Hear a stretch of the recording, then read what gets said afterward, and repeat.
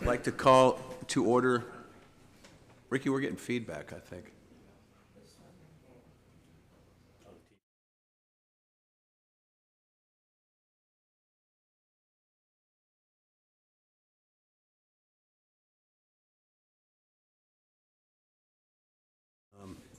If you can do it, Alderman.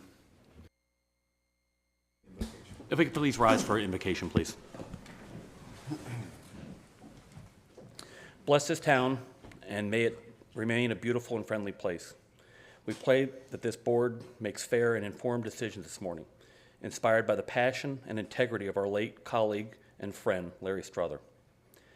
We honor his dedicated service as an unyielding advocate for our coastline and reflect with gratitude on his life of leadership. We also pray that our police officers, firefighters, and members of the armed forces, including veterans like Larry, who served our country with distinction, remain safe here and around the world as they risk so much for our security. We also pray that the town is spared from hurricanes this season and all other natural disasters throughout the year, and that everyone associated with this town remains safe and secure. Amen. Amen. Pledge of allegiance, Mark. I pledge allegiance to the flag of the United States of America, and to the republic for which it stands, one nation, under God, indivisible, with liberty and justice for all. Just real quickly, Larry's wife is here. Just wanted, I know we're going to do a presentation in a minute, but we wanted to acknowledge you, and as soon as everybody sits down, and thank you for coming. And I know it's hard, but we love them and we miss them. So with that, ask for a approval of the agenda. Do we have a motion? I make a motion to approve the agenda. Do we have a second? I'll second. All in favor? Aye. Thank you. Larry, manager's report, please. Thank you, Mayor.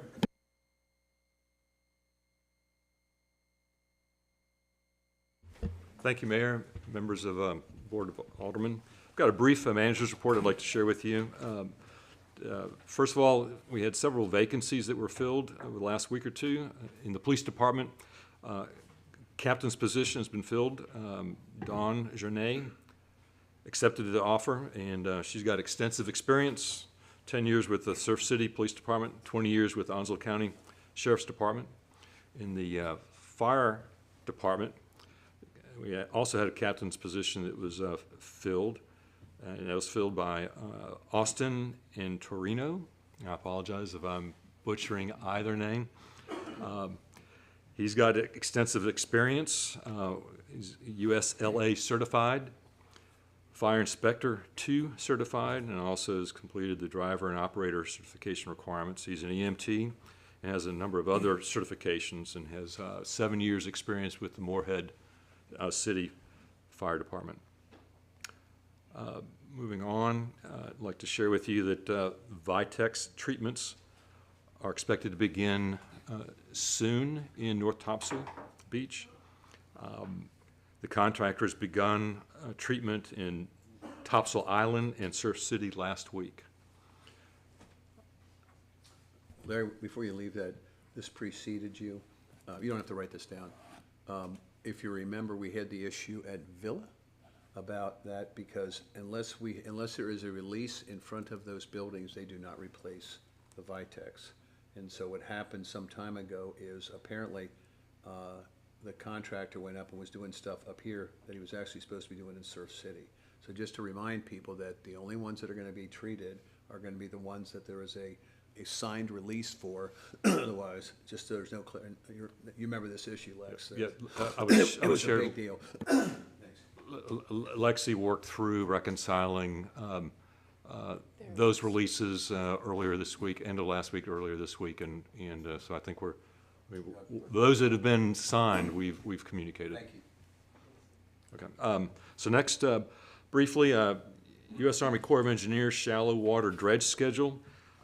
We met with, some of us met with staff representatives of the Wilmington District. The focus of the conversation was reconciling right of entry forms, which is a document that the Corps uses as a precursor to depositing dredged sand. And so we're working through that. The basic shallow water dredge schedule is that our staff will complete the reconciliation of those forms by late July. The Corps expects to award the contract for dredging in August, September, and the contractor is expected to mobilize in January or February of 2027. In regards to the Ocean City Jazz Festival, we met with organizers last week to begin the planning and synchronizing of logistical support for 20 or so items, and they're the classic ones that the town has been involved with over the years, nothing in particular new. We're prepared to provide support and assistance. Also, as a note, the mayor has or will be receiving an invitation to offer welcomes to each of the days of that event. Mine says July 4th, correct? I want to say it's the July 4th third, weekend. 4th, 5th. Right. Yeah, Kickoff party on the 3rd. Sorry. that's fine. Also, I received a speed hump request, otherwise known as a traffic calming device.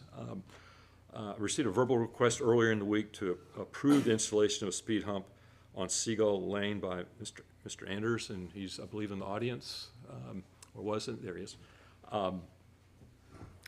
He offered to install the device using donated materials, and I instructed him not to do so. There's a number of items for consideration involving that. I did invite him to send a written request to address to either myself or the mayor, and that he could anticipate, possibly a number of parameters to follow to advance that request. I haven't found a town policy on speed humps, traffic calming devices, so not to try to make it complicated, but there are other organizations I've worked with. We've had some policies, did a quick Google search and found examples of others, at a high level. Happy to share those with you at this moment. Some of the considerations and parameters, a big one is evidence of community involvement and interest that can take the form of a petition with so many of the affected property owners attesting to their interest for it. And I guess what's really critical on that is the smaller the level of support for a speed hump, the faster it'll be asked to be removed, 1, 2, 3, 4, 6 months down the road. So that tends to be a pivotal item. But there are also some other items. There's an analysis in the form of a speed study, traffic counts, accident analysis. From a policy standpoint and analytical standpoint, those are some vital ingredients. Typically, the installation of traffic calming devices are on streets that have exceed a minimum width. Also, on streets that have a posted speed limit of not more than 25 miles an hour. And then lastly, there are design parameters that are important for safety and the mobility of emergency vehicles, i.e. A ladder truck. So I'm not asking for action now. However, if the board is so inclined, I'd be happy to draft a policy, bring it to the board for consideration. Otherwise, or when Mr. Anders formally sends in the request, we can refer it to the board for your consideration. I mean, my initial reaction to that is we would need a lot more information before we put something in like that. Not to be an ass, but I've been on the DOT site about what they do, and I believe Seagull is our property, correct? That's correct. We brought this up probably 8 or 9 years ago, long before the new developments got put in. And it was basically, no pun intended, kicked to the curb, and nobody followed up on it. Because New River Inlet Road can take more wear and tear with the, we do have the the fire truck as well as a lot of large 18-wheeler commercial vehicles that do come all the way down to that end. And we would much rather New River Inlet Road get more out than Seagull. Okay. Kip, my early stuff on DOT is when you put stuff in, it gets worn out, and then you got, because it's ours, we would have the maintenance cost of this, everything else. I mean, I just like to get more information on it and maybe have the police department at least kind of in the next meeting, give us their thoughts on it, and then if Mr. Anders wants to send something in requesting it, I mean, I don't know, I mean, you could Google it today and find out how much they go in for, because it is not a state route. That's correct, and also it was brought up 8 years ago for safety. There was a lot of children that are residents here that were playing in the street, wanting to ride their bicycles or whatever, play basketball, and the way it's set up, sometimes you have individuals that want to race one another to get around it and get in front of it. No, Why? That's right. just. I think those are young and dumb. valid, like I said, it happened, and it's the way I work. I was looking at some of the stuff on crosswalks and why you put them in and everything else. Remember, ours were, okay, and the studies and the things you have to go through, and Kip, you're the public safety guy on this, it was like, how many accidents have been down there? How many people have been hurt? How many, and when you start looking at that stuff and you peel it back, I'm just talking about the crosswalk piece of it, it's like, nope, nope, nope, nope, because there's no basis for it. And to your point, if it gets taken out 6 months later, I have an open mind to it. I just like to know how much it is, what the needs are, and what the numbers are. I agree Is that completely, fair? but I also know from history, we did have one vehicle that was trying to elude police and basically ran into the home at the very corner of Seagull straight off of New River Inlet Road. So there are some safety concerns. And that's all the numbers. Kip, did you want to say Yeah, anything? the only thing I would say is, I'd also defer to the fire department, because in my previous experience, the design, when you put notches in the middle of it to allow for emergency vehicles to pass over, because obviously a truck filled with hundreds of gallons, thousands of gallons of water hits a bump, it sloshes and it becomes a safety hazard.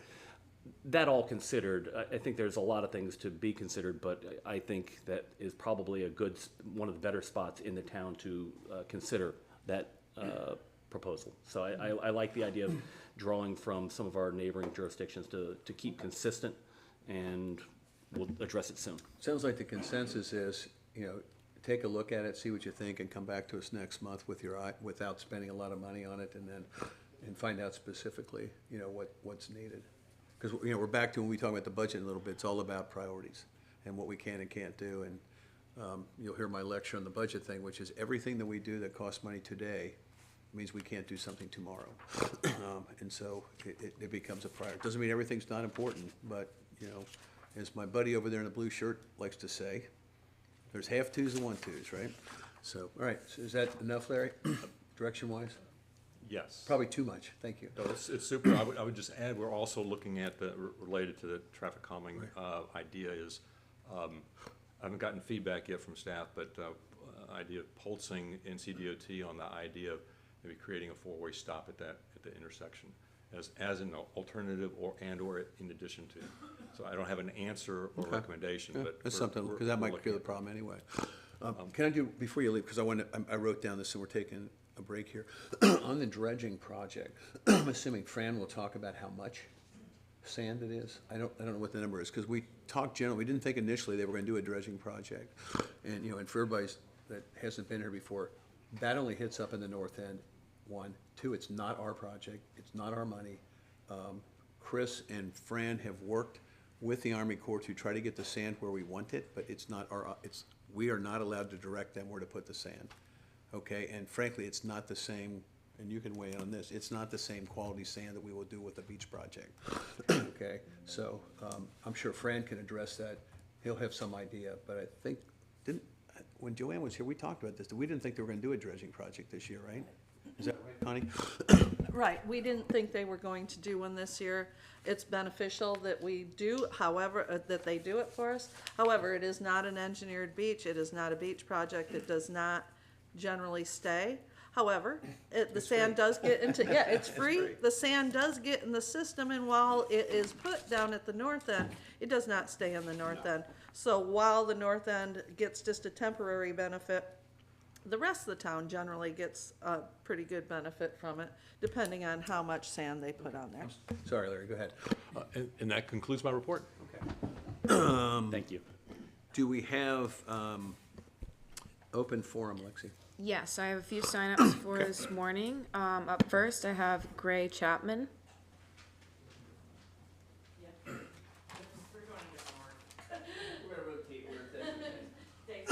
Okay. Okay. Oh, is it Greg? I'm so sorry. All right, so I have Dave, and then on deck, I have Greg.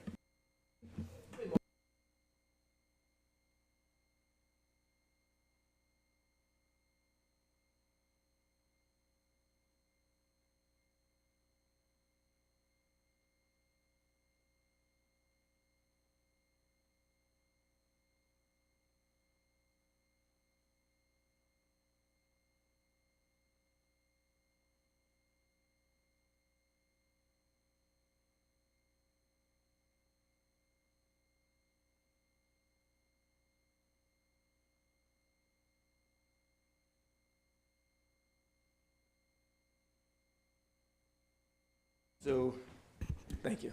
It actually also includes a passing zone that extends from the paid for parking lots and extends up to where the playground begins. And that, for the people that live there, is a very concerning issue because we see the basketball or volleyball sometimes leave the court and run out into the street, and these people are speeding by.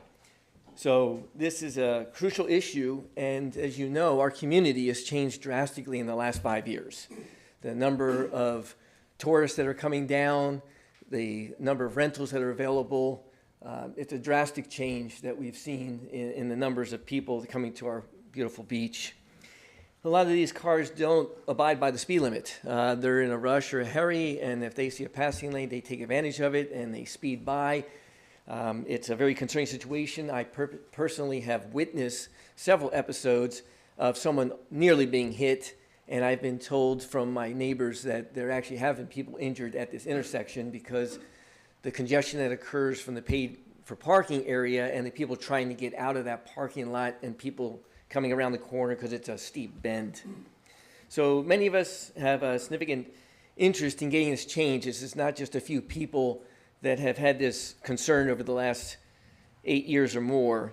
The cars travel over the speed limit every day, and I actually was out there one afternoon about 1.5 years ago with Deb Hill, and we were just standing there talking, and this car just went by probably 60 miles an hour, and it just blew us away. So this is, again, seen by all of us. This isn't a matter of convenience, and it's not a legal or political issue. We're trying to do what's best for the visitors and the residents that live here. It's a safety issue. So the two concerns are the actual speed limit. It's the only road that is next to the beach in North Carolina that's not at 35 miles an hour. So we'd like to see it lower to 35 miles an hour, and we'd like to make that a no passing zone for that small section that still exists. Slowing the traffic modestly may not really change what people do in their behavior.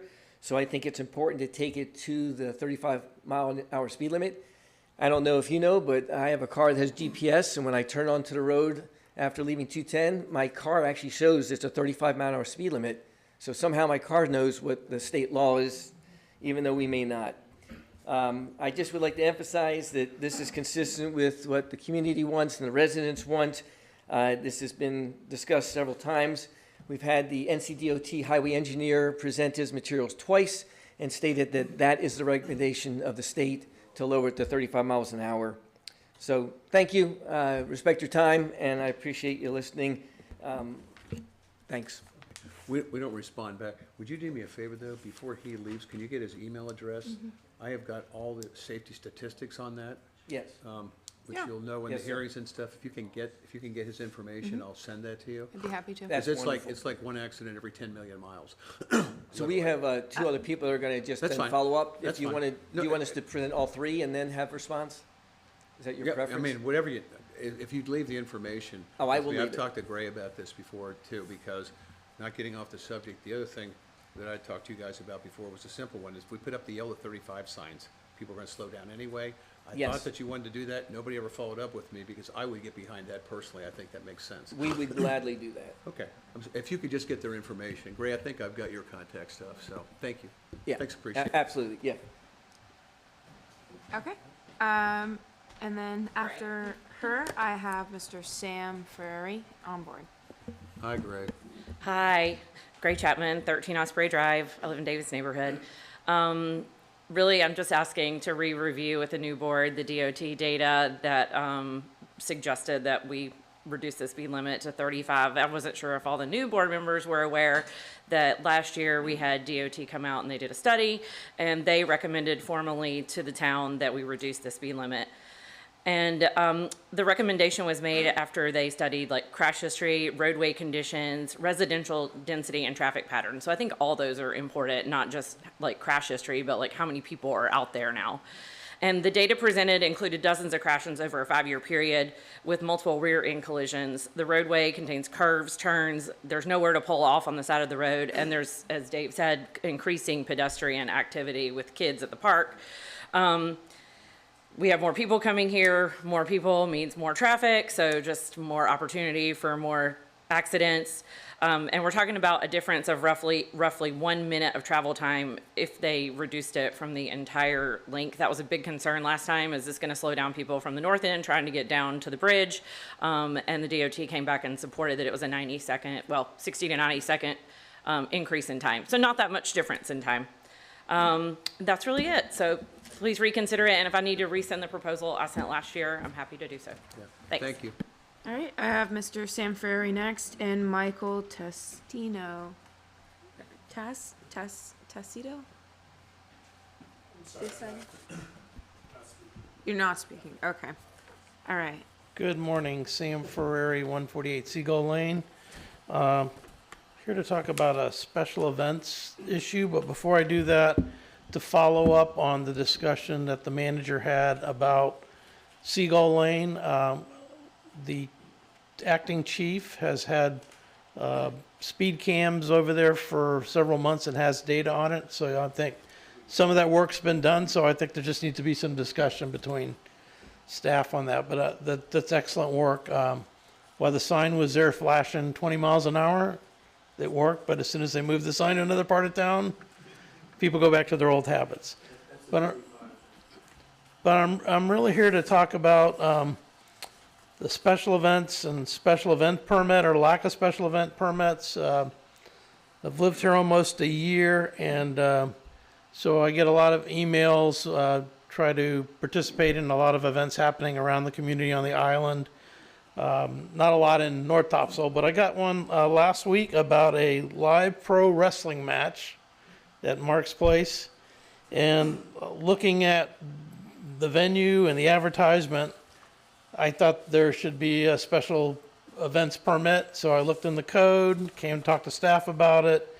There is a special events application and review. And I was here yesterday, Lexi, and you were out sick, I think, so I didn't know. We couldn't find if one had been issued or not. But there are different classifications, and so I was first told it's not a public event, so you don't need one, but the application has 4 classifications, A, B, C, and D. And D is, or the C and D are for private or public. And so part of it is really the safety of the event, safety of the community. And I just want to know if there was one. This event is this Friday. Items like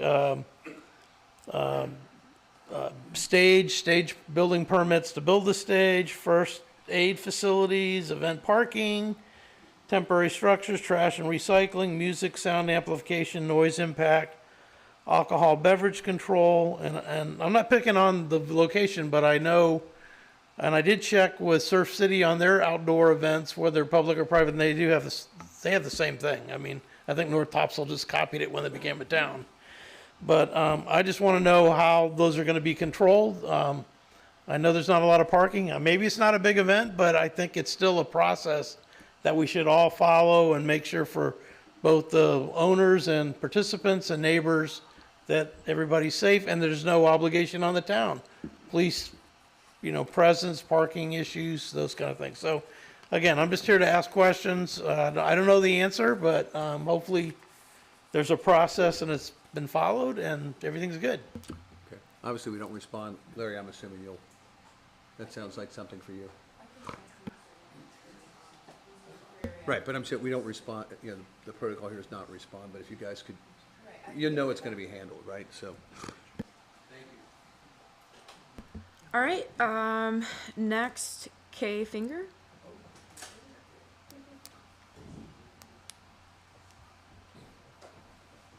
Morning, how's everybody doing today? Kevin Fingers, 17 Osprey Drive. First off, I want to speak a little bit about Larry. It's a terrible tragedy, sad to see him go. He meant a lot to this island and contributed a lot. We're going to miss him. Talk about 35-mile-an-hour speed limit. I really appreciate you putting the sign up.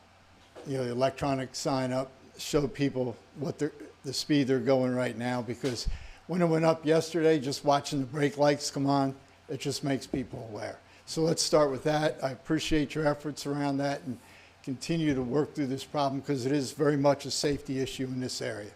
And like was mentioned before by Dave, most, if not all, of the beach towns are at 35 miles an hour, especially during the summer season. You know, a lot of them do on and off again limits, and that makes sense. So anyway, once again, thank you for that follow-up, and we'll see where it takes us. Appreciate it. Last I have Kay Wilkerson. How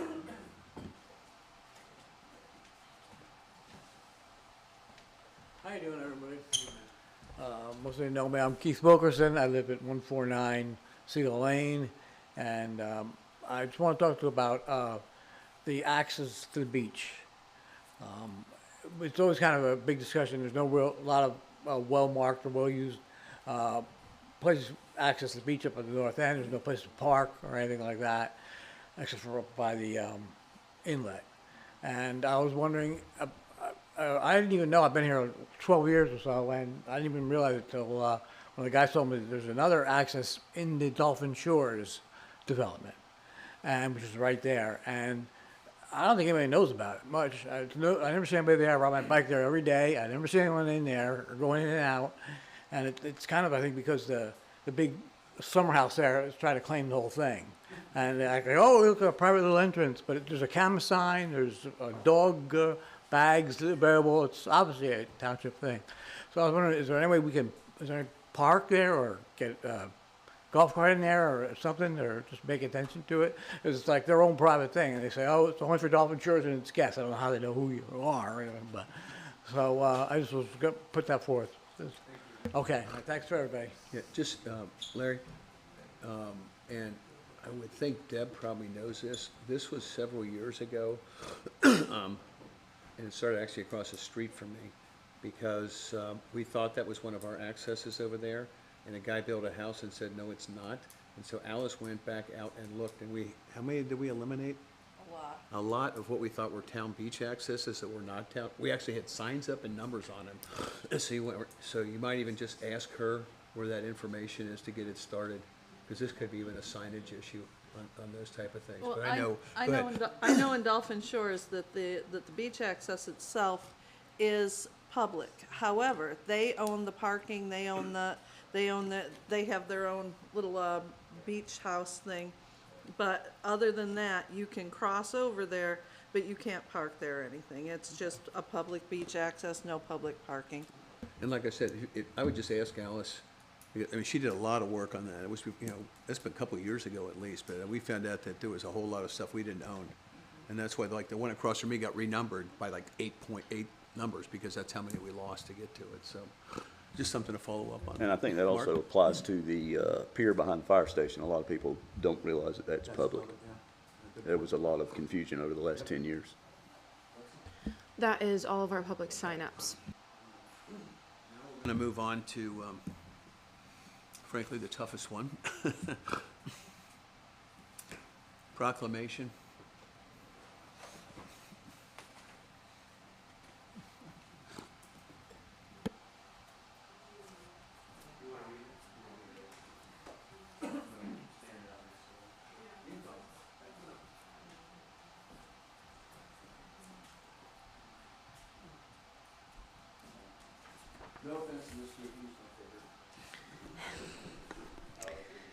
Okay, so this will be proclamation number 2026-01, proclamation honoring the life and leadership of Alderman Larry Strother. Whereas Larry Wayne Strother was born December 8, 1984, and hailed from Fayetteville. Larry was a loving husband to his wife, Lori Strother, of 8 years, and an adoring dog owner to his doodle, Dixie Ray. Larry was a devoted Christian and an active member of Sneads Ferry Presbyterian Church. And whereas Alderman Larry Strother attended East Carolina University and Methodist College, but gallantly withdrew from furthering his education to serve his country in the Vietnam War as a Marine. As a sergeant, he was honorably discharged in 1970, adorned with medals, including the Navy Commendation Medal with Combat B for meritorious service performed under combat conditions. And whereas Alderman Larry Strother built a distinguished career as a hardworking business owner, leading his own real estate company, LWS Homes, Inc., with dedication and vision. He was president of Strother Holdings and of the Home Builders Association of Fayetteville, and was awarded the Pillar of the Industry Award. And whereas Alderman Larry Strother was also an unyielding advocate for the preservation and renourishment of Topsail Island beaches. Larry was an original member of the Beach Inlet and Sound Advisory Committee and served as the chairman from 2023 until his passing. While on the board, he was influential in establishing the 30-year action plan and the 30-year maintenance plan. Whereas, beginning in 2023, Larry was appointed to the Topsail Island Shoreline Protection Committee and was vice chairman from 2025 to 2026. Larry sought to further serve his community through his work on the North Topsail Beach Board of Aldermen after being elected in November of 2025. While on the board, Larry remained focused on the conservation of North Topsail Beach beaches and sound leadership for the town. Now, therefore, be it resolved that the town of North Topsail Beach does hereby honor and celebrate the life of Alderman Larry Wayne Strother, whose legacy of kindness and coastal advocacy will continue to live on through the community he so cherished. Adopted this 13th day of May, 2026.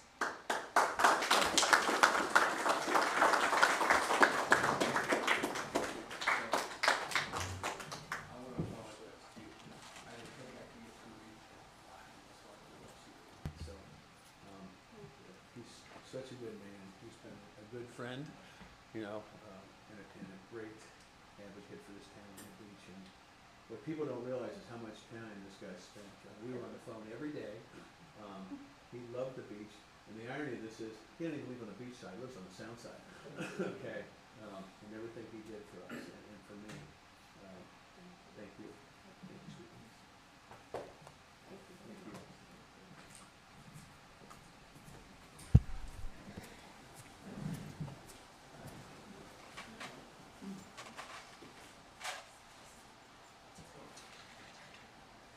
Hello, Alex. So you already know the beach access issue, huh? Welcome back. Thank you. All right, Mr. Way. Fran, you there?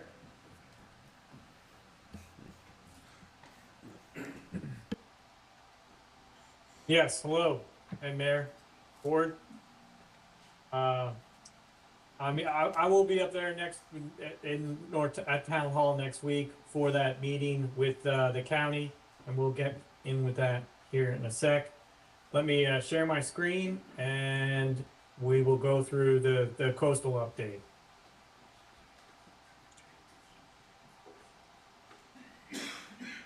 Okay, here's the coastal update for North Topsail Beach for May 2026. This is just kind of recent and upcoming projects. All these projects, 2024, 2025, 2026. The Phase 5 project. Here we have just an overview of the town and the beach, the faces or reaches of the beach. New River Inlet, Phase 1, up there near New River Inlet, down to Phase 5 on the Surf City town limit. And, all as you can see, there's nourishment activity, either beach nourishment or dune nourishment, almost the entire beach. Obviously, there are some places where CAMA does not let us do it, but those are small areas. We're working on this on all the sections of the beach, just kind of making sure that we're trying to keep up with erosion. Hey, We'll go Fran, through all these. yeah, Yes. Fran, before you leave that, and I talked to you a little bit about this yesterday, and I think that at the Yes. BISAC meeting, Chris will talk about it again. One of the confusions in this is around what happened in Phase 4, because people are saying, why did you do the Phase 4 project? Okay, and just a refresher, we didn't use town money for Phase 4. That was a state grant that we got, and it was only because it was adjacent to the Phase 5 stuff with the permits and stuff in it. The other stuff that we've done, you're gonna talk about, the Dune project, again, is going to be FEMA money, not town money.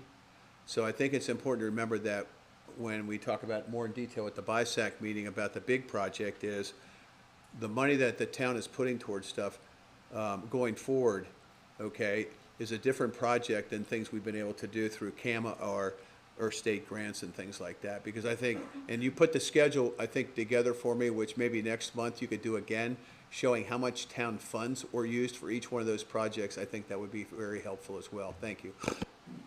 Sure, of course. Yeah, it is the town has been very successful at getting outside money from either state grants or federal funds. We're working really hard to make sure that the town is maximizing those benefits. But yes, there are restrictions to that in terms of what you said exactly. We can go through these. We'll just go through each of these projects really quickly, and I'll build on kind of what Larry was speaking with earlier about the New River Inlet and the AIWW dredging and the placement in Phase 1. This is the core. This is the CORE's project, navigation, dredging, and placement. This is usually up near, it's intercoastal waterway related, but then they can kind of hit the channel up to Jacksonville. This typically does occur every 2 years. And as you can see, last year they didn't put a whole lot, only about 77,000 cubic yards of material. In 2023, it was not bad, if you recall. They were able to build a beach, and they got down to about building 4 on the Topsail Reef condos. And then the town did come in with FEMA money, and they met that and kind of came down a little farther. The sand, as Alderman Plettle said, the sand and the Mayor Grant, it is a slightly finer sand. Even the dredger used to call it, the Marinex, the dredger used to call it sugar sand. It's still very good sand, very good color, but it is slightly on the finer side, and it doesn't stick around as much as some of that truck haul sand. But this area is very dynamic, and we'll get into the inlet hazard area stuff later that kind of shows, what the state thinks, and the state does think this is the most erosive area. But the plans are, next winter, and now that the state does have that shallow draft inlet fund, shallow draft dredging fund, and the Corps can use that, and that happened about 10 years ago.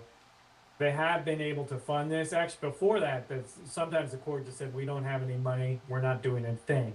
But at least nowadays they are trying to do this pretty much every other year. And then as in terms of Mayor Grant, we will not know the volume until they put it out. The volume changes every single time. And then this is kind of one of the more recent, this is the most recent one I found the Army Corps of Engineers puts this on their website whenever it's updated. You can see this is where that area where they will dredge and they will get material up at the intercoastal waterway in the channel to Jacksonville. This right here, this is Cedar Bush Cut, and they do not have authorization to dredge this material. It does look probably about 50,000 cubic yards, I would estimate.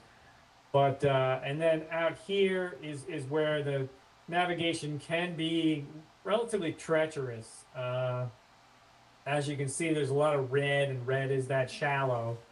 And they're constantly updating this, and the Corps does come through here, and they either use that side cast dredge or the shallow draft hopper dredge, and they try to do this, at least, twice a year, and they usually do have funding, but they don't dredge it too much. They only dredge it about 90 feet wide, 8 feet deep, And it can fill in pretty easily. You can see this whole shoal feature that runs along that outer edge, and that shoal feature just continues to move, and it's very dynamic. Here's that phase 5. This is that FEMA mitigation, and they did get a teeny bit into phase 4. This was completed in 2024. It has held up well. Here's and with this state grant, it was kind of built on the fact that it was built as an adjacent project. There were some, it got complicated, but yes, as Mayor Grant was saying, the phase 4 project, we could link it to the phase 5 project and say it was one big project, and that's how we could get money from the state to dredge this Quite area, and then we could kind of claim the phase 4 and phase project was all one project in terms of grant funding and being eligible for that grant. And this project was finished in 2025. It has held up well too. This is a beach nourishment. This is a disposal area 143, DA 143, and this is that area up near New River Inlet Crossing and Cedar Bush Cut. This is the area, and Chris Gibson, he's been working hard on this. Mayor has been working hard on this too, in terms of there's the permitting element and then there's the funding element. And this is probably going to be the largest nourishment ever on North Topsail Beach. The largest one previous to this was 1.5 million cubic yards down phase 5. But this one, Chris Gibson is working on this one, and he will have an update at the BISAC meeting next week on this one. The FEMA PTC 8 mitigation, Fran, yes. excuse me. Yes. Previous slide? Yes, sure. There you go. Yes. So the TISPC, Mayor Grant, myself, and Chris Gibson were in Raleigh yesterday up at the legislature building, and we talked to several of our representatives and senators yesterday about this very issue. So they are well aware of what is going on, and our I don't know what I want to call it, a little bit of a roadblock from Fish and Wildlife. And they all seem very positive in working with us to try to get through that. They were really listening, asking a lot of questions, and really accepted the education we gave them, and they did seem very positive. Yeah, I would say particularly Senator Lazara, who, people don't know, he is the Onslow County Senator. We met with him. We had sent him a bunch of information even before the meeting. We're working with his aide to follow up on that information. He's committed to help us. What we'd like to do is set up a meeting with the regulatory agency and have somebody from his office with us, which they're trying to do. That should help us. It's not an issue about that particular area is 100% filled. The Army Corps can't use it anymore. Our project, and Chris will talk about this more in detail in the BISAC meeting, is the irony of this thing is our project is to empty that, use that beach sand, put it on our beach, and now the Army Corps has a new place to dispose of sand. So it's a win-win for everybody. And the only thing we've gotten back so far is a lower level, we don't like this, which doesn't make any sense. We're also, and he'll go into BISAC stuff, we're also looking at other things. The Army Corps' got an easement in there, there's all kinds of legal stuff. The issue is, and understand right now, and Connie and I'll talk about it later, Raleigh is a zoo in terms of what's going on, as everybody can imagine right now with the budgets and everything else. So we got a half an hour with these guys, and I've already talked to his aides and to the senator about, we need to have our own time with him to work through this kind of stuff, and they have all the information. And take him at his word. He is going to do whatever he can to make this work for us. So if you want to help, just write to him and thank him for his help, because he's going to be a real advocate. At least I think so, Connie. That's the message we got yesterday. We were just there yesterday. So thanks, Fran. Sure. Yeah, and it sounds great. And I do, because this is kind of a state level, I think the town has a lot more influence than some of the federal level stuff. So yeah, that sounds promising. This is the FEMA PTC8 mitigation. We did do 8,000 cubic yards in 2025, but we completed it in February, a couple months ago. The dune plant sprigging is planned for, the crew should start showing up next week in May. And then they will work May and June. It is almost about 200,000 plants, the CO plants, and they have to do it by hand because it's on that dune face, and the machinery just the dune face is a little too steep for their machinery that can plant the material. So even with hand, they do have, they've got the crews to do it. It is Coastal Transplants, which is a local North Carolina company, and actually they even, when the sea oats are blooming in late summer, they come and harvest the seeds of the sea oats from North Topsail Beach, and then they'll take them back to their greenhouses and grow them. So you're getting actually a native North Topsail Beach sea oat strain, what they're planting. And it's more, maybe it's just Topsail Island in general, but it is that kind of a native strain of the sea oats, which is good. And that will start next week, so you probably will see some crews there, and they are going to try to get all the way up, probably about to St. Regis, and that next week we'll go look and check it out. Some of those areas are a little scarped already, but we are trying to get everything planted as much as we can, get those established. Coastal Transplant will hook up into a fire hydrant to kind of water the plants and try to give them a head start, and they should start growing here. Okay, just before you leave that, two things. I Sure. think you said that, and maybe I missed it. It's about 200,000 plants that we're gonna put in. Yes. And they're all gonna Yes. be done by hand. So and we had this conversation with Chris, because it's his company that does it. We can say it's gonna take 4 weeks, but if it rains or there's storms or whatever, it could be 4.5, it could be 3. The other thing, this allows me to correct something I made a mistake on. Alice, if you look at the title of this one, it says FEMA. When this started, it wasn't a FEMA project. And through her efforts, we got them to sign on to this, because the board this was an emergency type of thing, that she stepped into, worked with FEMA, and so now it's a FEMA reimbursement project, which because it was such a disaster, right, that we had to do it anyway, and she worked with them for months, at least, to get this thing done, so we're gonna get the money back. Thank you.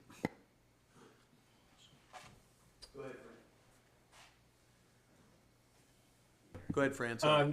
Yes, sure. And then just in summary, this is to the general extent of the project. Down, basically at the, as soon as you get onto the island and in front of all the structures, this is, this is a FEMA project, and they have rules about where we can put sand. CAMA has rules where we can put sand, and then even the construction crew with those large dozers and everything, there are some restrictions where they cannot place sand. And then the one thing that we did run into is that there were a few areas where there was, mature, healthy vegetation on the dune. And this is the dune face. And so we couldn't put any material on the dune face. And then a lot of times, land where the dune, it's just too hard to get to. And there is, usually healthy vegetation on the backside of the dune. And we aren't allowed to cover that material. And sometimes it isn't sea oats back there, but it is kind of shrub vegetation that is actually dune vegetation. It's not, sea oats, but there's several different types of dune vegetation that counts. And so, obviously there's some restrictions there. We can't just go put sand wherever we want. This is the next topic is inlet hazard areas. And then this is more, focused on the phase 1 shoreline. The inlet hazard areas, they were first adopted in the 1970s in the state. The CAMA/DCM have tried to update these pretty much every, 10 years. In the last Coastal Resources Commission, CRC, April 15 meeting, again, they're trying to update the inlet hazard areas, the IHAs. The IHAs in these inlet hazard areas, it's usually more stringent. And for us, it's beachfront permitting. There's a little more stringent beachfront permitting. And for homes and parcels, New construction and rebuilds can be affected by it. And it says, you know, the inlet hazard area, here's some just definitions of what it is, where areas vulnerable to erosion and other impacts, proximity to inlets. And then down here, structure inlets, IHA's current versus updated, New River Inlet. The current IHA structures is 84, the updated one is 125. So that, you know, pretty much every time they try to propose a new IHA, it is a larger area. Here's the existing IHA, and this has been around since the 1970s, late 1970s. Here is the proposed, and so the existing stops at the Topsail Reef condos, before the Topsail Reef condos. The proposed is you know, significantly more, going down to the St. Regis. A lot of the rules are the same, but obviously there's more structures affected.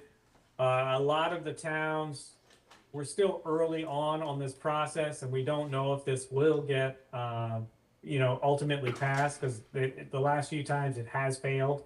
And usually there's a lot of pushback from the local municipalities, because they're always trying to kind of, they do seem to want to expand this IHA from the existing one. And then, so here's where we have, this is a setback factors, and basically if your house is less than 5,000 square feet, the setback factor is 2 times 30, so 60 feet from the vegetation line. So 2 is the minimum, and that's not horrible, and that's usually for most of the beach, for all the way down to phase 5. But then, and you can see that they actually kept the inlet hazard areas, the setback factors, usually around 2, the minimum. But now they have, the setback factors are a lot higher now. And this is just indicative of the erosion rates. So this is the state, and this is all the state. This is nothing to do with me. I'm just reporting. But a lot of times, you know, towns like North Topsail Beach could consider writing a letter kind of in opposition to this. A lot of the coastal communities do this, especially the ones, obviously, you know, Surf City doesn't have a, you know, dog in this fight since they have no inlet. But most of the beach towns that do have an inlet are affected by these. Again, this is early in the process. You know, they just had the CRC approval. They've got to do a fiscal analysis. They're going to do public hearings, minimum of 7. If everything goes the way they think, it would be adopted here later this year. Then the Rules Review Commission, and then the update boundaries would occur in January 2027. We'll continue to follow these, and I'm sure there would be a public hearing probably on Topsail Island somewhere. But it is, you know, something that it's, you know, an important thing that does affect the you know, part of North Topsail Beach. For just an overall summary, the New River Inlet Management Master Plan EIS, that is moving forward. We have had some, the mayor and Alderman Pleto, we've had some positive conversations with the Army Corps of Engineers about the process, and it does seem like it is moving and it's picking up, which is promising. In addition to the New River Inlet Management Master Plan, when this is, you know, basically related to the terminal groin analysis, we the town and Larry and Mayor Grant, we were approached by the county, and they are doing a military installation readiness review, MIRR. And they're doing this with Camp Lejeune, and the New River Inlet is coming into focus and into play for this MIRR, the Military Installation Readiness Review. And it does seem like the county and the military base have now a renewed interest in making sure that inlet stays stable and more navigable. And we will have a meeting next week at Town Hall to discuss this, and it does seem it is a promising development, because previously the county and the military base did not seem to be very concerned with the New River Inlet management or any kind of dredging. But now it does seem like they do have a kind of a renewed interest in that, and you know, are interested in supporting North Topsail Beach. So that is another promising development, and you know, we'll have more for you on the following meeting. And next week's meeting should be productive, we're hoping. Hold on, Connie had a comment, then I had a comment too. Go ahead. Sure. Oh, I wonder if it's the same comment.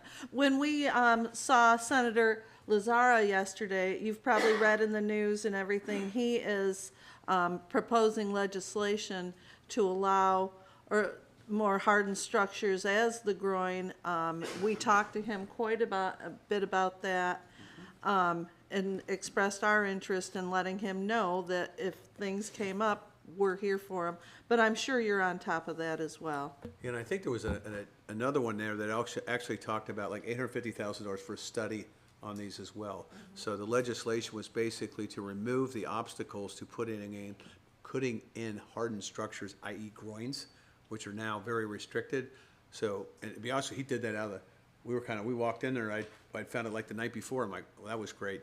The other thing that you kind of glossed over on the Army Corps EIS thing, my friend, was, and Alice was here, we got an email from them a couple of months ago telling us that on the EIS groin thing, that basically, because this time had elapsed, they were going to stop the permit and start the entire process over again.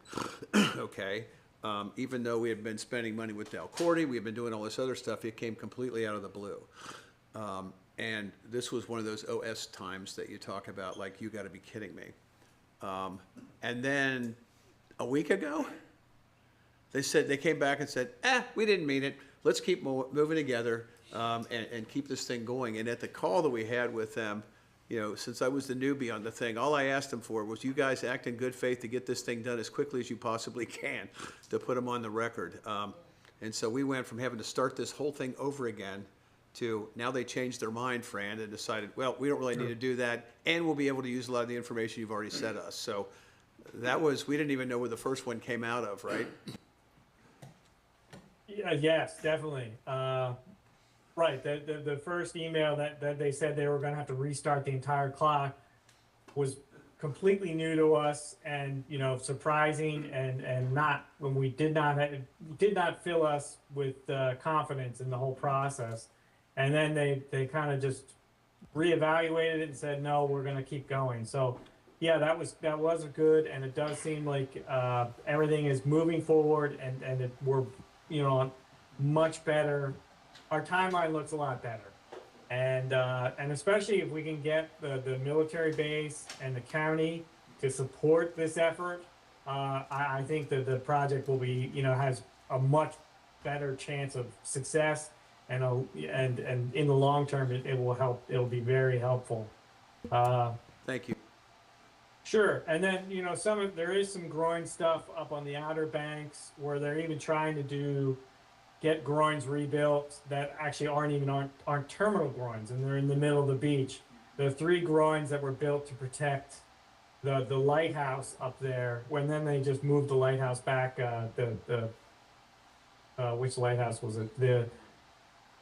There are 3 groins that were built, you know, in the 80s. And 2 of them are completely kind of in disrepair, but one they are rebuilding, and it's not on the edge of an inlet. It's not a terminal groin. It's a groin in the middle of the beach. So there does seem to be other areas of the state that also are very interested in groin. There's a renewed interest in groins, and I do think that will be helpful for this effort. And then just an overview of kind of the other stuff, the PTC8 project, that was good. There is another 12,000 cubic yards available. We'll see how this hurricane season goes, but we can place another 12,000 cubic yards on that FEMA mitigation project next season. The DA 143, we're going to get an update on that, the BISAC, next week. And the state grant nourishment and the phase 1 project, as we do not know what the volume will be, but as soon as it comes out, we will be able to report the volume, and hopefully that will be here. Well, it might be in you know, about July, it might come out. But and then we'll just continue working with North Topsail Beach staff on the funding, accounting, and reimbursements for the FEMA projects. And then I did write down IHA comment letter from the town. The town doesn't have to act on that right now, but you know, that is maybe something that the town might do in the next 6 months or so. And then we'll just continue with permitting coordination. Thank you. Any questions? Mark? Great. Is Chris on? If not, I'll give his update. Yeah, I think. Thank you, Fran. I do We not. Thanks, Fran. appreciate everything. Yeah, you can hang for 2 seconds, just, Chris's Sure, update is of come to the course. BISAC meeting Yep. next week, because we wore him out yesterday. People know he's got 2 prosthetics, and we walked all over yesterday with him. And he does a phenomenal job in explaining things. So I told him he didn't have to come in today, but be available if we needed him, but it's a stay tuned for next week. He's gonna do a much more detailed presentation. And Fran, he's talked to you and coordinating that kind of stuff too, so I think you're gonna be there Yes. as well, right? Yes. So we'll get both of you guys there. So I would encourage people to please come to the BISAC meeting next week. Thank you. Connie, do you want to add anything? Nope, I'm good. Thank you so much for all your information. It's always appreciated. All right, move to a public hearing. Council? We need a motion. So for this, and I believe Ms. Hill has some information, but we would need a motion to open the public hearing. And then I believe Ms. Hill will ask you to continue it and give you a little more information on that. Okay. Do I hear a motion to open the public hearing? I make a motion to open the public hearing Do I hear a for the second? digital zoning map. Thank you. Do I hear a second? I second. All in favor? Aye. Hey, Deb. good morning, everyone. Since the most current official zoning map was adopted in 2010, we've received 17 rezoning applications, 12 of which were adopted.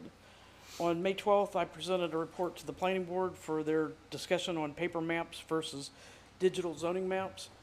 The recommendation by a vote of 7-0 to the board is to adopt the electronic zoning geodatabase maintained by Onslow County GIS with a backup paper copy. Prior to requesting that this board continue this public hearing until your July regular meeting, I wanted to request your preference between, a consensus of your preference between maintaining the paper format or adoption of the electronic version. We'll go around the room. Mark? I'm fine with adopting the electronic version. Kip? I attended that meeting and saw your discussion and your display of the paper map that we're required to have currently, or that we do have currently. I am fully in favor of switching to the digital version. Thank you. Connie? I'm in favor of switching to the digital version as well. Okay. I don't vote, but I assume we're gonna have to go to digital at some point, so, you know, it's not a matter of when, right? It's not a matter of if, it's a matter of when. And we have to keep the paper stuff anyway, right? It's really a preference, but certainly one of the advantages of having Onslow County geodatabase zoning layer as the official copy is that it's available to the public at Good large. point, yeah. And consistent with, we can make it consistent. And too, right? consistent, and we have safeguards in place. I don't know if you read through my report, Yeah. but we can't, no one can, not an applicant, not me, can make any changes to that zoning map without the ordinance signed by the mayor and certified by the clerk. So that's locked into place. And to keep that, balance, to make sure that they make the changes that we ask them to make, staff maintains all of our records, and certainly the paper copy. This actually is the official town clerk's. I did. I took a bunch of other stuff, but I brought it back. But Is Chief Page back there? this is I the think we actual- have an yeah. issue. Yeah, this is the actual official zoning map for the town of North Topsail Beach, and it remains unless the planner needs to show it to you. Yeah, it remains in the town clerk's vault for safekeeping, just so it's not altered. Okay.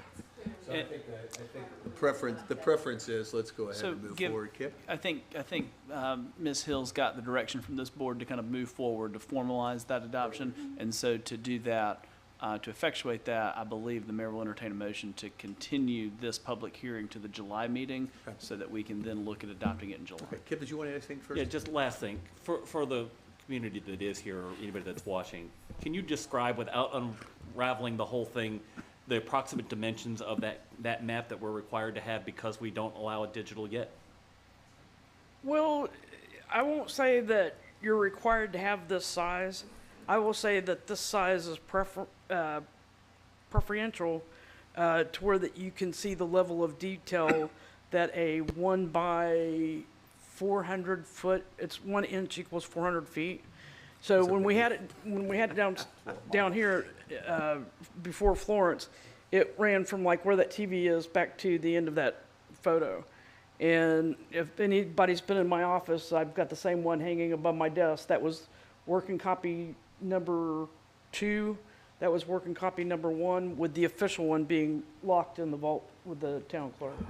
All right. So, do I- and I would like to say, Right. just really quickly, because this is so special. Especially for the planning director, go ahead. And for the planning board members that from 2006 to 2010 worked together to get the zoning map cleaned up and finally adopted on December the 10th, 2010, by the board and signed by the mayor and certified by the clerk. So I called one of the former board members just to let them know that we were actually thinking about digital. Is she in the back? No, I didn't call her.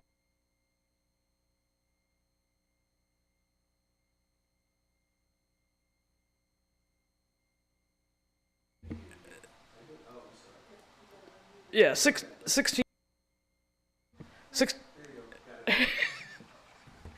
I think he's doing that on purpose. Yeah. 16 years ago, I had offered to consider adopting the electronic copy, and there was such a nervousness, they wanted to hold on to the security blanket of having a paper copy. So I applaud you for moving into the 21st century. Thank you. So they all took out their BlackBerries and got nervous? That's right. So That's I right. believe Thank we're looking So for a we're gonna- motion then to yeah. continue this hearing Yes. on the adoption of the digital zoning map, which I now make to continue it. Do I hear a second? Second. From everybody here, do I hear? Do we need to wait 1 minute? No, it would be a vote in the affirmative, but the motion is to continue to the July meeting, correct? That's all the motion is, And right. so he was here at the beginning of the meeting. His He's aware. absence is a Okay. affirmative. Do I hear any ayes? Aye. Any opposed? It's passed. Thank you. Thanks, Deb. Thank you.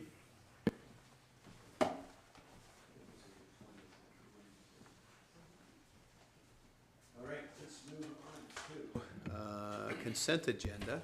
No, No, no, I'm sorry. we're on I'm item sorry. E. My bad. It's the bottom one. I think that's gonna be you, Lexi, right?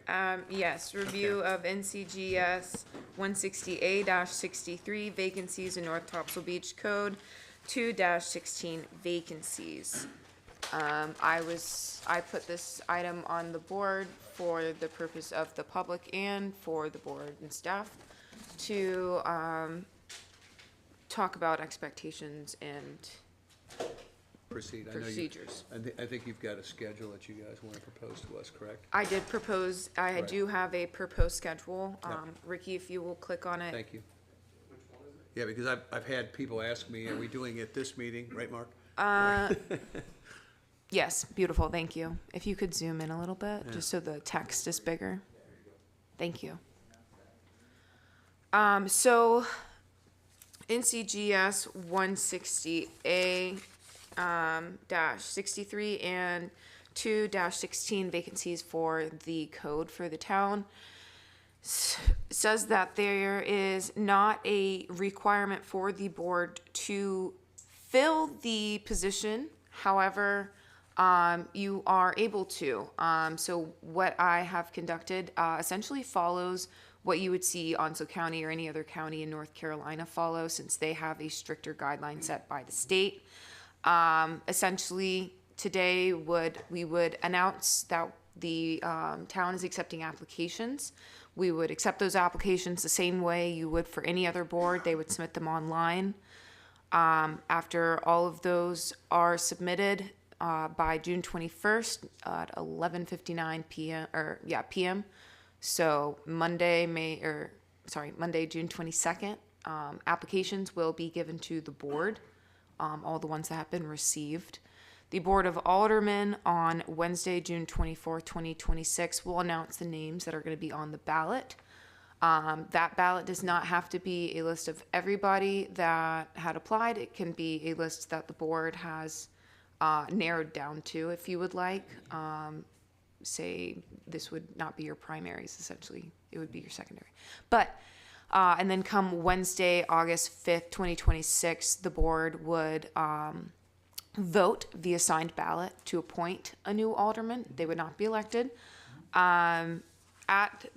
During this time, these dates, the mayor, I've put it up for the mayor's decision, of course, but the mayor and the mayor pro tem or the whole board, which would require a quorum notice, just FYI, would look through the applications and select people for the ballots. Let me just add something real quick. go And for Kip, it. you and I talked about it before. When I first looked at this, my reaction was, why are we waiting until August? And the answer is, and Kip and I actually talked about it this morning, between the 24th and August gives us time, which has been my practice, to reach out to people that have applied and have a discussion with them. For example, Kip, when you first applied to the planning board, we met to talk, and that has been my standard thing. That gives me time to reach out to people, try to do it in person, try to do it by phone. The reason that gap is in there is to allow the board to, rather than just looking at a cold application, to actually reach out to the people and talk to the people that are interested. So does that make sense to you all in terms of a schedule? Because I think if we tried to do it in June, we're not going to have any time to reach out to people. Yes, when I first came on board, I was appointed this exact same way after Alderman Dick Peters passed away. Same way, actually kind of the same time, almost exactly the same time of the year, same kind of schedule. Okay. And then just real quick, and you correct me if I'm wrong, because this was something else. You guys were on this board. I think she was. Even though Larry had a 4-year term, and you correct me if I'm wrong, you do not get a 4-year term on this. Correct. You have to run in the next election, which would be 18 months from this period of time, and it got filled. We had this happen before and ended up being a real mess up, because we had everybody running at being up at the same time, and you had to clear the board. So the way that this works now, and Trey, tell me if I'm wrong, this person would get about 16, 18 months, something like that. Is that fair, Trey? Yes, whoever is appointed to fill this seat under the general statute is required to run in the next city election. Well, the position is, the person Yeah, isn't. yeah.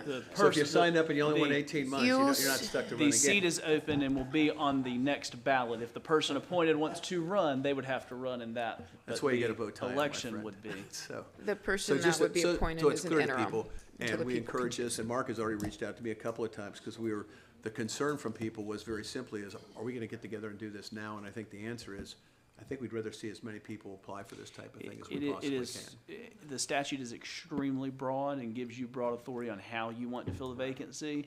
As the clerk said, this schedule follows the more restrictive county requirement, which you are not bound by. No. So this is all between your choice. Yeah, this was put together, like he said, you're not bound by the county's statutes, but it was based off county statutes, just because that is very standard across the state. It's standard for every county, obviously, but for towns, it's kind of just nice to Does follow that make suit. sense to everybody? 'Cause I don't think we need a motion on that, do we, or do we? No, you can give me a consensus, or you can Okay, Mark? announce that we're accepting applications.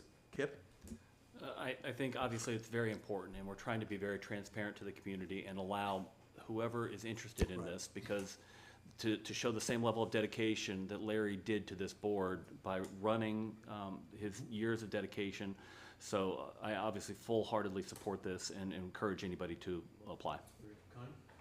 I agree. Okay, I'm good. Okay, with Thanks, that Lex. being said, then, for the purpose of the public's knowledge, you are able to apply online as of today. You would do it just as you would any other application for the board. If you have any further questions, you are more than welcome to reach out to me. My email is astanfield@northtopsailbeachnc.gov.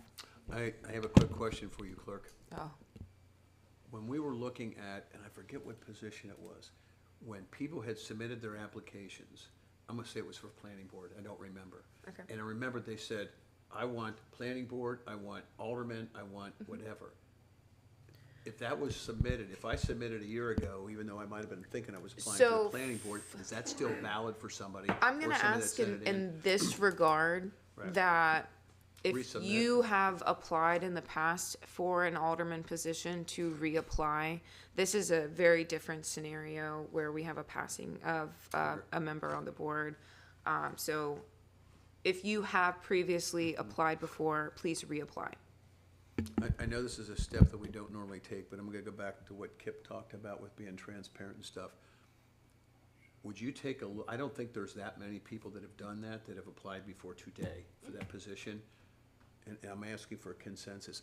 I think it would be fair to reach out to those people to say, or, understand your application is not, I went through this with the county on, that's how I got on the airport board, which I thought I wasn't gonna need, is letting people know that, hey, I submitted one, what is today, the 13th?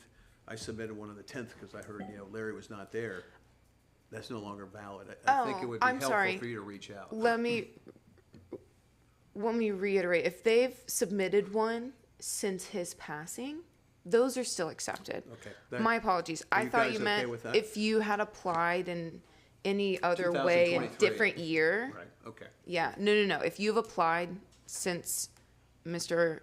Strother's passing, those are accepted, yes. Is that okay consensus-wise? Okay, I just want to make sure we didn't have a gap in this thing, so thank you. Yes. Nice job, thanks. Thank you. All right, since I moved past that, now we want to go to consent agenda? Yes. Do I hear a motion to, and understand the protocol for everybody here on the consent agenda is, we can approve the consent agenda, but if we have questions for individuals, whether it's police or fire or public works, we can actually ask those questions even if it's been approved on the consent agenda. Okay, so do I have a motion to approve the consent agenda? I make a motion to approve the consent agenda. Do I have a second? Second. All in favor? Aye. Now, does anybody have questions for town staff? Mark?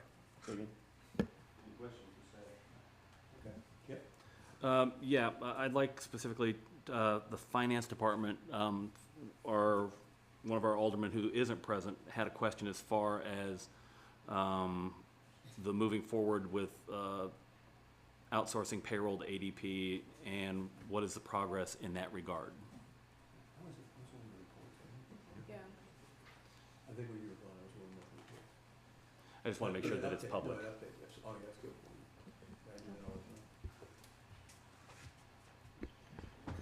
good. Yeah, so in regards to ADP, we had a meeting with their implementation team, I believe it was last week.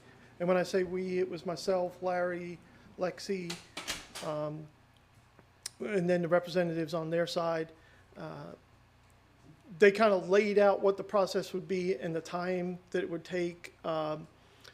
You'd be looking at a total implementation probably close to 6 to 8 weeks once they engage.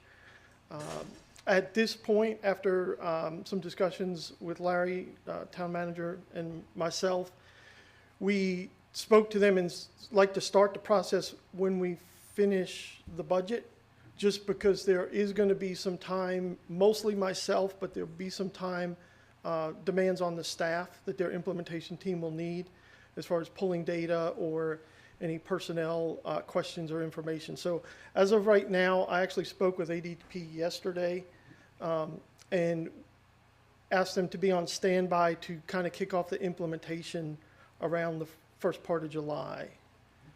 So that's where we are. They're on standby, ready to go. I just didn't want to divert too much of our time because it's largely going to fall on the finance department when we're in the middle of the budget process. And I'm not trying to add any added stress Yeah. to you and your team. I just wanted to, this was, one of our aldermen wasn't present, so Sure. I'm relaying Alderman Olszewski's question. Come on, you know that she was gonna call in to ask this question if you didn't, Kip, right? The next question that she had is, are we moving to doing AP check 2 times a month? If not, why? You can always do a manual check for a vendor as needed. I don't have a set time as far as at this point. We've had the discussion, and I think it would make sense. I have not set a switchover date per se, which we can do. There were 1 or 2 different vendors that kind of require payment like immediately, so we just would have to be careful with those 1 or 2. But simple answer is I don't have a set switchover date, but we've had that discussion several times, and I think it would make a lot of sense. And it may end up being, first of the year is probably a good time to switch that process. Okay. That was all the questions that she had, Okay. and my questions, I believe, the FEMA reimbursement's still outstanding, right? Yeah, actually, Yeah. can I follow up on that, since he brought that up? That was gonna be my question. And I'm talking about the Phase 4 stuff, okay? We have been holding back making the payment to them of money that we know we owe them. Yes, Several $1 million, because, and you might wanna follow up with Deborah on that. Here's my concern, I think we've, and maybe you can tell me what the number is, there's about $50,000 we've asked for, right? That they haven't signed off on. Right. Okay. The issue I've got on this, it makes me very nervous when I see cash on our balance sheet, and we know that 2 point whatever million dollars is owed to the state of that amount of money, and that we're not paying it because we're concerned about $50,000. I would like, and Larry, if you would take a look at this too, I would like to figure out, maybe we ought to just go ahead and take that off our balance sheet, since we know we owe the money, and maybe reserve the 50,000 or do something with it, because if it takes them 2 years, what I'm concerned at is when you go to that last section, and I ask the question all the time of where we are cash-wise. Not, it is a very accurate number, but it doesn't reflect the fact at the bottom number that we still owe them $2 million. Right. And so I would, and I don't know what the consensus, you understand what I'm saying, guys? We owe them the money. Just so everybody understands the issue, with the Phase 4 stuff, very quickly, is it was a reimbursement project. They decided to send us the money up front. We used the money, most of it, but we were a little bit short in the project, a few dollars. We also, because the project didn't start for several years, on that $10.5 million, we were getting investment income. So Alice wanted to make sure everything was kosher on this, to make sure, do we have to give the money back? Do we have to pay the, so after like a year of getting them finally to answer, they said, we want the unused money back, and we want the money that you invested back, which we've been segregating for a balance sheet, but from a cash statement, it's not there. Deborah Mack put together and said, well, how about this kind of stuff? Can we get this money back? And it was about, what, 50 grand, is that right, Wayne? I believe it's around that, It wasn't yeah. like $1 million, okay? What I get concerned about is it shows up each time as money we owe, but when you go to the cash stuff, it doesn't say, oh, by the way, Yeah. we owe them this amount. I would ask you, take a look as our finance guy and talk to Larry about it, is who's comfortable with just saying, can we pay everything back we know we owe? Because every month that number gets bigger, because now we are paying, accruing we're interest. collecting interest on $2 million, it's not our money, so now the money that's going back to them grows, and now it looks like, now it's not offset in the cash stuff. I Right. know it's a complicated thing, but could you take a look at, I'd just like to get that off our balance sheet. Does that make sense to everybody? Because it bothers me. And then back to your FEMA thing, it's gone down, it looks like. So at the next meeting, could you have Deborah Mack give us a written status report? Everybody knows we did a fixed contract with them for her, because she's the expert on the FEMA stuff, to track that money Right. for us and to follow up. And if you look at what Kip's question was, which is a good one, we are still owed, that's why I was just pulling this up, they still owe us $11 million. Correct. Big number.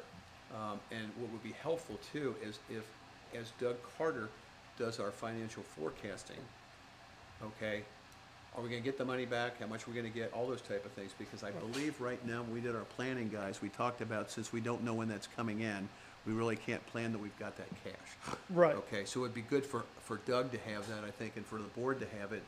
What's the status of this stuff? Because I think, as I understand, and she did a great job in that written report, is we have submitted everything, we're just waiting for them.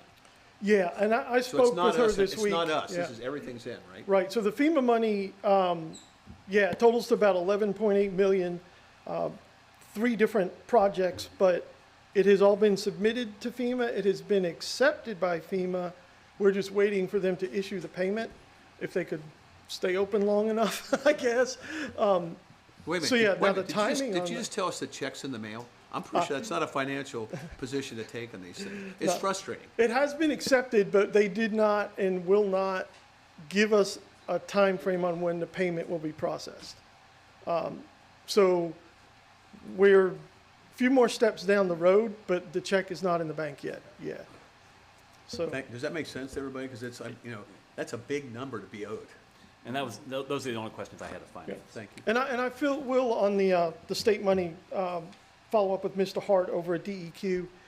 We basically, they said they would review allowing us to put on those additional administrative charges, and it's been sitting with them to make a decision. And they also then would have to give me the information to transfer the money back to them, because that's not normal process. So I'll follow up with Mr. Hart, and Deborah. Deborah, I believe, has been in touch with him, and basically the answer is it's still in their committees, waiting to see if they'll approve the extra expenses. Committee, we always love Yeah, committees. that committee thing, it's a lot of things disappear in Well, committees. it's just that it's so fundamental to us Yeah, with looking at this beach project to figure out how much money we have, right, okay? And it's been my experience, you can't cash an IOU That's right. from those guys. That's So right. we're probably not gonna be able to use it, but it would be really nice to know, get some idea of when that money's gonna come back. And I understand, look, it's Okay. not under your control or Deb's control, yeah. but I know we even talked about sending nasty letters, but generally my experience on that has been, that's a good way to not get paid more. So, anything else, Kind, you wanna add anything? No. Thanks, Wayne. Okay, thank you. And next, if you don't mind, fire department, I just had questions. In looking at your stats, chief, I see that, you know, from this time period, 2026, you had 75 calls, last year 65. So I'm seeing an increase in month-to-month comparisons, and I know it's not the most accurate way to do it, and I know you've changed systems briefly, but my question and curiosity is two-part, because I know the room's probably interested about the fire station, which wasn't really addressed, and I know that there's some stuff coming later. But quickly, what's your gut, or what information do you have as far as mutual aid calls that are run by our fire department outside of North Topsail Beach, and how often are other jurisdictions coming into, is Onslow County or Surf City coming into North Topsail Beach to provide mutual aid as well? So for this year alone, we have responded to Turkey Creek 25 times. They have responded to us 9 times. Surf City, Was that year-to-date? yes, sir. Okay, sorry. Yeah, yeah. We're talking about month, I just wanna make sure we're. Yeah. Boy, that's by month. That's Yeah, a lot of no. response. I'm just trying to get a Yeah. grasp on how much mutual aid is going on. I mean, for the community that may not be aware, obviously, it's run as a mesh, it's seamless. You know, you ask, we're coming, we're not asking questions, Right. we do it because we need to provide the support and public safety. But I was just kind of curious as to what those numbers look like, because the police department gives us their mutual aid numbers. I'm just curious on yours. You're looking for ratios. How Kind of. much are we helping them, how much are they helping us? That's a fair comment. Surf City, we've responded to them 11 times. They've responded to us 1. Topsail, we've responded to them twice. They responded to us 0. Let me see. Holly Ridge, we've gone to 4 times. They've come to us 1, and those are our responding agencies. Okay.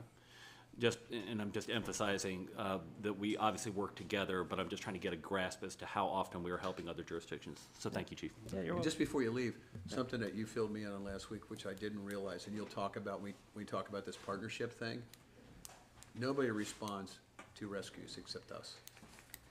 Turkey Creek doesn't come over here with a fire truck to help you get somebody off the beach. No. So they go on like a standby mode if it's beach strand. Right.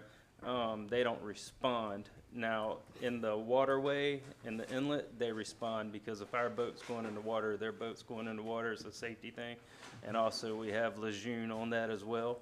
That way, there's always 2 boats in the water. Yeah, and that's what you told me, is that there has to be, because I was like, why do they respond? And your answer is not that they're doing anything, because we always gotta have 2 in the water. Yeah, it's safety. It's a safety issue, which makes sense. And I had asked, and I don't want to take the interim town manager's thunder here. I know the room is waiting, as anxiously as I am. How's Fire Station 2 looking? They are projecting to turn over the keys the end of June. So we're. Of 26? Yes, sir. I went through this with Onwassa and getting that pump station in, and Let I me told Frankie, I'm clarify, always asking June years of from now. 26. Yes, sir. And Larry and I are already in talks about a grand opening and everything. Because of their delays, it has created some hiccups on our furniture. So we're trying to navigate and work that stuff out. But the end of June, we're supposed to have the keys, and we're supposed to be moving stuff in the end of June. I mean, it's looking good from my block away vantage point. I just wanted the community to know, and as you heard, a lot of sighs of relief, it sounded like that's actually moving forward. So thank you for that update. And that's all I had from the fire department. No, just Chief, remind me, it's not called a ribbon cutting. What do we call it? A decoupling. It's a decoupling. We separate 2 fire hoses. So it's a decoupling ceremony. And actually, I didn't know that. Thank you. Make sure when you get that scheduled that you let me know so I can let the commissioners know directly. Oh, absolutely. Yeah, there's a lot of people that have been, helpful in this endeavor. And one sitting in the back row there as well. One that showed up today. Yep.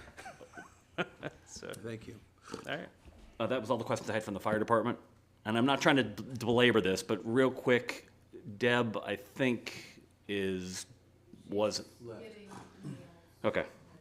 Then I'll move forward real quickly just to the police department.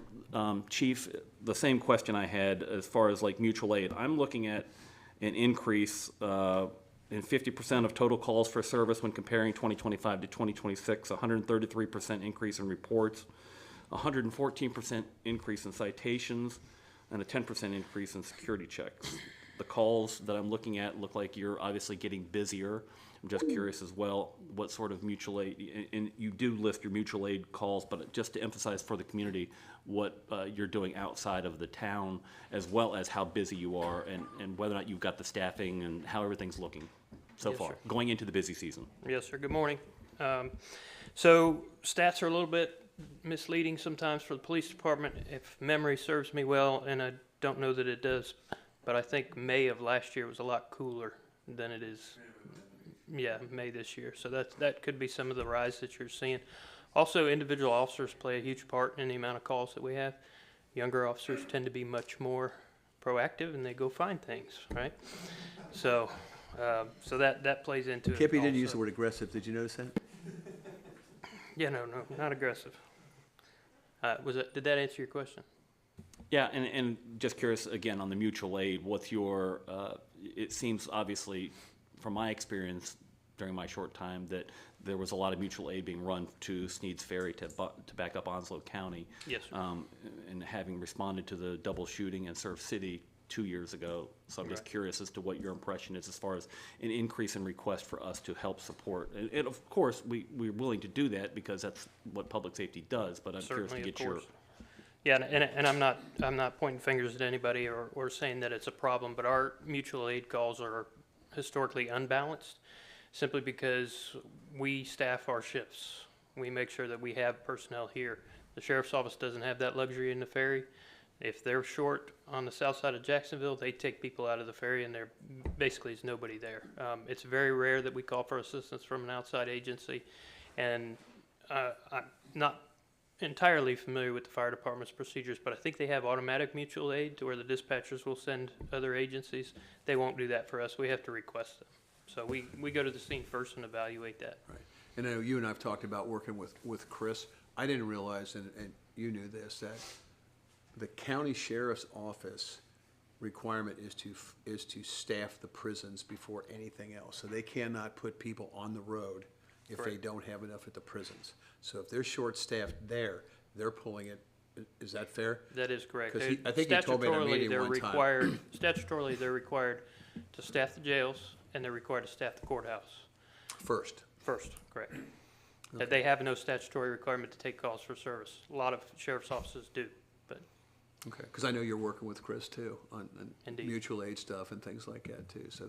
yes, sir. And by the way, just as a compliment to you, I saw the emails you sent back in the last couple of days. I know that were sent to you and Larry and very professional responses to those type of things. Yes, sir. And I have to admit, I didn't understand that was the rules of engagement with sending people out, so thank you. Thank you, Chief. You're welcome. That was all I had from the police department. Thank you. And then lastly, Deb, I hate to put you on the spot because I know you're over here doing some work, but Alderman Olszewski asked about, on your reports, adding the additional data, the spreadsheet, the date of receipt of the application, as well as when they were approved. All that information is, if you look, there's 3 different dates, and those are indicated on the staff report that was included in your board packages. Okay. She had sent that in an email the other day, so I don't know if she saw the board packet before that time, but we'll double check. I just wanted to reemphasize that on her behalf. And I know Public Works, I'll spare you because you've got some stuff coming up later, and I think most of my questions will be answered there, but thank you. That's all the questions I had.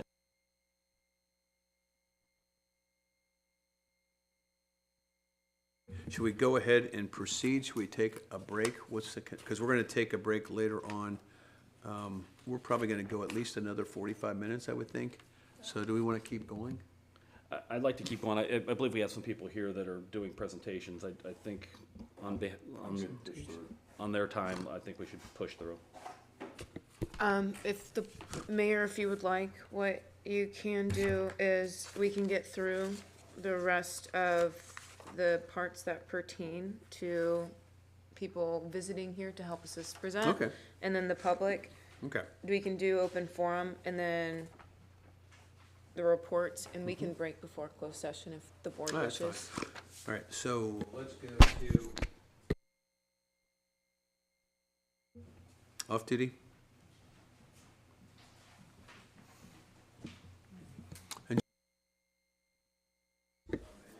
I'm for education on this. This is something that Alice brought to us like over a year ago, relating to services that we were providing. So I guess you can just give us if you can give us kind of an update and kind of what this always got kicked back to you in terms of what's your recommendation, how do you want to handle it, so.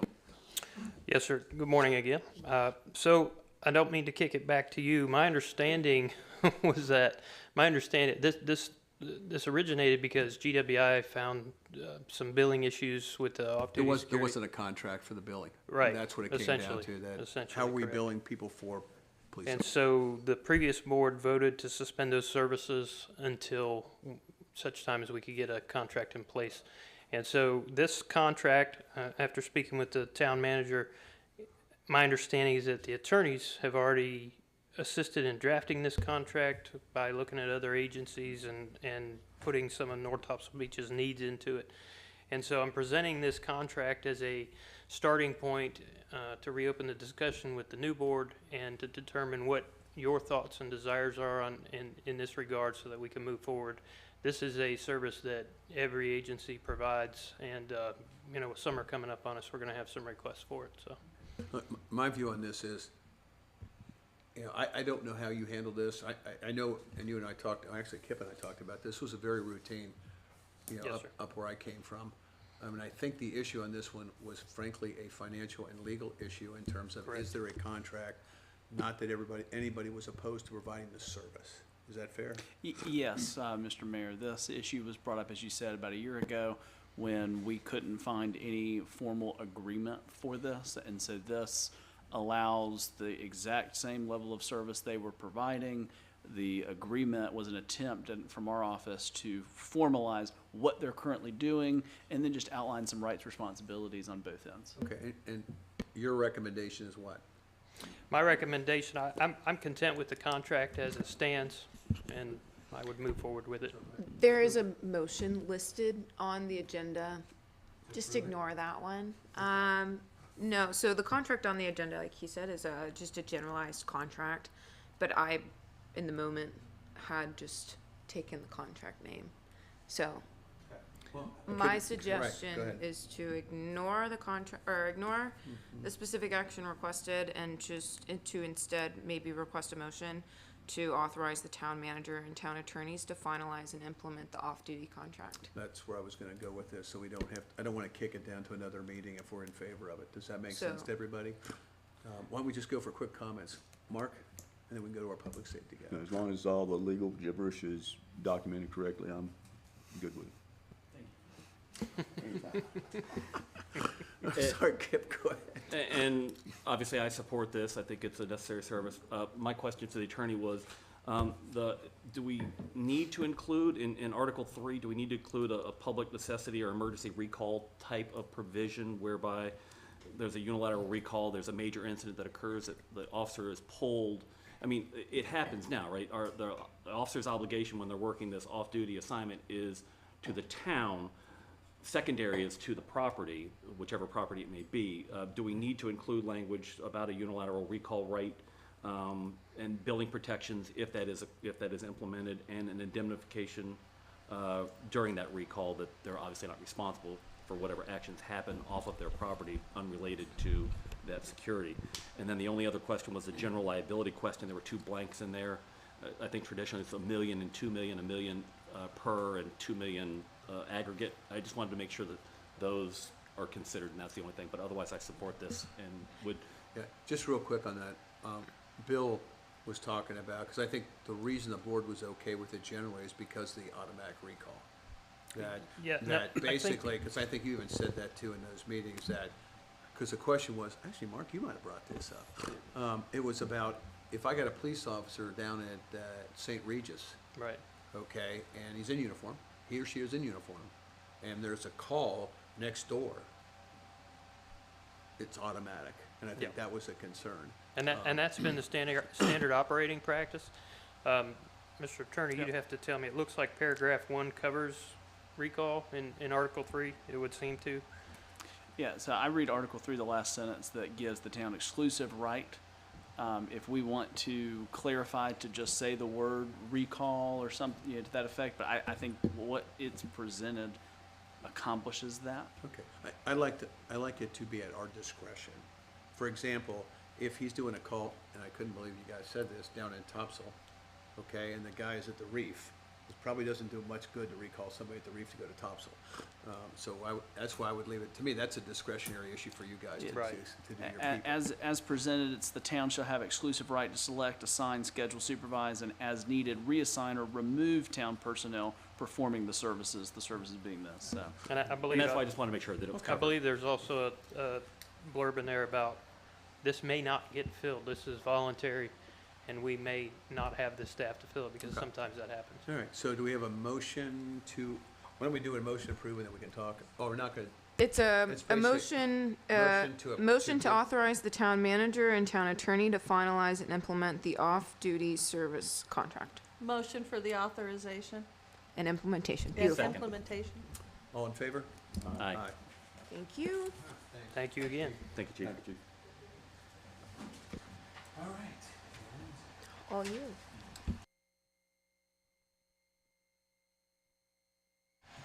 So let's see, we're at, yes, sir.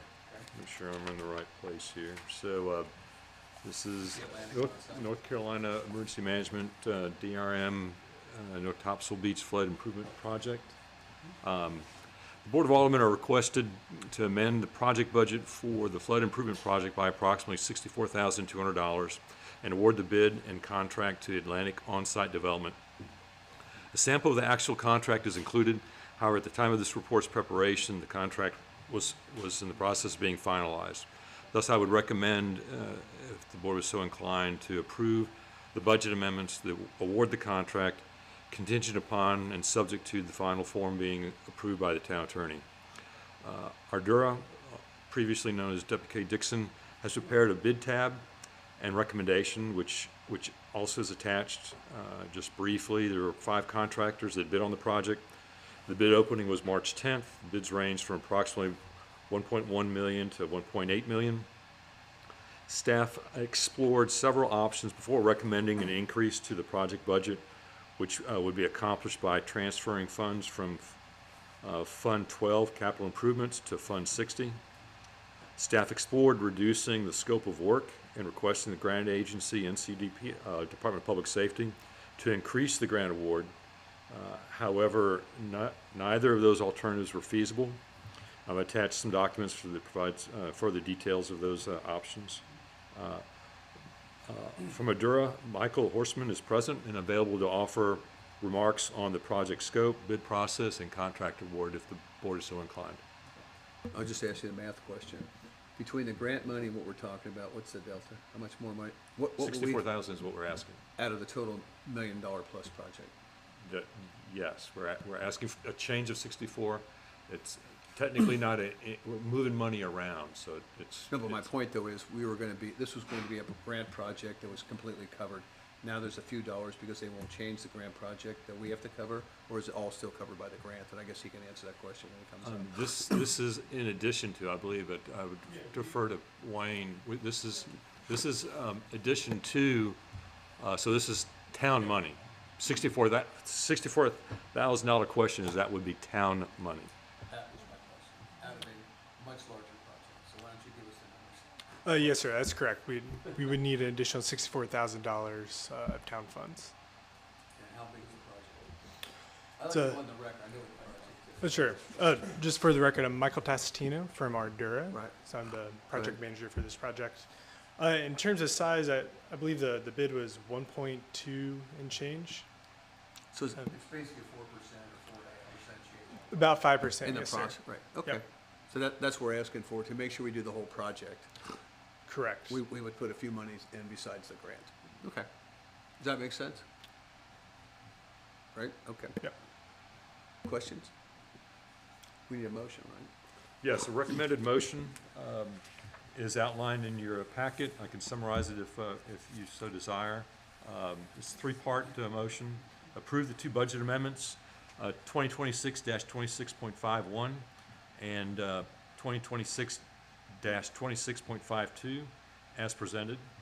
The second item is award the contract amendment CA 2026-2653.53 for Atlantic on-site development for the stormwater project, construction project, conditioned upon the satisfactory review and approval of contract documents by the town attorney.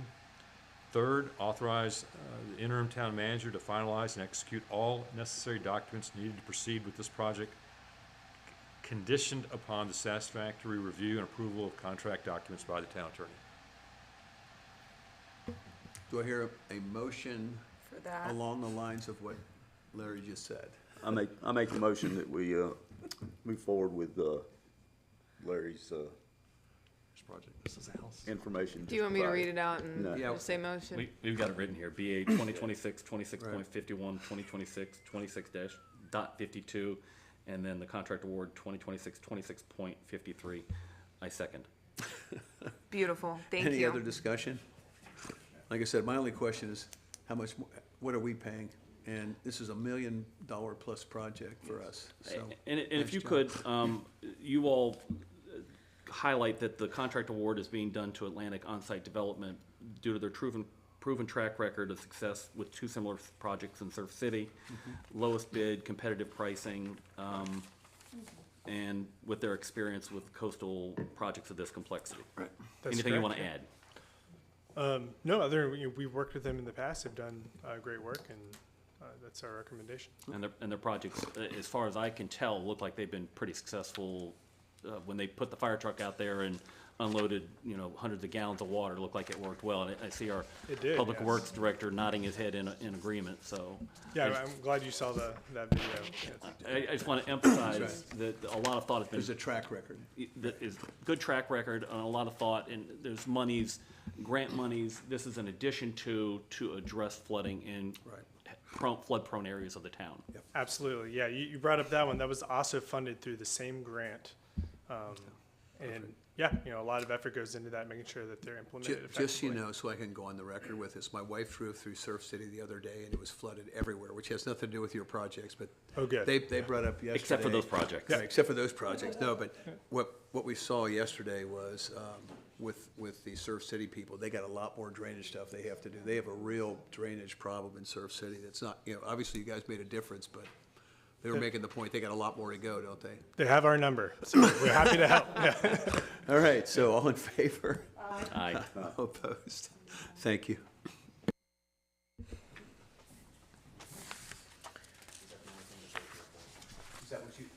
Yes. No, there's, No. Actually, they're also here for an item, Aye. item 10F, 10F, Town Hall erosion Oh, yeah. and deck. And I hate to, I know we've already approved the agenda. Can we move to item F? Is that permissible? We can, yeah, if the board would like to, as a consensus, have them go ahead and present their item while they're here. That's more than. I would invite Chris. We're to running come. long and I don't, If I could just get a motion to go ahead and hear item F from. I make a motion then to address item F from the agenda, the deck restoration and erosion. All righty, Second. Second. Aye. thank you. Good morning. So last month we had discussed and identified a need to look into the erosion, specifically regarding the maintenance and infrastructure around this building here at Town Hall. Staff identified two primary areas requiring attention. Number one, erosion. Number two, the decking system around the facility. For the interest of this report, we'll focus on the erosion condition. Presents a potential risk of long-term structural stability, while the decking and stairs represent a more immediate concern to safety and accessibility or daily use. An engineering assessment has been completed by Ardura to evaluate the erosion conditions and identify potential mitigation strategies. So at this point, thank you, Ricky, I appreciate it. I'd like to call it Mr. Horseman, who conducted the erosion assessment, and he can give you his findings and report. Thank you. Thank you, Mr. Huckabee, and good afternoon, board members. So I want to talk about something that's a little bit close to home here, perhaps under our feet. So we could all take a tour downstairs if we wanted to. I'll just show you some pictures.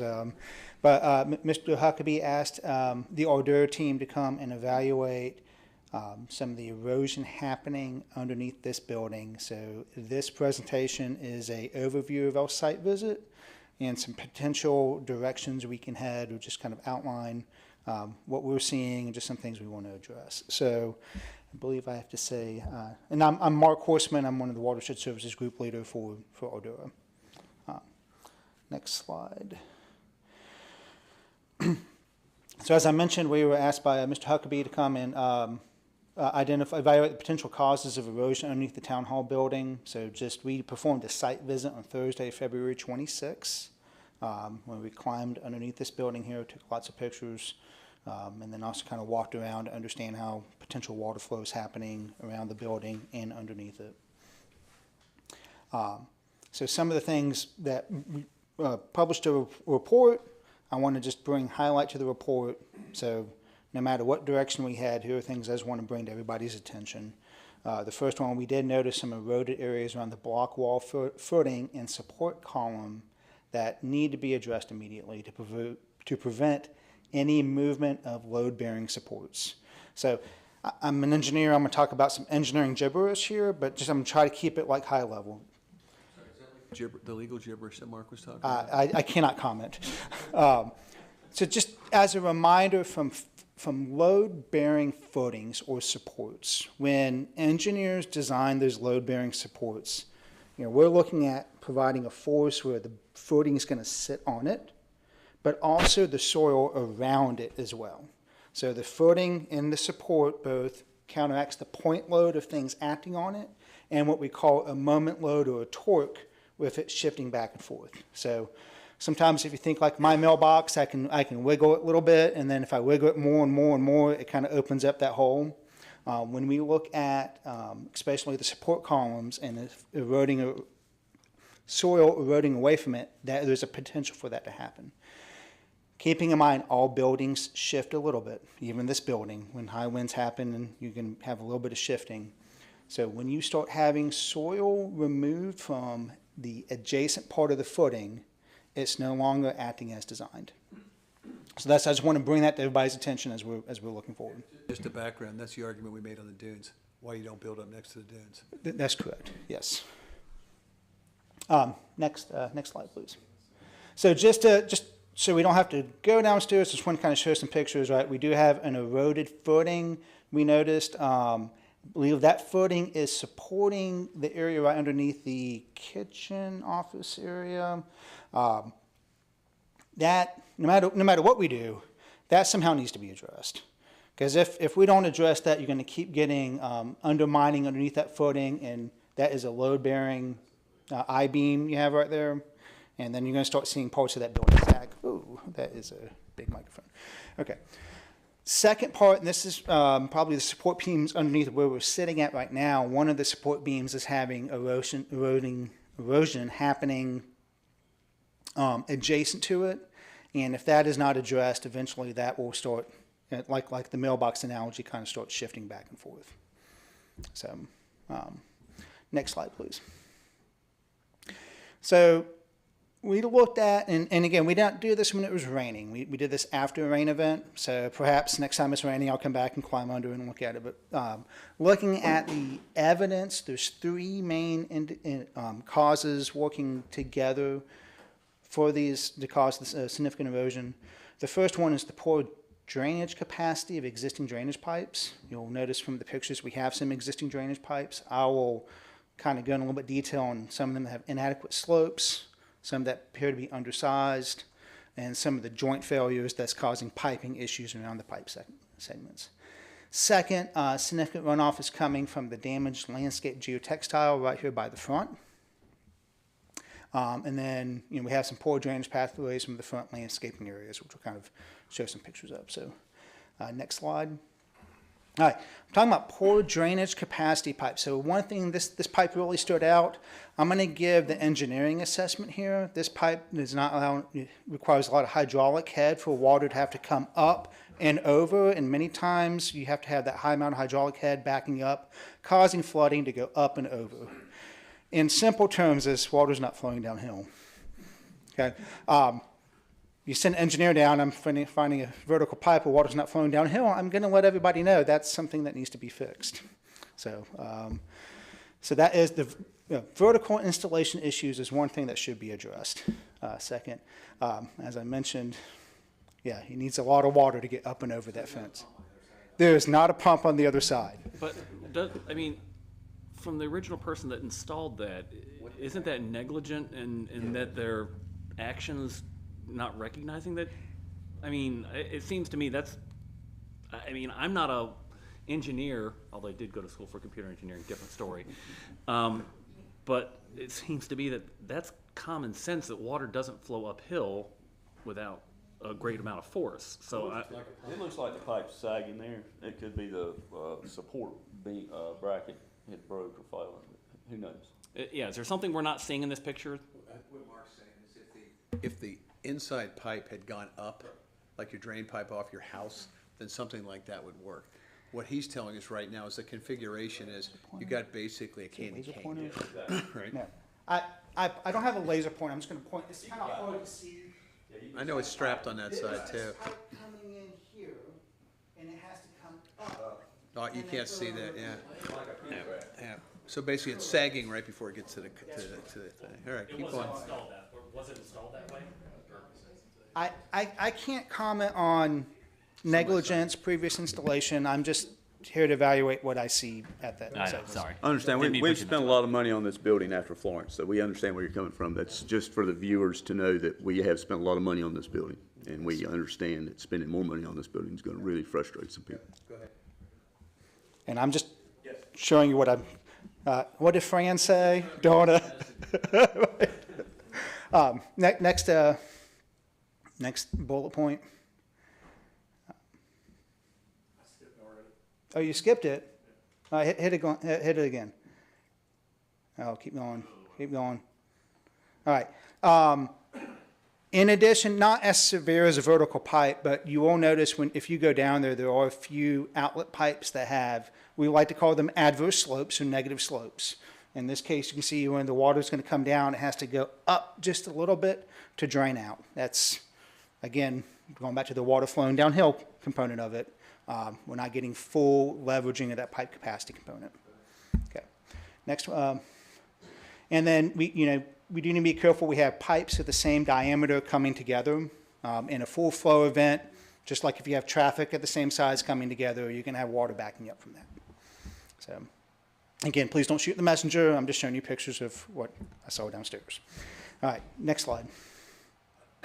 On the front, so I got a chance to, our team climbed. I think Michael made you climb down there? Yeah. You were there. You were there. Significant amount of runoff appears to be coming from that front landscaped area. It appears there used to be geotextile installed to kind of prevent that water from pushing out. That geotextile has been ripped.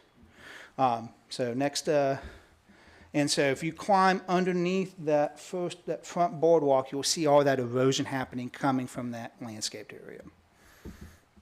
So and then you can obviously follow the path of that through underneath the building all the way down. All right, next slide. All right, so how can we improve the drainage capacity? First, next bullet. So one thing we can do, and it is a 4-inch black corrugated pipe. There's, especially in high rainfall, high intensity rainfall events that happen here on the coast, we may want to look at, and I would recommend installing 6-inch pipes. So going back to that engineering mumbo jumbo, a 4-inch pipe has about 12.6 square inch cross-sectional diameter. A 6-inch pipe has a 28.3 square inch diameter. So just by looking at it, you can say, hey, that's almost double the flow capacity, just from a cross-sectional area perspective. Next bullet point. I would also recommend change the material from the corrugated plastic pipe to a smooth wall PVC or HDPE. While admittingly it's probably a little more expensive, they're more durable, and a smooth wall will change what we call the interior roughness of the pipe. For those who want to jump in, it's called the Manning's End value. The Manning's End value shifts from 0.023 from a corrugated pipe to a smooth wall is 0.009, which essentially allows about 2.5 more times more flow through the pipe. Right, and then the last bullet. Let's have water flow downhill, right? Let's put more of a positive slope on the pipes. And now we have a recommendation is at least 0.05% to ensure that positive drainage. So, next slide.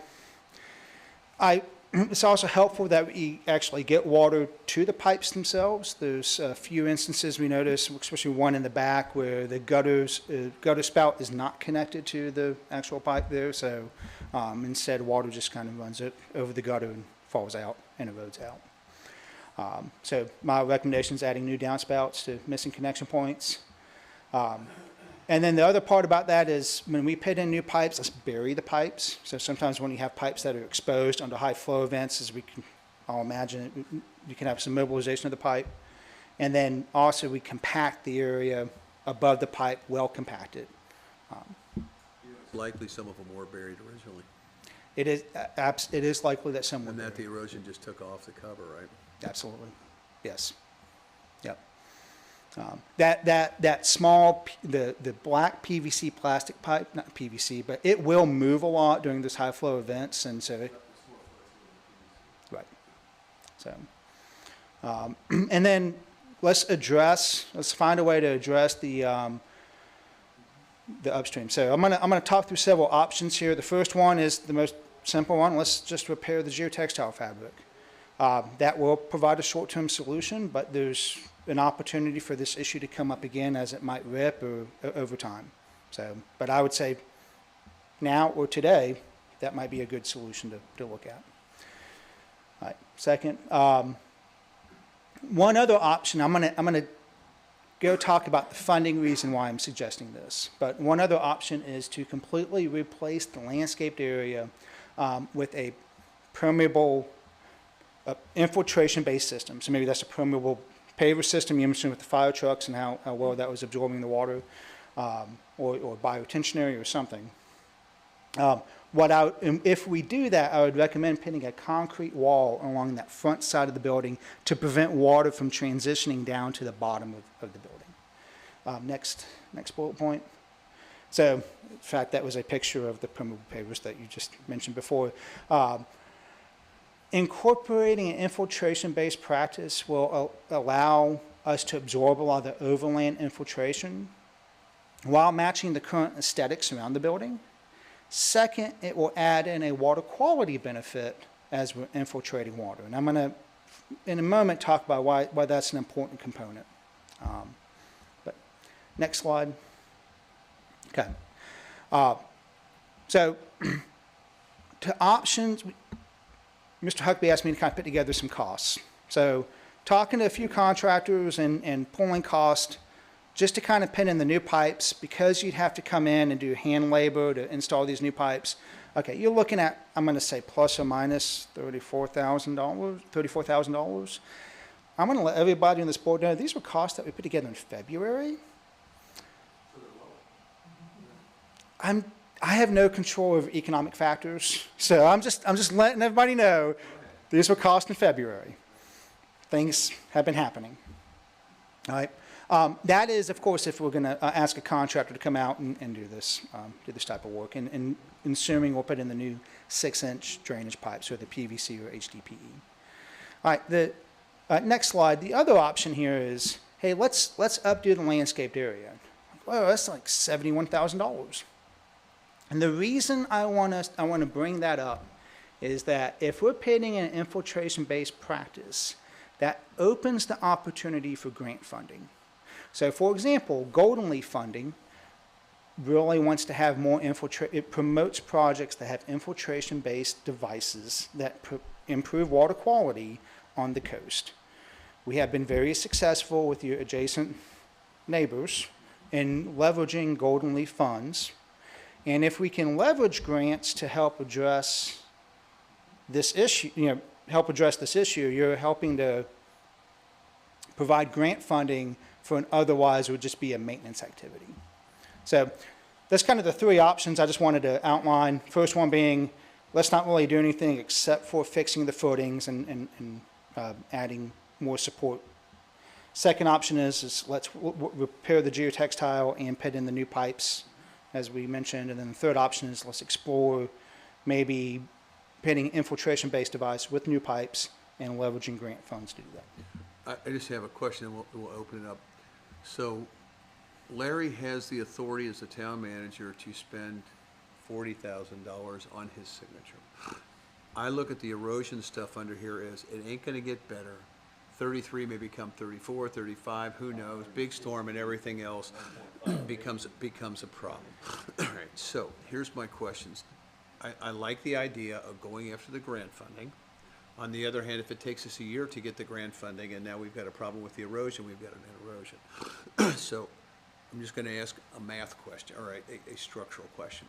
If we decided to go ahead with that first that you've got, the $33,000, which he could do today on his signature, and we were also laying out for the grant funding this project, are they mutually exclusive? In other words, can Larry go out and say, I've got to do an emergency repair and get this thing done under my signature, okay, for $34,000, and at the same time, so we're not delaying this thing for 6 months to get grant funding, look and see if we can get a grant to do the rest of it, and then the board could decide if we don't get it, we still want to do it, right? So you understand the sequence of stuff. I look at what's erosion, and Mark, I was watching you and we're like, you got to be kidding me, right, on this thing. I don't like the idea of waiting a year to get this thing done. If we don't do something now, then we may be getting that new police department, because if the whole building goes and is condemned, then well, I'm not going the to the kitchen taxpayers now are going to be looking at that really picture. upset. I mean, you understand what I'm Yes, talking about? I don't want to, if the end of the day is, and I don't get to vote unless there's a tie, but at the end of the day, if you ask me today what I want to do, first off, I think we have the money in the current budget for this in Public Works, or we can move money around to get a budget adjustment on this type of thing. I don't see this as something we want to kick out for 6 months to take care of, okay? And so if we're looking at something this serious that is only going to get worse and more expensive, it makes no sense to delay it 6 months because we might get funding. Does that make sense to you guys? Now, my only concern is that's 34,000. I would assume, you know, with the economy, it's probably gone up possibly another 10%, because as long as it's still underneath his realm of being able to pull the trigger, I would think that we'd go ahead and move forward with it, but that's my personal I opinion. think, Mark, under that, and I would ask Trey real quick, and then I'll go to Kip. If we said to him, he has the authority to do it. If I'm sitting as Larry, I probably want to say, what's your consensus on that thing before I go spend $39,874, right? You'd want to know what our feedback is, and I'd also like to get what your thoughts are on this, but this doesn't, this falls into the have to do, Mark, to me, not the want to do. Is that fair? Yes, I mean, you're talking about building a foundation on sand and everything else. You know, this is our foundation, and if this building goes again, I mean, it was out of service And for then- almost 3 years And then after a technical Florence. and- question for you. You're not going to look at French drains at all around the building? You threw a couple questions at me. Can I try to address them in the order you sent? So one related to the grants. So most of the grants that have a quicker time frame, which are either funded by the state or by, like Golden Leaf, which is not, will require you to put out something for public bid, right? So if you sole source somebody, that effort will not be covered by that grant. And I'm speaking generally, not talking about specific grants. Before you leave that, and I go, it's the legal part of me. If we decided not to go out for bid to do what I call the emergency stuff here to get it done, and then we decided to put out for bid the other piece of it, does that work? Correct, that would work, yes. Quick question. Mark, could you clarify the number that's shown on the screen right there? It's we'll say 71,000. Is that inclusive of option one's cost, or doing? This is all inclusive of all the costs. So in other words, for clarification, if I went forward on the 34,000, that 70 goes almost to half. So we would be going for a grant for approximately 40,000. Well, and Is that the math? Right. Not to play numbers game with it, and to your exact point on the numbers, we do the first project under your signature. If we don't get the grant, you still have the signature to do the second project, because they're completely separate projects. That's a delicate dance. I'm aware of that, and I would want to be transparent. But I want to be transparent and not whether myself or successor be accused of sequencing stuffing to move around the authority piece. So. I mean, Larry, my only point on that is, unless, and again, I would look for feedback from people. If you tell me, me as one person here, in your professional opinion, we ought to do the whole thing because it's a safety issue, and if we only do the 33, we're still gonna have issues going forward, and it's just gonna get worse, and the only thing that we're jeopardizing is not getting a grant for $30-something thousand. I don't know about you guys, my thing would be, let's fix the stupid thing before it gets worse, especially if we get any kind of those hurricane type of things coming through here and this isn't done. We got a big problem. Kip? I think everybody knows where my viewpoint is. Okay. I think what I'm also hearing is this needs to be done sooner than later, like yesterday. And I don't want to delay that, but I also want to, knowing from our previous town manager's request, giving Larry explicit direction as to what we want.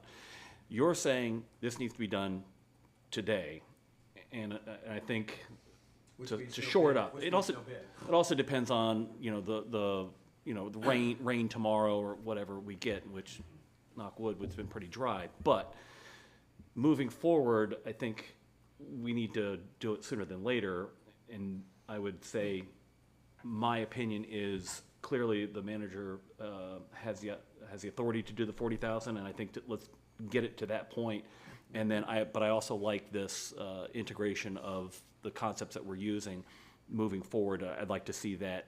However, we need to open it up to do it best. But I also agree with the mayor in that there's no need to wait for an additional $30,000. If we have to spend an extra $30,000 to save $200,000 of repairs once the foundation collapses.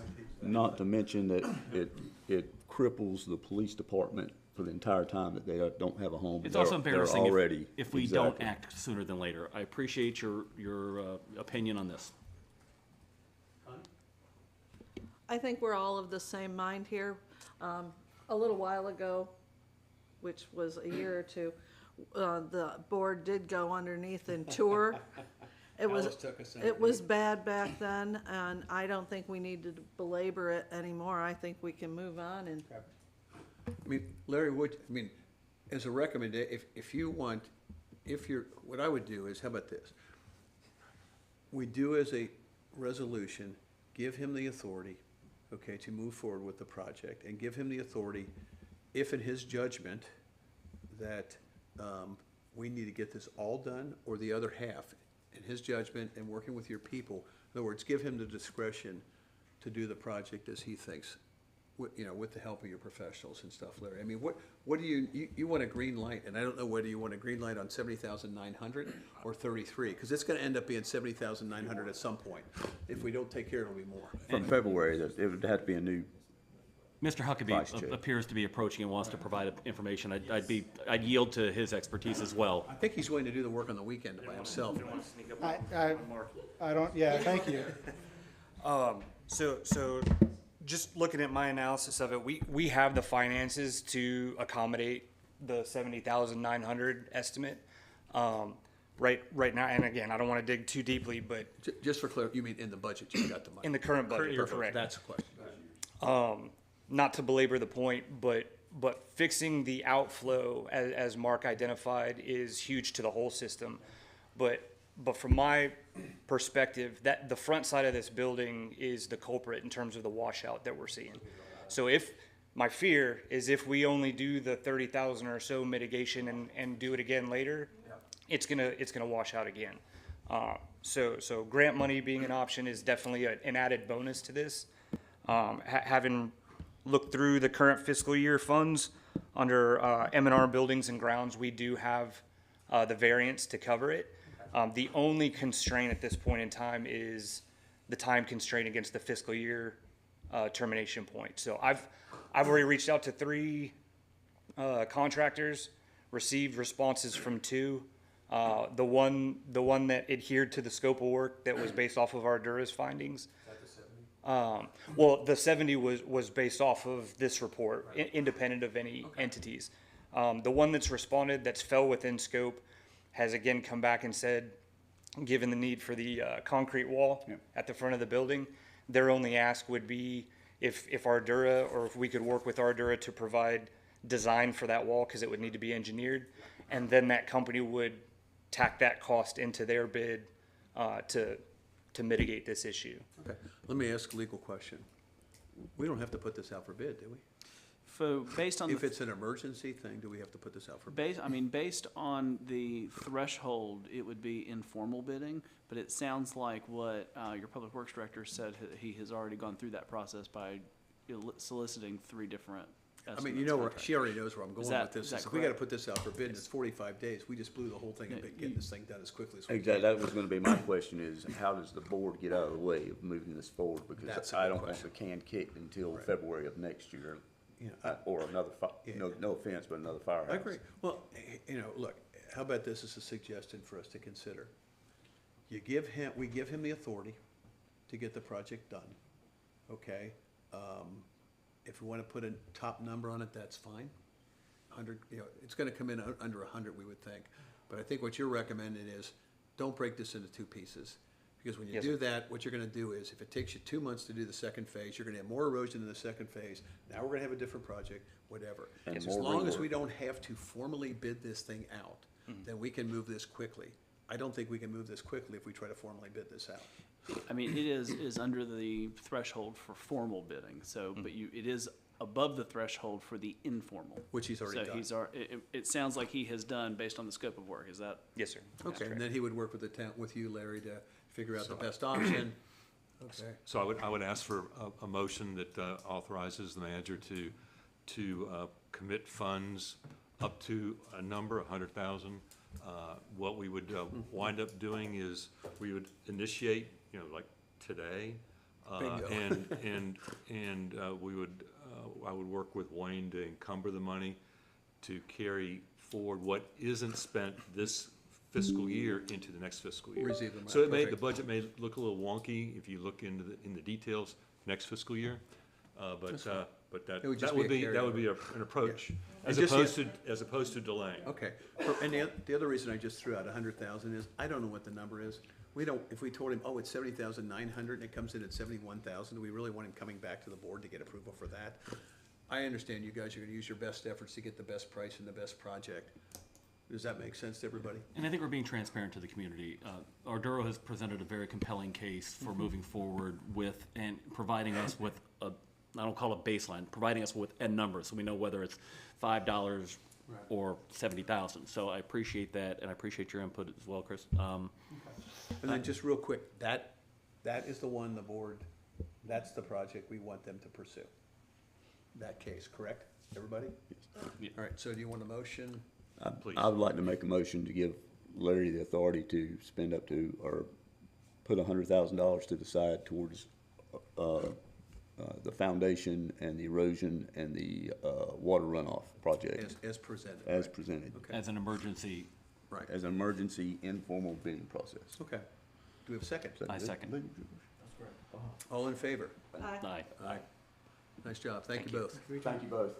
I would add, Mayor, board ahead. members, I mean, we'll, in the interest of transparency, we will be providing you updates Oh, I as this proceeds. You may stumble into it, so be careful on the holes and so forth, but. I thought your updates were gonna be pictures. Thanks, Larry. Thanks. And thank you, Chris, and Mike and Martin. Thank you. Do we want to continue on with our items, or did the board want to Do we break? have anybody else here that's gonna be presenting? I do not believe so. I believe everybody else is staff. All right, do we wanna take a break? Yes. All right, I make a motion then for a quick, to go into recess? to go into recess for, If you'd hopefully. like, you can take your recess now. You don't have to take it later. You Okay, can that's make a fine. motion to take your recess Or now. you can take Let's just do that now. Or you can take multiple, which I'm sure staff would love. All right, that's fine. So just So take do a you want to recess. recess for 30 minutes, or do you want to set a time? Why don't we take a 15-minute And then just say. break? That All way you right. guys can get just a little bit of a bite to eat in. So use the 15-minute recess. bathroom.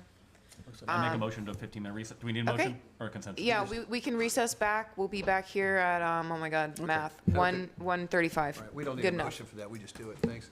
Thank you. Thank you.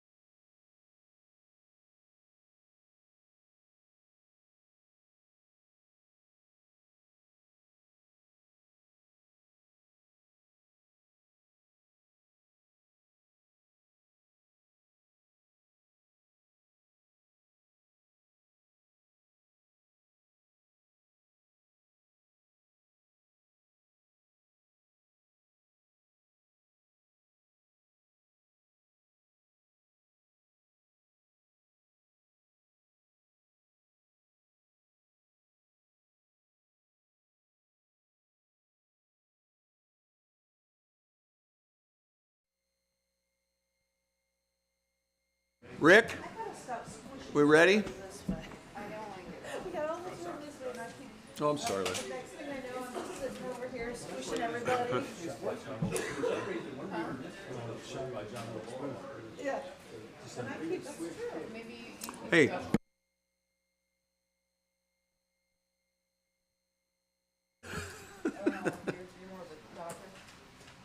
All right, we're back. Let's go back to the agenda. Item again. A What's that? Item A? of new business. Thank you. Under new business, yep.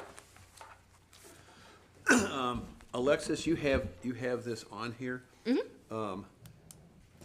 We don't have to send, the new one is in June, The new, on your schedule, correct? yeah, so it's just adding the June meeting that the board had agreed at a previous meeting, just adding it to our regular schedule. Okay. This helps staff by one, I don't have to issue a notice anymore, so that takes that off. Okay. And obviously, this schedule, should it be amended, would be placed on our website and the bulletin board Okay. and on social media for the public's knowledge. Okay. What I'm gonna talk about, we get to the budget meeting, the reason I'm asking this is, I think we're gonna need another meeting. I'd like to have Laura here. We can- For another one, so I think you told me, is it 2 days' notice if we wanted to have another meeting? Yeah, if you would like Okay. to hold a special meeting, I need to have at least 48 hours to notice that. Do you know, did Laura sign, she's not here, I don't want to exclude her from 2 separate meetings, so as long as we can add a meeting, If another the- one, if we decide by consensus to do another budget meeting, I'd rather have her weigh in. Does Yeah. that make sense? So if you'd like, you can adopt this so that the meeting is on the schedule, and then you Okay. can do a special meeting at any point that works for all of your schedules. Is that okay with you all? I mean, that's fine with me. I just don't want, I'm gonna talk about, I think I would like another meeting to follow up on a couple of things before we get to there, because we're gonna get jammed up at the end of June, right? So we've gotta have that stuff come out, and you will guide us to make sure we don't blow the schedule. But if we need another one, as long as we can do it in 2 days, I'd rather have her feedback after she sees what we're doing now, and then decide to have another meeting or not. Is that okay with everybody? So we can do a motion to approve this, and as long as we're all comfortable that we can change it, then I'm fine with it. So Right. I would make a motion then to approve an amendment to the regular meeting schedule to include a meeting date of Wednesday, June 24th, 2026, at 9 a.m. located here at North Topsail Beach Town Hall. All right, do I have a second? A second. Okay. Just real quick, an item of discussion, and we can approve this, is I was also approached about time differences in meetings and stuff like that. We can also We change can- if we wanted something, not this one, but, Yeah, you can, so you can set your meeting at any time. okay. And- I and did just- 9 I'm just a.m.. saying for future to think about it, it's not even about the days and stuff. My experience at the county has been, there's an 11 o'clock in the morning and there's a 6 o'clock in the morning, and it makes no difference because nobody shows up for either one. And we've kicked around the idea of having maybe a meeting on a different day every month or 2 months or something like that. So just to consider it before we vote. Is that all right? All right. Do I hear an aye? Aye. Any opposed? All right, thank you. Thank you. B? B is appointment of check signatory. Previously, we had Larry Strother as one of our check signatories. With his untimely passing, that does leave a third spot blank. That kind of puts staff at a disadvantage because with especially the summer season up, members are out of office, which means we're having a harder time getting signatures done. I mean, I had mentioned to Connie, I didn't know if anybody else was interested, and she's willing to do it. And then I think what we're gonna have to do, maybe when Laura comes back and we get into the next year, one of the things we talked about, particularly for our new members, is to take a look at what's going on after 6 months or so, and then decide how we wanna handle those things going forward. Does that make any sense, Connie? What do you think? Yeah, who else is, Laura? Laura. Me You and and Laura. Laura? Yes. Does anybody else wanna do it? It doesn't matter to me one bit. Personally, I kind of like the chain of command being the mayor pro tem, and all my personal opinion. All right. Okay. Congratulations. All right. I don't think that's the word, but okay. All right. I mean, it's so just you need a consensus, right? motion for us, and then a signatory? Yeah, just give me a motion of who you'd like to Can't appoint. be you. I move that Mayor Pro Tem Plettle be appointed the third signatory for the Board of Aldermen. Okay. I second. Thank you. The only discussion is, are you gonna show up when they do it? Because I really get tired of having to drive over here every time It's Wayne okay, sends I've me got something a saying, rotating I don't have anybody that can calendar sign, can you come invite. over? Is that what you do? Do you just call or text? Oh, he or- texts me all the No, time. I do not. I will send out, I have a got his schedule master that's schedule. got a calendar invite, and it'll be on your calendar, on your phone, very and good. pop No, up no. every 3 weeks. You have to understand Okay. what Wayne does. You get a text from Wayne, just wanted to let you know the checks are ready. Wayne As will in, also If you text. forgot, okay, it's So your you're day. saying don't give Wayne my phone number? No, he'll text you to remind you the checks are ready, which is a really nice way of doing that. So thank you. Thanks. All right. Planning board. Yes. So we currently have a position coming up for reappointment. That would be for Ms. Terry Ward. She has an excellent attendance record at the planning boards. She is highly spoken of by the planning director as far as being interactive on the planning board. She has good reviews from her additional board members as well. Her application is attached for review. Should the board reappoint her, it would be a regular position, a regular member, and it would be for 3 years. I only have one comment on this, and Connie already knows what this is gonna be. Okay. When we put in the notice stuff, that you had to have a certain day's notice go out before we started doing appointments, at the first meeting that we had after the board, we appointed somebody that was not, we didn't post it for the 45 days, and only one person had posted before the meeting of like 6 days. Do we have we posted this? No, this is, she's reapplying for her upcoming term to expire. Like, her current term is still active. Okay. She's put an application in to be reappointed. My only question for the board, and I don't have a strong opinion on this, are we okay with reappointing somebody without noticing that we've got an opening? And look, I think the world of Terry. Don't get me wrong. I mean, if it was up to me, I would do it today. I'm asking for the protocol because I've been working with the county now for 2 years, and they do not post anything on this stuff. When So- we redid our planning board stuff, didn't we also put in something about the length of time you could be on the planning board?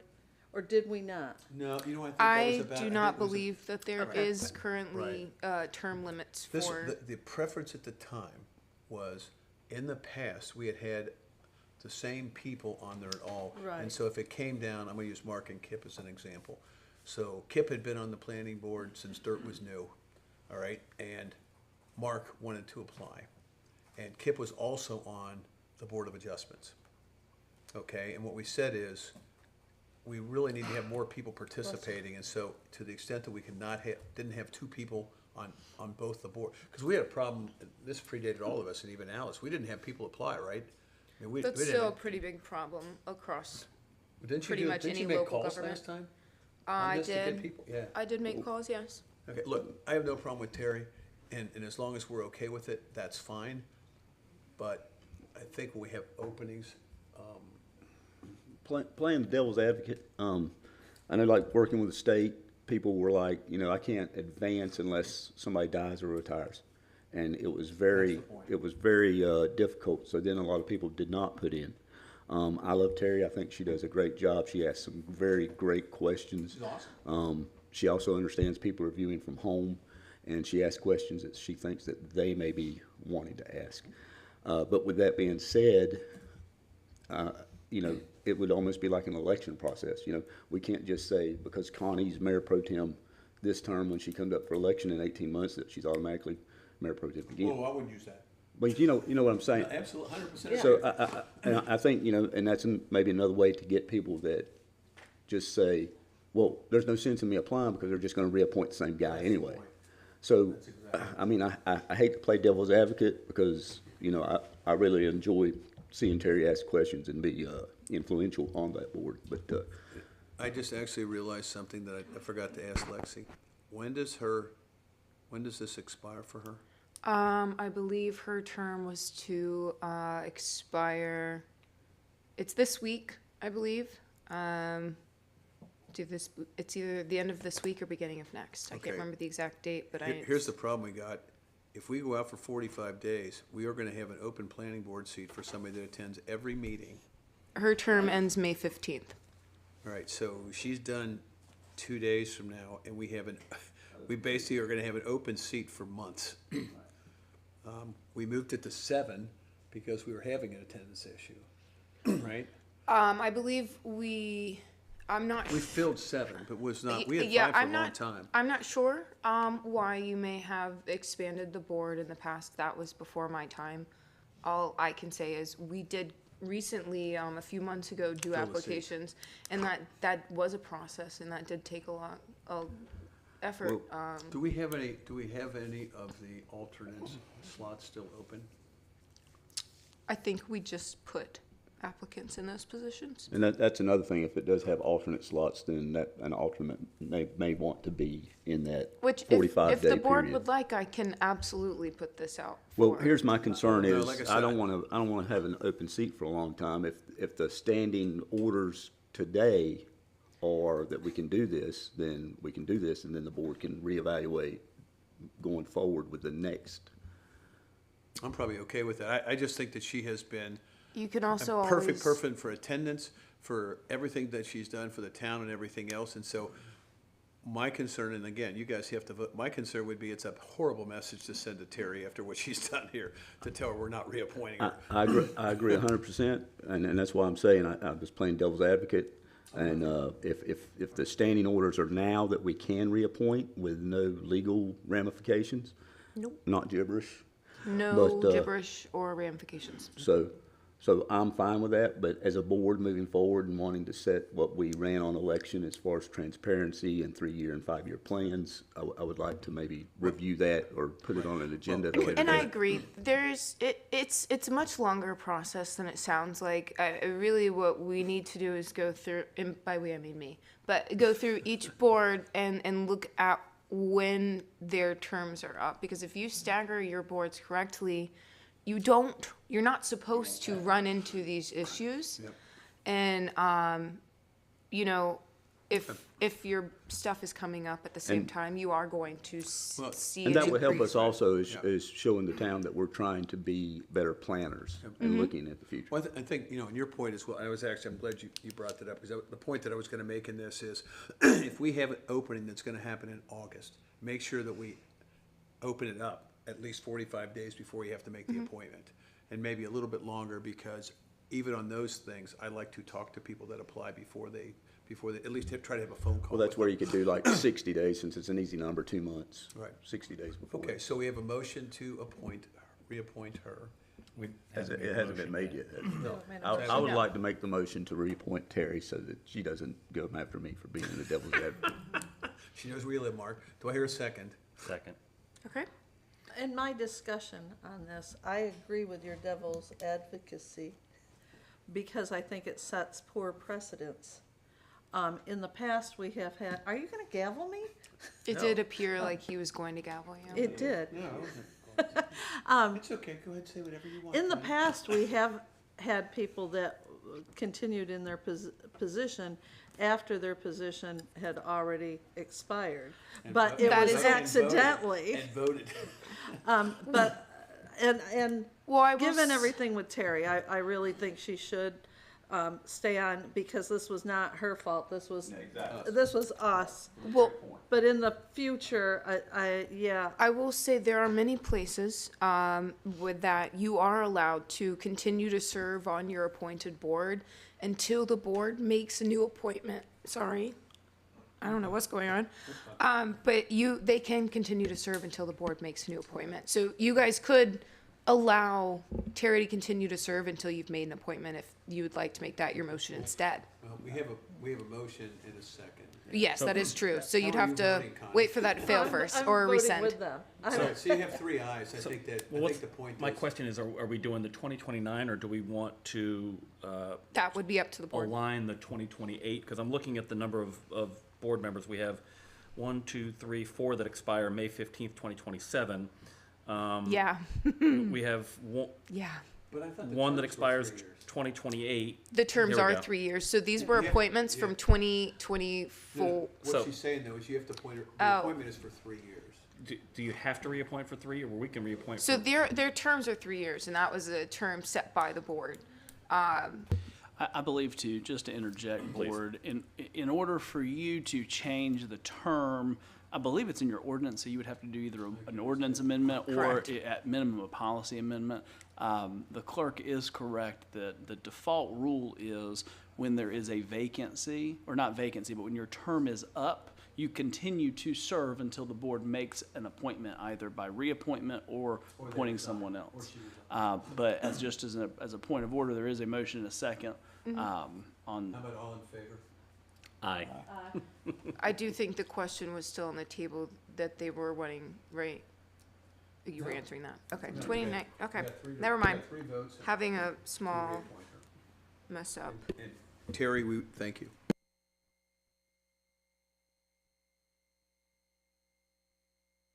Time talking about somebody everybody likes.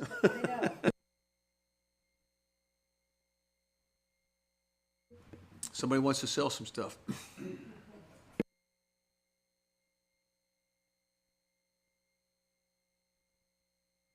Good afternoon, ladies and gentlemen. We have a Z920M zero-turn mower in Public Works. It was purchased around 2016.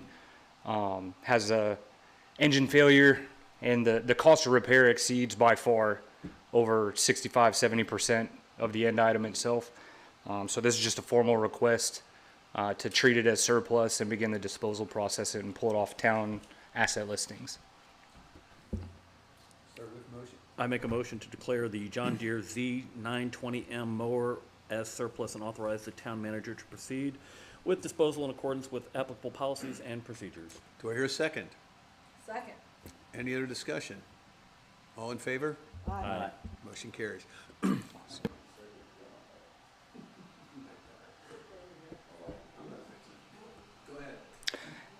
To the next item. So this is a change order request specifically for MRM Construction regarding the beach crossover located at what used to be Beach Access 40 before everything was renumbered. Long story short, the original scope did not include things such as V-Zone certificate, survey, and engineered design to the scope that they currently are. That was in part due to the Onslow County public dedication on the plot. We've since received the deed of easement from the county, and these are just a change order reflecting the administrative costs to MRM Construction in order to begin the permitting process. What was that cost? So from MRM's invoice, that cost was, for some reason it's not pulling up in front of me, $6,000 approximately.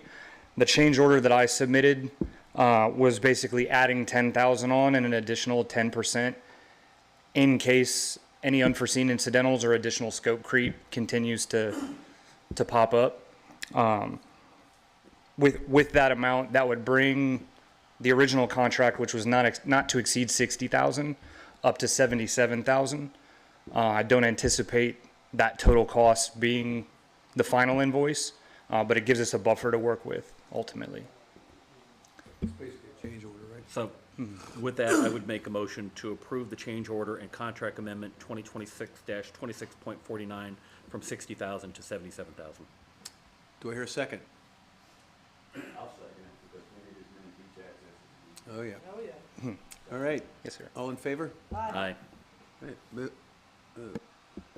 You don't have to go to the next one. There's one more. even skipping that one, there's one more. All right. Yes, Oh, sir. no, I was looking at F. We already took care of F for you. Yeah, No, G. we're going to G now. Yep, go ahead.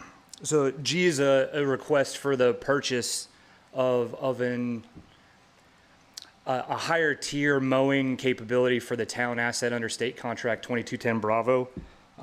This is quality equipment providing the estimate under that state contract. What this capability gives to the town ultimately, not only does it enhance our mowing capabilities, gives us an asset that has very good warranty coverage given the purchase of it, but it comes with additional attachments to include street sweeping capabilities. So we would get 2 different decks of different widths for mowing along the right-of-way. This mower does have a closed cab, so it does give you some climate control to the operator, which can go a long way given the summer months, and that's our heavy cutting season. But it's not a piece of equipment that'll just sit for that one functional area. That street clearing and sweeping capability gives us something where we can utilize it year round. In addition to if our street sweeper, our single street sweeper that we do have goes down, then this would be a backup. So I've included in this 3 different options. There's a replace by like item for the zero turn that we're disposing of. There's a midterm option, and then the model option that I included in the summary. The font's just really tiny. I apologize. I can't see it. Let's see. One moment. I apologize. The terrain cut 1585 is the primary option, the one that I'm requesting. But when and if we go the other options, we could still make that work as a department. Okay, so I'm looking at the sheet because I was confused, because you've got them at the end of this thing. Can you you've already described the different ones. As I'm looking at, I'm trying to figure this out. I'm sure you guys have it on your schedule as well. Chris, I'm looking and saying, all right, so one mower is, under the John Deere, is a 70,000. Correct. Is that the Cadillac, that one? Yes, that's the top option, And the yes, one sir. that you said is the replace in kind is the 45? No, that's the mid tier. The replacing kind would be found all the way at towards the bottom of the document. Okay, that's what I was looking for. I couldn't find it. Do all 3 models have the cab? No, the only cab option is that 1585 terrain cut. That's the target for this recommendation. The mid tier, similar cape set. You can't switch attachments, so you'll get cutting, but no street clearing operations. Open cab, and then the basic model is what we have now in our fleet, the Z920s. I couldn't find the basic. I found the 70.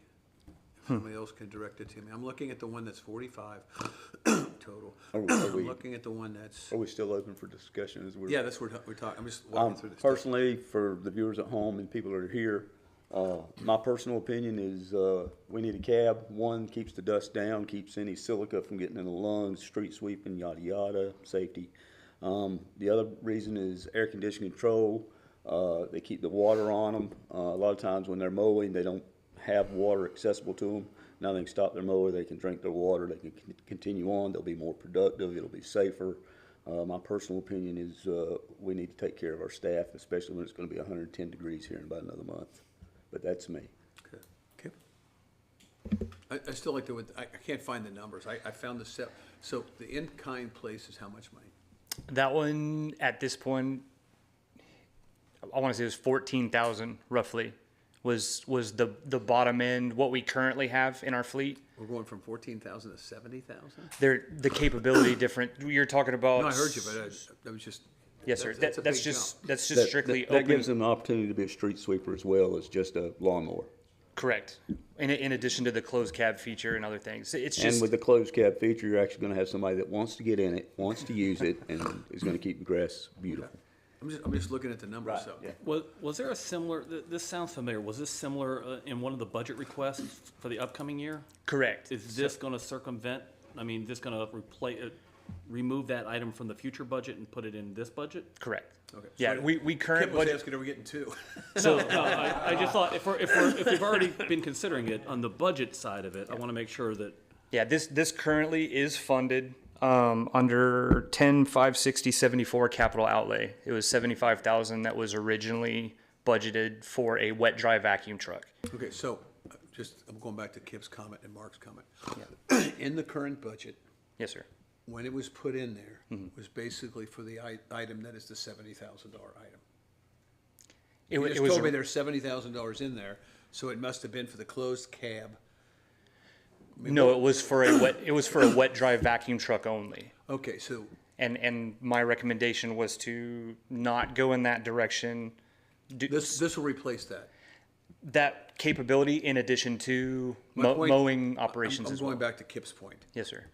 You're not going to ask us for a wet dry truck next year if you get this piece No, of equipment. sir. That was my, is that where you were asking? I'm like, because if we're gonna look at a $70,000 wet dry in 3 months, That was my question as well. So this is. you're switching the This is equipment. replacing not only the mower, it's also replacing the wet dry truck. That was in the Correct. budget. Okay. It's Now, gonna, okay, that's where I was yeah. going with. It All will right. not have, to the point, it will not have wet dry vacuum capabilities, but the street clearing capabilities that this model has We'll take care of it. will more than take care of the need. I want to say to you though, that Yes, ma'am. I appreciate very much that you came to us with 3 different options and how you laid it out on here.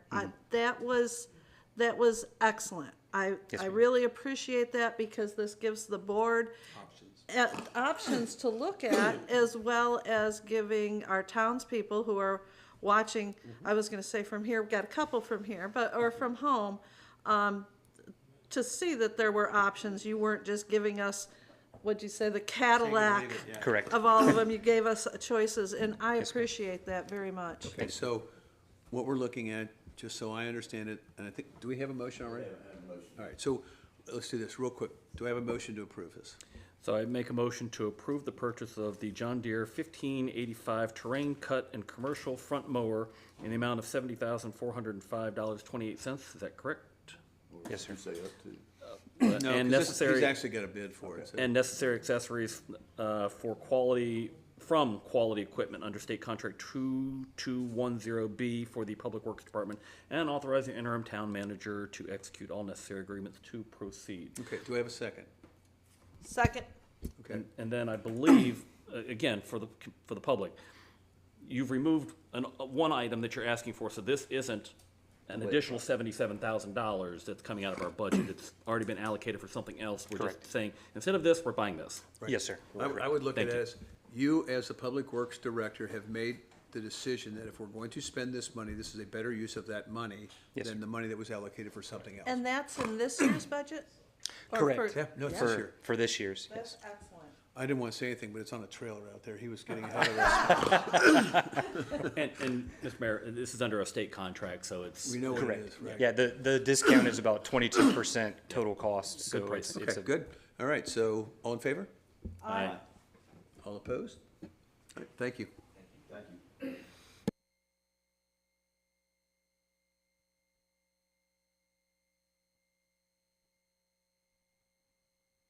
Mayor and board members, I've asked Chief Chad to provide the board with an overview of fire services as it relates to the fire apparatus, i.e. ladder truck, the standards that a ladder truck assists the North Topsail Beach to meet, and the relationship it has to the so-called community rating system envisioned under ISO and Department of Insurance, and also illustrated amortization schedule versus an all-cash purchase. Chief, the floor is yours. All right, so we're going to discuss the ladder truck going forward. So the PowerPoint is going to show budgeting, financing, just a light hit of it because Wayne and his department did a great job, and they've got a more in-depth version. Yeah, I just want to make one comment at the beginning of this. I hadn't clicked on this before, and I was going to propose, and I wanted to, I'll do this at a different meeting, about when we have large items, that before we ever approve anything, we get something like we just got in front of us, so that we have a document laying this thing out. So appreciate, you putting this thing together, because it's my view for any, and I don't know what that number is, board, for any, out of the normal large purchase, we should have this type of presentation with a plan, with all that kind of stuff in it, so that we have a document, so that everything isn't done anecdotally. And this takes the anecdotal of what you told us before and put it in a document. So thanks, Chief.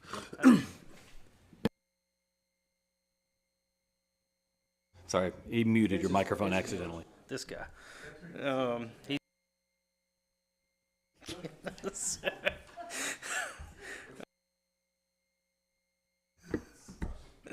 I'm about to walk away. So like I said, the budgeting and financing, I'm just going to touch on because Wayne and his team did a great job and they've got it more in depth. I'm going to talk about our current ladder truck. I'm going to talk about our regulations and standards, our ISO, and requested replacement, understandings. So the original budget ask, next slide, sorry. You don't have control of that, Mayor. was for 600,000. Was for the 600,000. And so what Wayne did was he put one together. It showed a 4% for 1.8 for 10 years, and the payment of that would be roughly $18,000. Or if we qualified again for that red leg grant for the 0%, how it would drop it down to $15,000 payments over 10 years and at 0%. But like I said, Wayne's got a lot more in depth on all that information. And that's his world. And then this just repeats the same thing, showing it broken out, the details of the 4% and the 0%, the difference in the payments and the 10-year terms versus all three. You didn't put this together, right? No, sir. This is all Wayne. I was being funny. Yeah. Wayne is different than the chief on putting together Yeah, that right there an amortization. that right there is all Wayne. So just touching on that. So this is our current ladder trucks. 27 plus years is 1999. We bought it. It was actually a demo, and what that means is the manufacturer built it for the sales dealership, and then they toured it around the state and the country, and then we got it delivered after they had gone on a worldwide tour with it. So it had mileage on it when we got it. Currently, it sits at 586 idle hours. And why are idle hours important? Because idle hours translate to mileage. So for every idle hour, it's roughly 25 to 30 miles that are added to the engine of the truck and the chassis and everything. So if you break that down with the actual mileage, we're sitting at 98,000 miles roughly. It has a 75-foot ladder built on top of it, all hydraulic. The water tank's 300 gallons. It has a 1,500 GPM pump capacity. And when we bought this demo in 1999, the town paid $350,000 for it. So you're saying you can't find another one for that same price? I think if we gave him 400,000, that should be sufficient. 10%. Chief, I'm sorry. What's the make? I just want to Google. A Sutphen. That's the name of it. Yeah, it's a Sutphen. All right. So we're going to talk about the bodies that govern the fire department: NFPA, OSHA, and the Office of State Fire Marshal. If you don't know what NFPA is, it's a global organization established in 1896 and is dedicated. Sir? Yeah, no, I'm still on this screen. Thank you.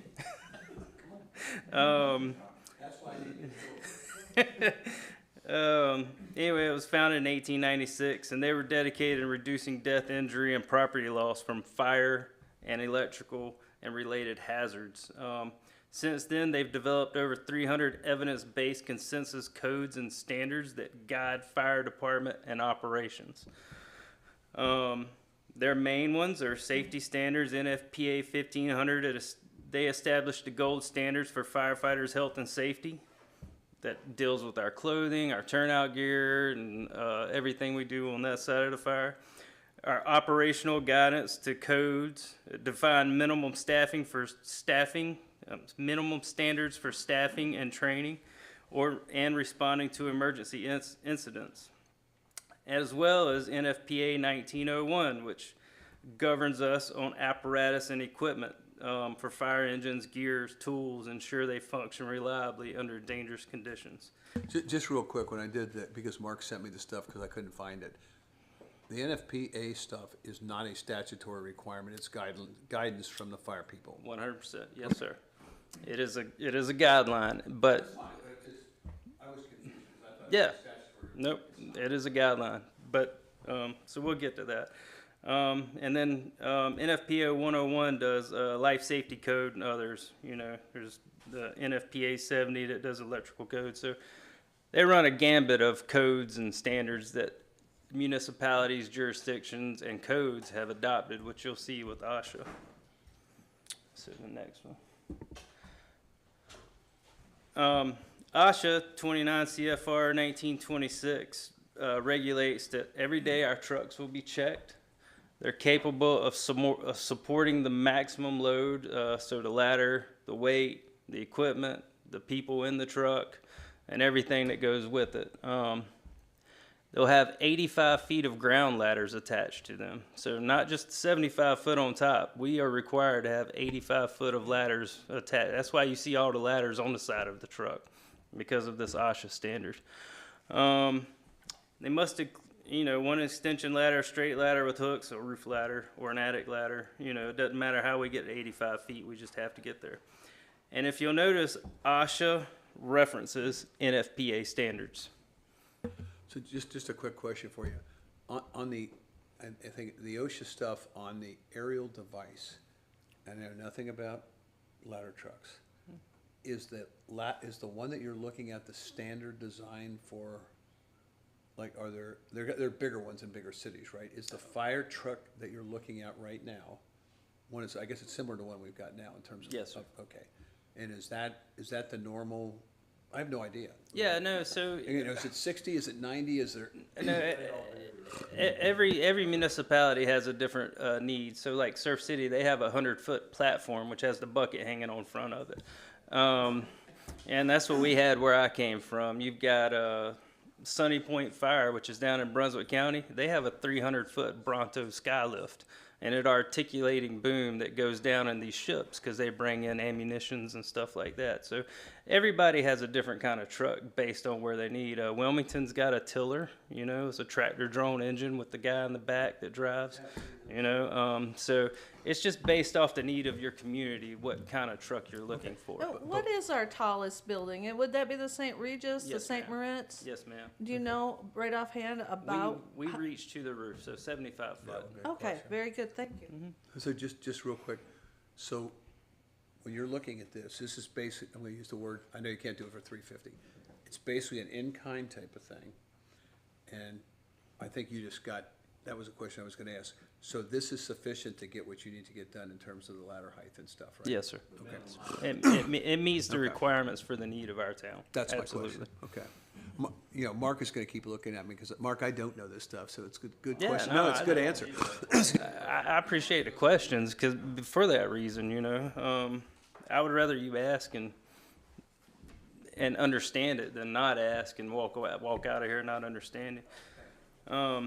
So NFPA 1901 Chapter 9 lays out the aerial devices. 85 foot of ground ladder. You just saw these in OSHA, and so that's what I was saying earlier. All the standards they've created, the other agencies that we're governed by have adopted their standards. Minimum water tank size, 300 gallon. Minimum pump capacity of 1,000 GPMs. Ours is 1,500, which is the standard for fire trucks. So though NFPA is a recommendation, everyone has adopted their recommendations. Yes. For our size community. No, for it. Right. Yeah. So it doesn't work in New York City. No. So you can go to the next slide. 1900. Yeah, there you go. So NFPA has some strict recommendations on apparatus and trucks in general. These were adopted in 2024. Prior to that, they recommended 30 years of service for an apparatus. In 2024, they changed their standards to 15 and 25. That works in really large cities, right? Because they can take a truck at 15 years, move it to a slow station, and consider it a reserve. We don't have that ability. We don't have that kind of pocketbook, so we have to run ours. We have to squeeze the juice, right? Right. So they recommend it 25 years. It's retired. And that is because technology has changed, right? The equipment on the truck has changed, the electronics have changed, everything in 25 years has had a major change. So that's why they're recommending the 25 years. You'll see that bottom when it says apparatus exceeding 20 years should pass rigorous annual test. We put our truck through that rigorous annual test every year. We bring in a third-party company, and you'll see them at the fire station with a huge tank flowing all kinds of water. Then when they get done with that, they test all the hydraulics. They pull fluid out of it, send it off to a private company for testing of the fluid. They put the ladder under stress and everything else. So we're already doing that just because we're past the 20 years. So I want to make sure that our guys are safe on the truck we're using. So then we move into ISO. What is ISO? Well, ISO is basically the state being big brother and making sure that the fire department is doing what they require to make sure your insurance rates are low. So they come in, they do a full analysis of the fire department, and give us a report card basically saying, hey, this is how they're performing. We're going to increase your insurance, or we're going to decrease your insurance. That number is rated 1 through 10. 10 is a failure. 1 is A. We are currently at 4. We barely missed it, which you'll see on the next slide. But that's essentially what ISO is. It goes in and talks about ladder company operations, staffing, training, equipment, deployment analysis that we do, the water supply, the fire flow categories between a residential, that's the minimum required fire flow in residentials versus commercials and all that stuff. So we have to meet all those ISO requirements to get a good grade for the town. Chief, if you could maybe delineate between with emphasis, the things that are somewhat under our control from a rating. I was getting ready. Yeah. Okay. That's the next slide. Yeah, that's the next slide. Yeah. So the things we control is the fire department. We're worth 50% of that grade. So, and that's based off equipment, training, apparatus, leadership. I mean, tools and equipment and all that. Our fire suppression skills, how quick we get out of the station when we get a call. All that stuff is analyzed by the state. How many? That's every year too, right? No, sir. It's once every 5 years. Oh. So, and what they'll do is they will send a letter to myself and the town manager and the county fire marshal with the date on it. So when that letter arrives, we have to go back 1 year from that date of records. We don't get to go forward. From that date, we have to go back 1 year because that's what they look at. You can't change it. No, sir. Nothing can be changed. And I know y'all heard me talk about our software and how the federal government has added things to it. That's so they can actually see if something's been changed or edited. Trust but verify is exactly right. So our apparatus equal 10 points of what we're doing in our grading skill. A new ladder truck obviously would receive full credit, where we're not getting full credit at this time due to the age and the issues with our truck. And what's the delta on that? Sir? What's the delta on that? The delta? How does it change the ratings when you put the new, how many points is that? Because you got a slide that tells us we're right against the top. Yeah, of it. 4 points. That's my question. So it would pop us over in theory. Yes, sir. Sorry, I lost my spot. But it would also help with our, and it's not just because of the truck. The truck would help with our fire flow ratings that they're calculating us on, and our response district and stuff like that. So it's not just the truck. So then the water supply is 40%. How much water is available in the hydrants versus our tankers and our trucks? You know, the last fire pumper we bought, we increased the tank size on it. That was part of the reason we went from a 500-gallon fire apparatus to a 1,600-gallon tank. So that's the logic behind doing that stuff. So some of that stuff we have control over. Like, we do all the inspections of our hydrants and maintenance and stuff like that, so we get credit. We make sure we maximize that credit.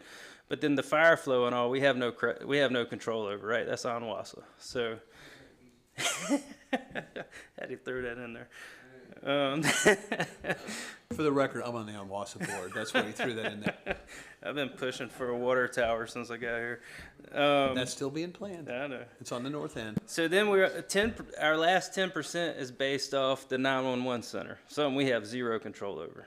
how quick they take calls, how quick they dispatch calls, all their updated equipment, if they've had updates, their communications network, the telephone lines. So there's a lot we have control over, which we try to maximize, training. I have control over my guys' training, so we maximize those training deployments. That's why y'all hear me talking about the budget, sending the guys to these classes. That's part of it. They've got to have those classes. Before you leave that, I know you're gonna hit it with the other thing we're talking about. I did not know this until I talked to you the other day when you and I were together. How are your people trained in terms of being able to go out life safe? We do it all internal. I mean, yes, sir. They were out swimming this morning. I mean, yes, sir. We put them through the. Yeah, I mean, we're getting in the water. We're the ones coming. So you go to the next slide, Ricky. So this is North Topsail Beach's ISO and where we fell in the ISO class. We fell at a 4, which is good because anything below 4, 3, 2, and 1, that affects commercial. So we have maxed out the residential with our current situation of everything we're doing. And if you notice, we barely missed a 3.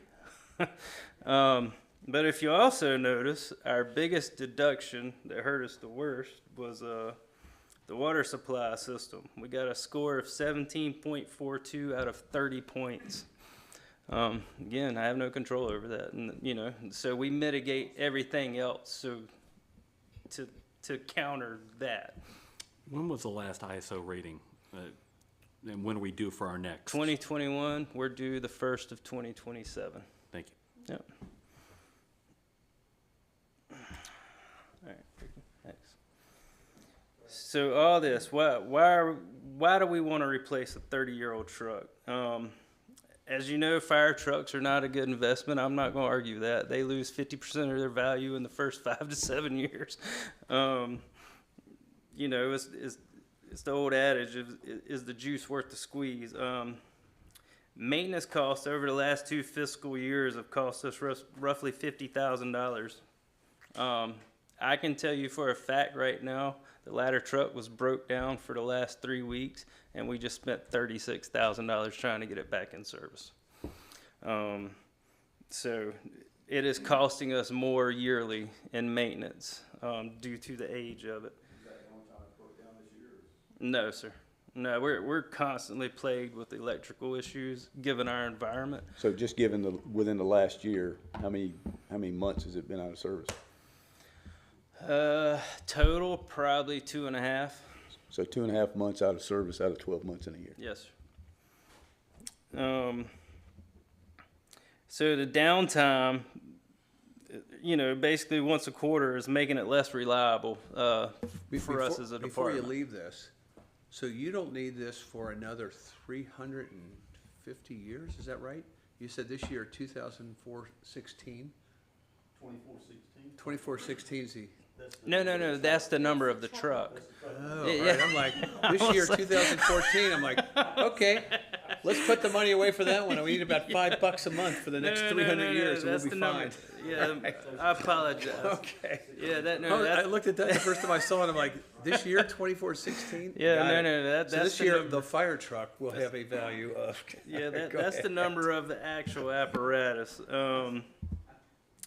So the equipment failure, it's not an acceptable risk, right? Because not only is it putting the guys' lives in jeopardy, it's also putting the residents' lives. Because we don't know if it's going to go in pump gear from time to time because of the electrical issues. I mean, so but we're doing the best we can in maintaining. It's got antiquated equipment and technology. Everything has evolved to create safer operating apparatus. So the new apparatus are designed so they cannot hurt themselves, if that makes sense. Everything's computer controlled, so the ladder can't come down and crush the body of the truck, can't crush the cab, can't hurt someone. It won't go below a certain point, so unless it's set up properly. So those are safety operations that our current truck does not have. And so how can a new apparatus, thank you, Ricky, assist the town? greater reliability, operational improvements, faster deployment. You know, when we hit the starter now, it's an old engine. She turns over for a few minutes. Improved reach and access, and what I mean by that, 75 foot is 75 foot, right? And that's from the bed of the truck. But they're so much lighter now that these new 75 foot apparatus are coming on single axles, where ours is a double tandem axle. So we got an extra cost in tires and everything else, because when we turn, we're dragging wheels. So the reach and access, the enhanced safety of the equipment for the firefighters, better water flow capabilities because the pumps now are better engineered than they were back in 1999. So they're actually doing more volume with less RPMs. So it'll help with the impact on the ISO rating for DOI. We'll get the equipment credit. We'll lose that age and condition. It's just the equipment for new equipment. We have new and updated equipment in the ISO rating. So that's, yes, sir. Yes, sir. Yeah, oh, no. Chief, hey, Chief, question. I mean, Yeah. If we were to start to order today, and I'm just posing a hypothetical, if the ISO next rating is in 2027, would we be able to meet that deadline? Would it benefit us? No, 3 to 5 years. Right. And ironically, I didn't even know this. A friend of mine sent me, apparently a bunch of news medias ran with a story a week ago saying that there's shortage on fire trucks, and that's 3 to 5 years out because the manufacturers cannot keep up with the demands of what the needs of the fire service are. So yeah, 3 to 5 years. They don't take into consideration that it's in the process. Yeah, they will. They do look at that, but we're not going to get points for it because we don't have it. Gotcha. You know. Thank you. I think that's the issue, Kip, with that look back. They don't want you going up and saying, uh-oh, I better go fix this stuff because now I can go forward and show you this stuff. They're saying, eh.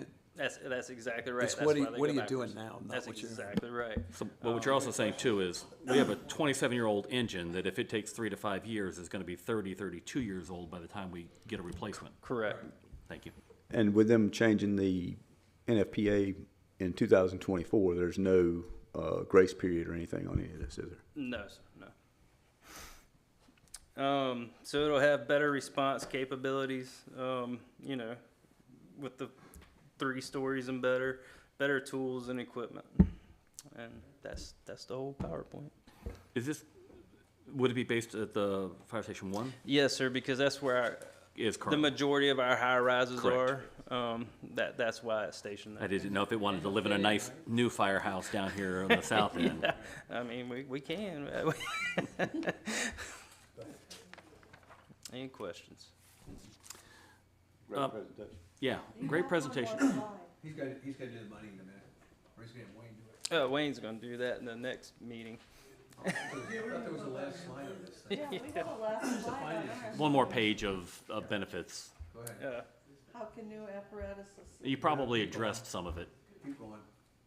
I thought there was I printed mine out. That's right. I thought I had a slide at the end that talked about the money. Oh, wait. I think that's in the online, the agenda packet that the clerk sent us has it. Well, thank you. I know we really appreciate it whenever you can educate us on all of this stuff. It helps us to make up informed decision, not only just for the fire department, but also for the residents of the town, for the taxpayers. As well as letting us know sooner than last minute, so that's huge. And I think the other thing I mentioned at the beginning is, what I like is, this is, and I'm assuming we go through some of the other steps, we talk about some other stuff. You'll be giving us updates on, here's what we're doing, here's what we're going through. You know, to Kip's point about having it available, you don't know. So You know, if one slips off the line or something like that, the question is, you know, where do we do and those type of things, which we'll talk about, we get to the stuff with Wayne about financing and putting money aside and things like that. Well, and Because we don't want to miss an opportunity if something comes up a little bit earlier either. And Trey spoke on it a little bit, like, so we've got to design a spec, right, of what the town's needs are. And then that's got to go out for bid because this is such a costly Oh, yeah. truck. So, I mean, yes, there is time that's going to, you have to evolve to make this happen. And just one real quick for you. You got basically no resid value on this thing when you Yes. get rid of it. You gonna keep it? Um, Is there any, I mean, I'm not telling you to spend $50,000 here to maintain it, but if it's only worth $50,000 and you can maintain it for $5,000 or $10,000, So and something that- happens, you still got a backup.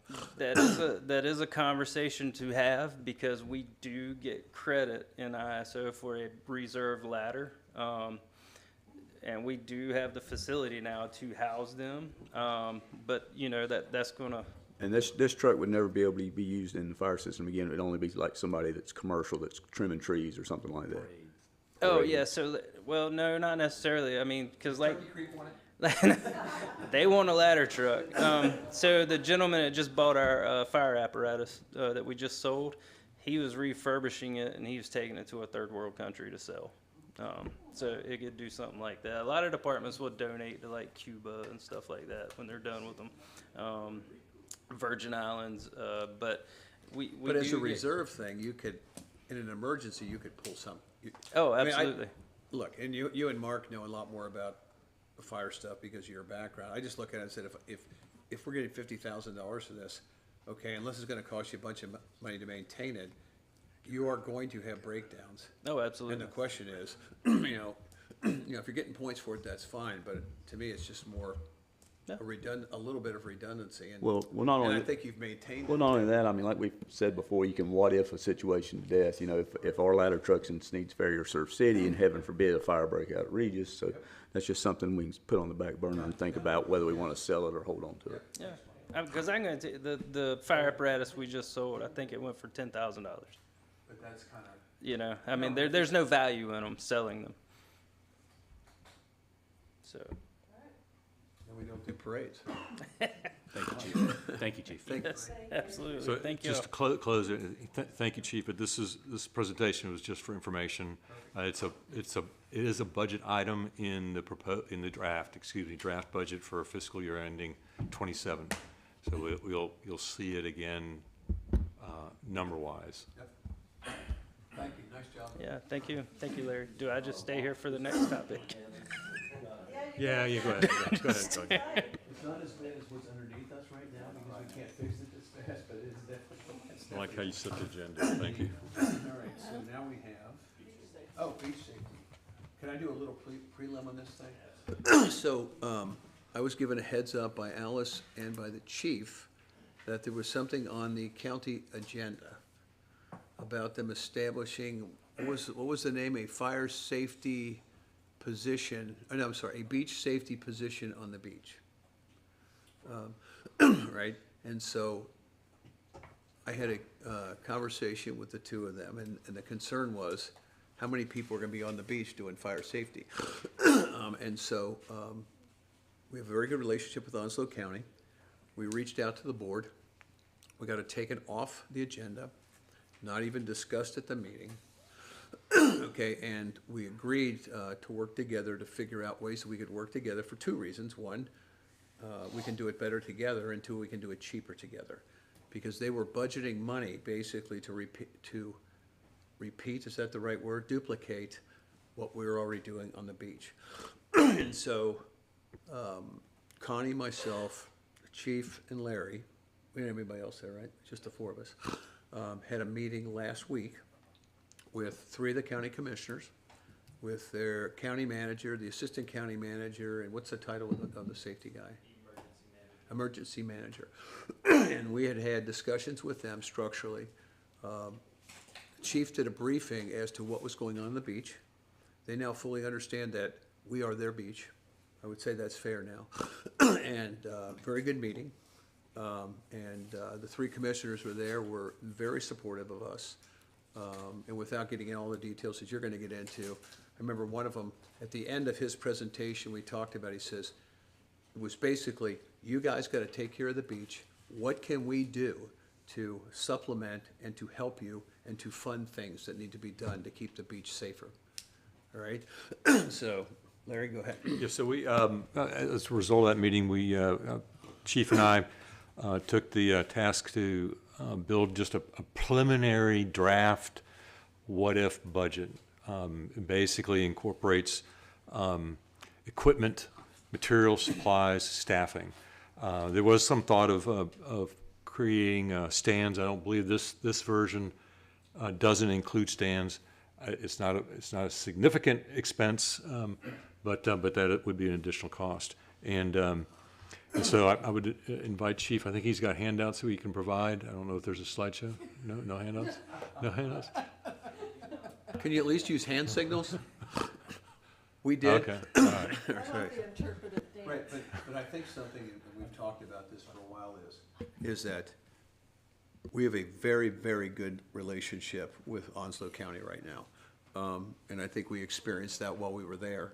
We were actually there for the swearing in of the clerk too, which was good. But the support that we got, and Chief, you were there, the support we got from those three commissioners was significant in terms of their commitment to us and their understanding of this town. And yeah, I think the biggest part to them was the educational piece, because they had no clue what we were doing on the beach to begin with. So I think once they got the educational understanding of we're already providing the service, that they didn't need to duplicate it. And by the way, I did take that little note off the slide. I had a slide that said, we need to educate the county people. Oh. Okay, and I printed it out and then realized that probably was not a good slide to have presented to them, so we changed that one, and you did. No, and I think that you'd had that discussion before, Chief, with them, and also I spent a lot of time especially with Tim, with the chairman on that, and it was, they are very supportive of us right now, and we didn't get in the weeds, but so the preliminary budget. You might want to back. We decided not. We had a strategy discussion before. We wanted to make sure they understood, per your discussion, as to what we do. Right. All right. Why we do it. Things that we talked about how you guys get your people being trained and all that kind of stuff. They had no idea about. Yeah, correct. But I appreciate them taking the time to listen and understand what we are doing, so they didn't duplicate it. So, as y'all know, we provide the beach rescue for our beach, right? Our guys are trained, they get in the water, PD assist, they beat us there sometimes and they're halfway in the water, or vice versa. We are the first responders for our beach. So what we did is we put together a preliminary budget. I thought he was pulling it up. Anyway, it basically had one full-time position, which would be a captain rank, who oversaw the implementation of all the policies, the procedures, ordering the equipment, the stands, training, and everything that would go forth with providing an ocean rescue service to the beach. Thank you, Ricky. So this is just a preliminary quick look we threw together. Before you get to the numbers, though, would you, and again, I had to be educated on the stuff that you were doing too, and how you respond to things about whether, sea-doos and all that kind of rescue stuff, and the training and stuff. So when you're talking about this person, you might want to explain, and I think you are, what that person would do, why they would be part of. The structure of what we're talking about is we would have the control of rescue and things on the beach, and that the control would not be ceded to the county in any manner at all. Is that right. fair? 100%. That's the structure we wanted. That's the structure we wanted, because even if the county is providing the ocean rescue portion of the beach, we're still having to respond for the medical side. So it makes no sense for them to do it and then us to still have to respond. It's either all or nothing. So this position would be not only training of the ocean rescue staff, it would also be training the fire guys as well, keeping their proficiencies in water, jet skis, the boats, and all that stuff. So it's not just like they're going to come in, they're waiting for people to show up for June through October. They have duties year-round, maintenance on vehicles, the UTVs, the four-wheelers, all that stuff in all season. They have to keep their certifications up. And it's not just we're just going to start an ocean rescue program. If we're going to start it, we're going to be USLA certified. We're going to train and go to a certification level that, one, is protection of our department, the town, because we are training to a standard, which is what we're using at the fire department for our guys. So I think that's very important. We're not just throwing people on the beach. They are being trained to a standard and a level that is a nationwide standard. So that's what the full-time position would do. From there, we've spitballed all kinds of numbers. We're looking at how to break up the beach, right? As the town, do we concentrate on the heavy areas, the parking lots? Hang on. Describe to them the structure that we're talking about, the vehicles and things like that. Yes. Because that was a new thing. So if you can walk through that. So that's what, yeah. So as a town, we're looking at this holistically. Do we just concentrate on the heavy areas where the parking lots are? Well, no, because we still have a ton of beach, right? So what we were looking at was more of a mobile program, something like Surf City kind of does, just more robust. We were looking at 4 UTVs to break the beach up with two ocean rescue personnel per vehicle. And then we were also looking at 4 four-wheelers for the drive on beach. And the reason for the four-wheelers is because that area gets so saturated with four-wheel drive vehicles, the four-wheelers can get between the trucks and actually get to the water where they need to be, where the UTVs will not be able to have that maneuverability. So then we talked about stands. Stands are very important. I know nobody likes to see a lifeguard stand on their beautiful beach, but the lifeguard stand is important because, one, our beach is flat. So if they're sitting at the same level as all the umbrellas and the people on the beach, they cannot see the water. So the stands elevate them to where they can see the water and actually be proactive instead of reactive, which is what we currently are. We're a reactive beach. We wait for the 911 call to come in. This program would be proactive. They would be out there educating people on rip currents. They would be educating people on holes in the beach that their kids are digging with their 12-foot shovels. Hang on, before you leave that though, an important thing, you just said we're reactive and not proactive. That's not technically true. Because what do you do during high times and where do you put your people knowing where the hot spots are? Yeah, but so Memorial Day, July 4th, and Labor Day, I have extra staff that comes in. They patrol the north end. You'll see them ride up and down the beach, depending on the tide and the pickup truck. We staged the jet skis, one at the north end, and now we have another one we'll stage down here at the south end as well. We used to put the boat in the water. Miss Dixon used to let us park it at her house, but since she left, we kind of lost it. But we staged the boat as well. Like we're proactive, but I've got 2 people in a pickup truck and I got 12 miles of beach. So, and inevitably, as Kip, as you know, being in law enforcement, when you get to the north end, the call's gonna be at the south end. So, you have set up to be as proactive as you can with the resources you have. Absolutely, yeah. And just for clarity, I know you guys were talking about county and us and county for a while. Are these salaries and everything coming out of the North Topsail Beach budget? We're gonna talk about that in a minute, unless you want me to hit it now. That's one of my issues with the whole thing. The county says, how can we help? And they want to help us. And then all of a sudden, we have over $700,000 that their help is going to cost our taxpayers.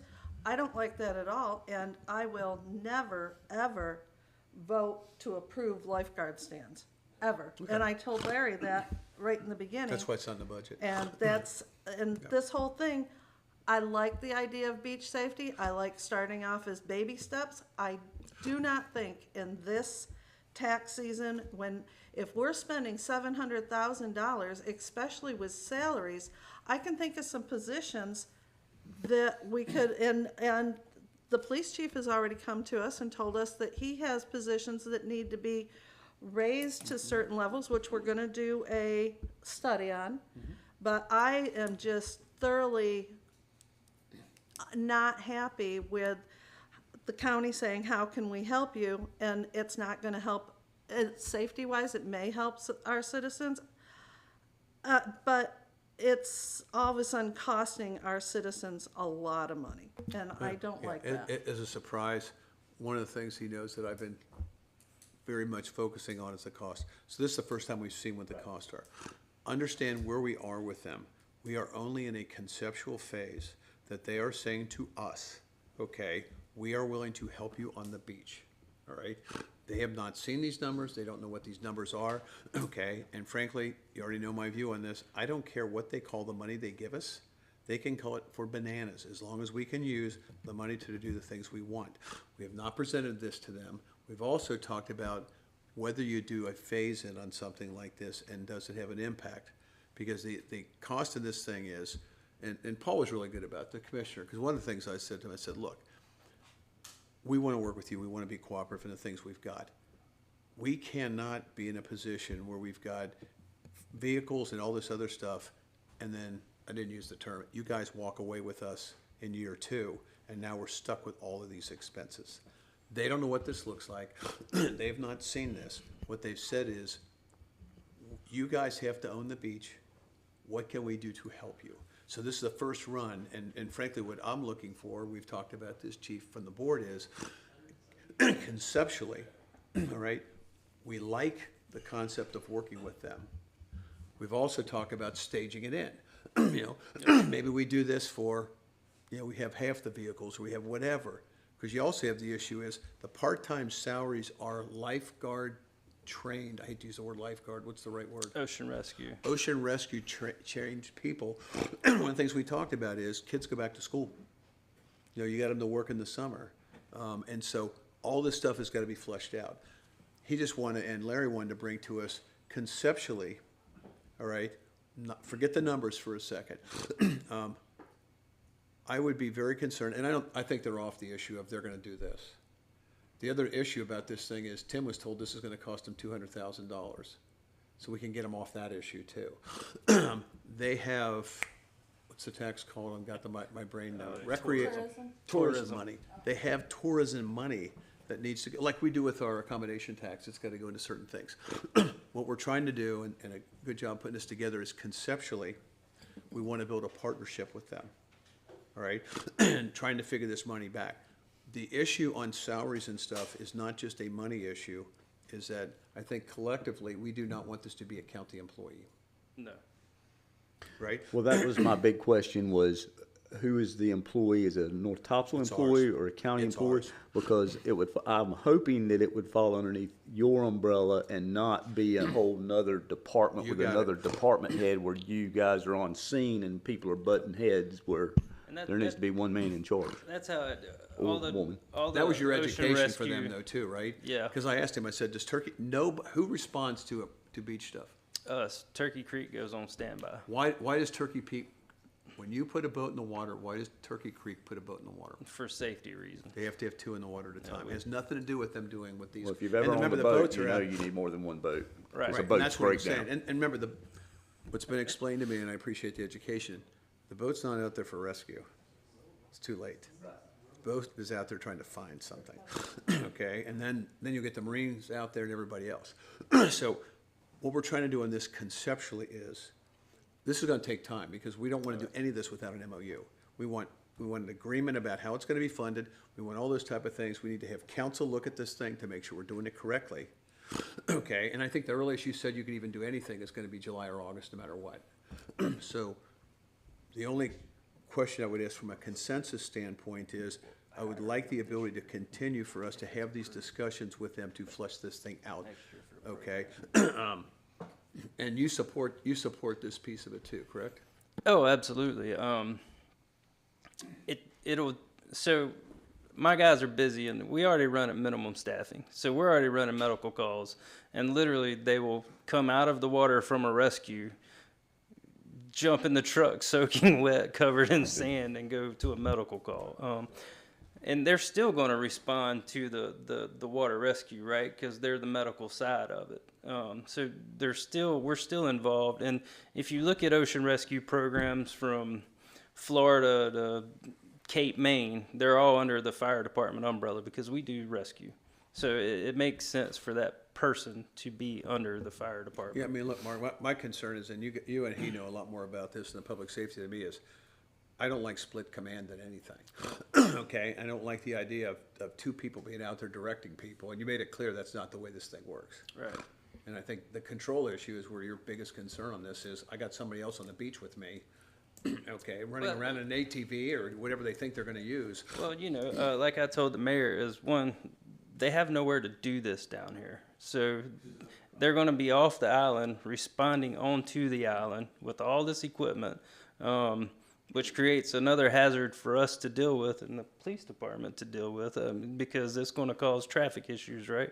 And depending on where they're going. So if we can... If they can even get here. Right, if they can even get here. So, which means we're going to go anyway. So... And look, from a money standpoint, to Connie's point, this is the first time I've seen it, anybody's seen this. There will be nothing in this year's budget for this, because we don't know what this deal is with them. Right. And we're not gonna get this thing done in the next month or two. I mean, it's gonna take time. It takes forever to get MOUs through them anyway, right? But the other thing that we explored. So he is awake. I'm sorry, what did you call his work again, Mark? Okay, but the other thing that we did kind of as an oh, by the way, which we had talked about beforehand, is they have a grant person that they've hired. All right, what grants are out there that they said they'd be willing to consider having their grant person work with us to look for money, since we do not have a full-time grant person, and I think it took them, Alice, a year and a half or 2 years to find that grant person. They're just not out there. I mean, I think this is a great idea. I'm just looking Structurally. Structurally, because it does matter to the county. I can't tell you how many times I go inland and people say, "Oh, you got a place at the beach?" "Yeah, down in North Topsail." "I'm not going there because it's dangerous. There's rip currents. Somebody, two or three deaths a year." So this is great to try and eliminate that bad publicity, to get more people to come out to our beach. But we do have to educate them, and like we've done before, as far as signs in English and in Spanish or whatever it takes to warn people to stay out of the inlet. No, and those are good. I mean, look, and I want to hear what Kip has to say and Connie on this. The idea behind this is we are at the very infancy stage of this type of thing. These do not come together in a But short like period. having an Larry was infant, warning you it's about a this. it's a This takes commitment. time to Like flush having it an out. infant, though, it is a commitment. It is not, like you said, a 2-year deal and say, "Oh, it's not working the way Can't we be. wanted to. We can't afford it. See you guys later." Well, we don't want, and this I asked, the other thing I asked him is, so this guy, this person going to do? He said they'll do all the scheduling, everything else, and they're gonna have to take care of the equipment too. So, Kip, what do you think? What's your vision as far as year-round coverage? Are we thinking, obviously, peak season? And then in the off-peak season, usually that's the prime training time for police department. I assume the same for the fire department as well. Is your vision, busy, recovery in the off-season? Well, what's your vision? So, you mean for that person or the whole program? The whole program. Right, Okay, you might wanna so- tell him this. He was talking about seasonal, because you can't even get the lifeguards here. You're Yeah, not gonna no, get those no. people here 12 months of the year. I know we're not talking about lifeguards. I'm just curious as what your vision wanna is use- as far as year-round, just so we understand that this isn't just we're gonna do it for 6 months, 4 or 5 months, we're gonna shelf it, not do anything with it, and then pick it back up, Yeah, one month, no. a week So, before. That's a good question, yeah. Yes, obviously the seasonal staff is Memorial Day through Labor Day, correct? The full-time position is year-round training. They've got USLA meetings they have to go to all up and down the coast. They've got the training they have to keep up with through USLA. They've got to be CPR certified so they can teach the staff. And then in the off-season, they're breaking down equipment, cleaning it, maintaining it. Also, they're going to have to do fire classes as well, because they can't just specialize in USLA. They've got to be multifaceted. Fortunately, before I retired, this was my job. So my last 5 years before I retired, I was the rescue captain for Carolina Beach. And so I scheduled all the training for the fire guys, all the medical training, plus did all this. So, I mean, we had 42 full-time seasonal and 40 part-time seasonal. So there was 82 plus another 22 for the fire department, plus the volunteers. there's plenty for that person to do. Well, not only that, but with off-season and paid parking year-round, everybody's going to look for the free parking in the off-season. Those areas, and surfers as well, are still Yeah, going to be at the beach. You know, and Larry and I had that conversation, you know, because there's 2 weeks of training they have to go to. There's 48 hours they have to meet USLA guidelines.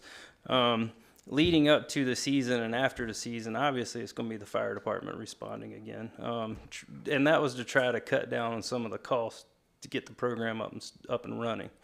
So, Two more. Go ahead. No, go ahead. Two more points. Since we were talking about ISO ratings, how does this help our ISO rating? this does nothing for ISO. Then lastly, valid question. the police department implementation. As we move into the peak season, you know, as well as beach ambassadors, there are beach patrols with the Roxor. How have you envisioned, or how did you do it in Carolina Beach as far as implementing a more robust network of public safety, whether law enforcement and the fire department? So how do you vision that? From that standpoint, we didn't have beach ambassadors down there. It was we had beach patrol from the police department, and then we had the ocean rescue program for the town, and they were the ambassadors. The PD was stopping and getting out with people that were breaking code violations, or the ocean rescue would stop and try to educate them. If they would get unruly, they would just call a police officer, because we all had the same radios. So that's how that all worked out. And I mean, because, listen, I've taken the Roxor on the beach, and when it gets crowded, you're heading up here to the county beach access, you can't get through there. No. Now with an ATV, it's gonna be a whole lot easier to get people to move out of your way and to maneuver that safely. I can tell you, driving the Roxor through the crowds was That's was actually what, dicey. you know, 100% your And high point. tide. That was the point that he made. He was like, you can't take these things. I mean, if you don't have an ATV, you can't move through those things. Yeah. And this guy's got to go to turtle school too, right, Connie? That's right, absolutely. Well, that's another thing about putting extra stuff on the beach.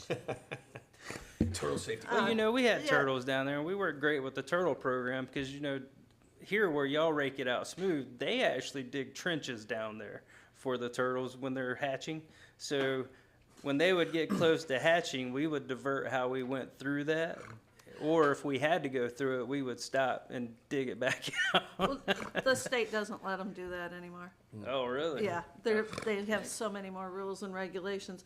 Although it may appear that I am opposed to this, I'm not opposed. Anytime we can work with the county especially, but I do think if it is implemented, it should be baby steps, very small baby steps.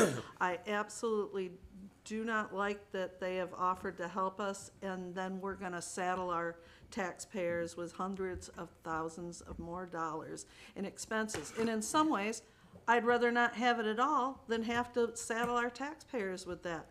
However, working with the county. Open mind. Yeah, I wanna stay open-minded about it. And I love that the county wants to partner with us anytime that happens. It's beneficial for us, it's beneficial for them, beneficial for the residents and visitors. But baby steps is, because it's always easier to go up and add more than it is to, somebody said it, implement a whole lot and then say, no, we can't do it, or the next board says, what are we doing with this? We're gonna scale everything back. I would rather start little, have a couple more ATVs down at the very north end, either for the police or for the fire, and have a little bit of patrols. I don't know, it's an awful lot. I have an open mind about it, but I'm a little resistant as well, as you probably noticed. No, but I think, no, it's a good point, because the other thing too is, since we have never presented numbers to them, all right, if they see this level of numbers, the message is gonna be, we don't have the money for this. Is there a different structure you want? Or those type of things. Now, what you did miss is, what was the one bone of contention we had that they refused to do, that I asked them to do? Get rid of paid parking. Do you remember that reaction? Yeah, he did ask them to get rid Or of the free parking? The free parking. That was another. That didn't that go was over kind of well. I was kidding him at the end of this thing, and they're like, "That is never going to happen, man." Did not go over well. Thank you. Any other questions? I mean, just from a consensus standpoint, nothing's done with this. Nothing's baked with this. I think it's good feedback to get. Everybody chokes on the numbers right now, right? Because that's the first time we've seen them. But they haven't seen any of this yet, so. Well, it will be an education process too, because everybody that comes to the beach that's never been to the beach, never seen a dune and everything else, they see a huge lifeguard chair, and they say, well, I can't go in the water because there's not a lifeguard. So there's gonna have to be a ton of educational information that's put out. And Mr. Bowtie has got to give us advice, because we were told not to use what word? Lifeguard. That's why I said ocean Right. rescue. I mean, that's the one thing they said, you cannot, you will not, you will not use that why I word, because repeatedly people said get a ocean false sense rescue. of security. And do our residents want this? I mean, really, our responsibility is to the residents. Do the residents want something like this? And I think, as we've always said, our town is the beach. Beach is in the name, and for us to provide a safe environment, we don't want to lose any kids, anybody on the inlet. Tragically, you know, we keep our fingers crossed, we hold our breath every year that we don't have to face those tragedies, and anything we can do to help show our commitment to our beaches and our visitors and our homeowners and our taxpayers, absolutely, I agree. But I do like your presentation. I thank you very much, Chief. Well, and back just real quick to Connie's comment, you stage your stuff now. And so the first step may be staging these things in the areas that we think that they're necessary, right? And so it could be exactly what you're doing now, but on a different scale. Well, and it's like you and I discussed, and Larry on the way up there, our program identifies hot spots. And we have hot spots identified on the beach that we know we're going to respond to because of rip currents and time of day and everything else. So there are ways to roll it out softer, but yeah. Thank you, man. Yeah. Thanks, John, Chief. thanks, Larry. Appreciate it.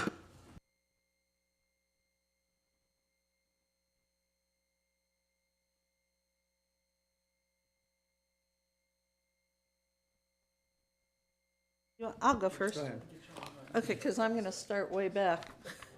On April 21st, as part of the Topsail Island Shoreline Protection Commission, I traveled to Washington, D.C. to meet with congressmen and officials to discuss the different issues regarding North Topsail Beach and Topsail Island as a whole. We were with our lobbying firm, the Ferguson Group, and TISPC met with congressmen and legislative members, including those from Senator Ted Budd's office, Representative David Rouser, and Representative Greg Murphy, as well as different agencies such as the Army Corps of Engineers, U.S. Fish and Wildlife, and the Office of Management and Budget. The issues we discussed, some of them were island-wide cooperation in disaster recovery in FEMA, maintaining funding for the New River Inlet and New Topsail Inlet, as well as navigational dredging, amending the boundaries for the coastal barrier resources system in North Topsail Beach. Of course, that's the big one. Overall, the meetings were quite productive, as it appeared to me that the people we spoke to were interested in our issues, as evidenced by all the questions they asked and the back and forth dialogue that we had. I was unable to actually make the meeting with U.S. Fish and Wildlife to discuss COBRA, but North Topsail was represented at that one by TISPC Chairman Will Snyder and Ann Duran of the Ferguson Group. I was briefed afterwards. When they met with the leadership, they raised the leadership raised technical questions, and they did as well about the assessment, and our lobbyists are now currently having constructive dialogue with them with follow-up meetings to come. I was actually in contact with Ann this morning, and the mayor and I will likely be having a meeting with her in DC, with them all in the DC in the future. It was Real quick, on the Ann thing, did she tell us that we have now, provided, because they didn't have all the information? Is that Right, right? You were right. there, I wasn't at the meeting. But Yes, so they had, back earlier this year, they had, actually at the end of last year, they provided us with a proposal that we 100% agreed with. And even if it wasn't 100%, we were willing to Take the pull, win. pull that trigger and take that win. And then in February, their staff came back out and basically gave us the same the same stuff that they always had, just a different date on it. So the new head of Fish and Wildlife, he was the one that we needed to have the meeting with, who was needed to direct his staff and to relook it over again. They did not have all our information about the infrastructure that was already in place. We already had water lines in place. We already had electrical. Roads were already there. Also, I quickly emailed Lexi and Larry and said, hey, I need some information. How much of our town is actually in conservation zones? And I was not in office. oh, you weren't, but Brady got right back to me, and he gave me a whole bunch of information that I provided to the senators, and I said, if you're concerned about keeping the town, or the concern used to be to keep the town in more of a conservation area so that it would not be developed. And I said, but 57% of our town is actually zoned Con D. It will not be developed. We are, not just as a board, but our residents also are so involved with the environment. I happen to mention that I was with the Turtle Group, and said, so we are not. How many nests? I'll get to that in my report. It's not a competition. So, but anyways, they seemed very impressed that the town wasn't just trying to bulldoze through everything, that we are very, very environmentally minded. Before you leave that too, the other thing that we didn't understand when this started is the original stuff that we were pushing for was actually going to take like wetlands and stuff out of the Cobra zone, not just the stuff that was built along the town, that we had infrastructure. So we were asking for this much when we only needed this much. Yeah, we only want areas that are already developed. We don't want to take anything out of Con D. No. We're happy with our conservation zones. So, so there's ongoing talks. As we speak, there's still ongoing talks. And I had a real good feeling about it around January. That kind of went downhill a little bit. Now I'm starting to feel real good and positive about it again. And just to point out, our Larry and my reaction, your reaction to that second letter was not a very pleasant situation to be in when we were talking to our people up there in terms of who dropped the ball on this thing. Why did this happen? And how did Ann say that the new guy described his staff as, go ahead, you can say it. Basically old hippies that have been in the position forever. So that, I really do feel positively about that. We'll find out from Ann. Yeah, and our representative lobbyists with the Ferguson group, they're pretty amazing in the knowledge that they have about our town, about our situation, about the history of our town. Ann Duran is the one that is really in with us, but there were several lawyers. We have Congressman Mike McIntyre. Former congressman. Took us all around, spoke to everybody. It was really, it was really good. And oddly enough, you would come across people up there, staff members and stuff, that have either vacationed or have had relatives that had homes on the which leads me into, in this part, I'll let you mostly take over. Yesterday, at the state level, the mayor, Chris Gibson, and I went to Raleigh as part of the Topsail Island Shoreline Protection Commission, and we talked to Representative Carson Smith, Senator Michael Lee, Senator Brent Jackson, and Senator Lazaro. And up there, we met several people, including senators. They had houses senators that would come up to us and say, hey, I have a house on North Topsail. They also had them Hampton Colony. One of the senators had a house in Hampton Colony, which is the Phase 4 beach that got done. He was very happy with that. Yeah, so that was really crazy. We had different issues we spoke to with them, a possible moratorium on shellfish leases, shallow draft inlet funding, use of sand from the spoil island for our beach project, advocating for reoccurring and increasing funding for coastal storm damage and mitigation fund. All these discussions were generally positive, and it Except for was the one shellfish guy. yeah. It was, some of them were actually knew our issues, had really, but others needed to be educated on them.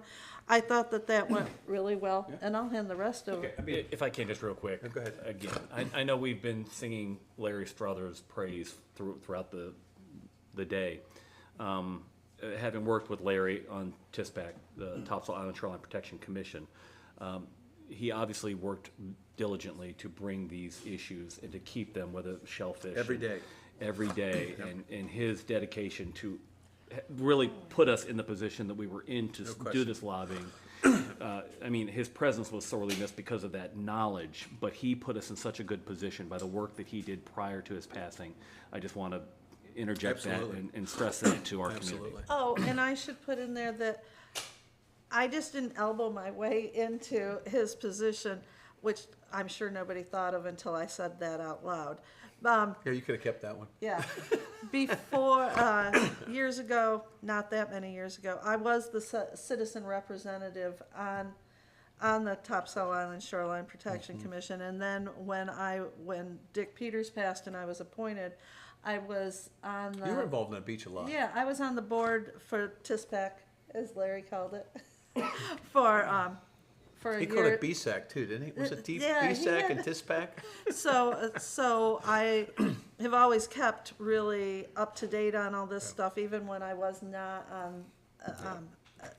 involved as a board member. And I will point out right now, someone does need to be nominated to be take Larry's place. Or his position. When we talked about it, so let's wait till Laura comes back. Yeah, we'll wait till She's Laura gonna comes go ahead and back. go to the meeting with you guys next time. Yeah. Just to figure it out, because So- she's got a lot of beach knowledge. Because we can have two board members and we can have a third Right. person. We haven't had a citizen representative in a while, but we probably should. But I think the other thing too is we need to think about this, and Kip, you and I talked about when you interview people, is half the job is showing up. Okay, and if we got people that sign up for stuff and they're not gonna show up, we were talking about Terry before. Terry doesn't miss meetings, right? And I think one of the things on a lot of this stuff is, this is not a negative, when Steve Smith was running TISPC, it was very driven for their town.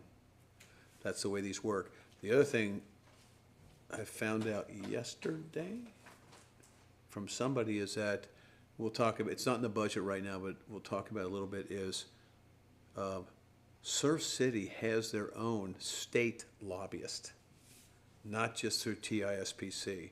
And I know as a board, we've had this discussion a lot about, I mean, we have to decide how important these issues are to us because, and I'll take the Cobra issue is millions of dollars to our citizens, right? Okay, and some of these other issues are. The other thing that we were very careful about yesterday, and we had a pre-call on a lot of this stuff, is we were asking the TISPC people to stay on issues that are important to all three and not be looking out for other stuff. It's we want our own pie kind of stuff. Because we've already talked to, and I talked to Mike Lazar as we were leaving again, trying to set something up to get him to get legislation that says North Topsail Beach.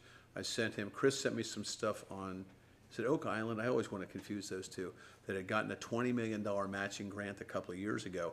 I sent him that. We sent him a bunch of information to it. Now, I put it in, Mike, this is to educate your staff, of course, okay. We sent him a bunch of information on that. We're gonna try to do a follow-up call with him. He was very positive. So, yes, we did bring up things like filling the shallow draft fund, but for example, Surf City was making a big deal out of the Army Corps project for them and doing those type of things. You got 20 minutes with these people. You can't fire hose them.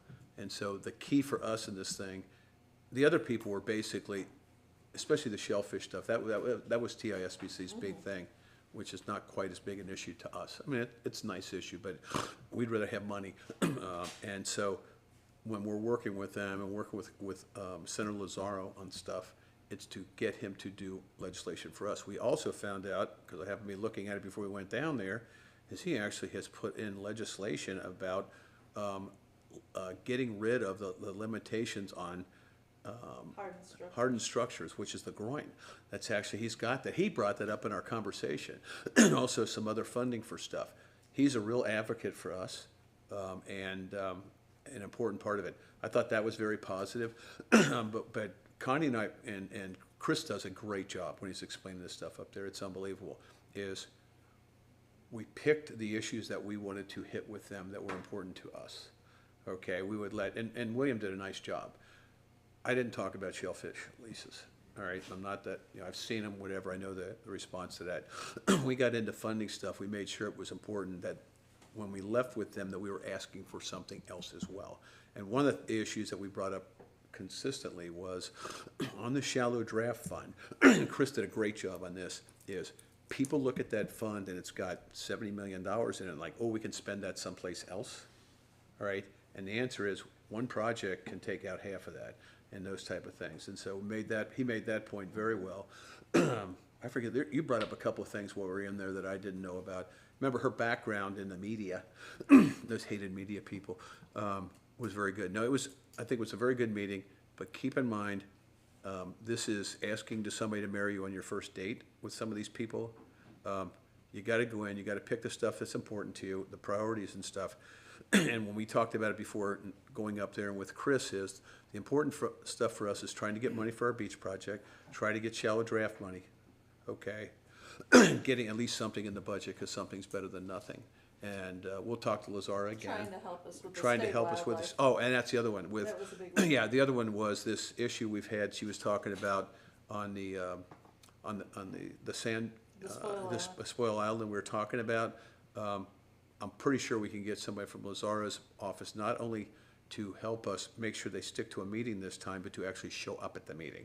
And having a senator's aide there at a meeting with staff, I think is gonna help us, because the other thing that Chris pointed out to me, which I did not know, that he told us is, right now, the equipment that we would use for this project is being underutilized. It's one of the best times this winter to go get that stuff. It's going to be a lot cheaper even than what we think the forecast could be if we can get this done quickly. So that'll be something out that Doug's gonna be modeling for us as well. So that was, Chris has got so much knowledge about what's going on in this industry that it's, when you can get 3 hours with him, it's very educational.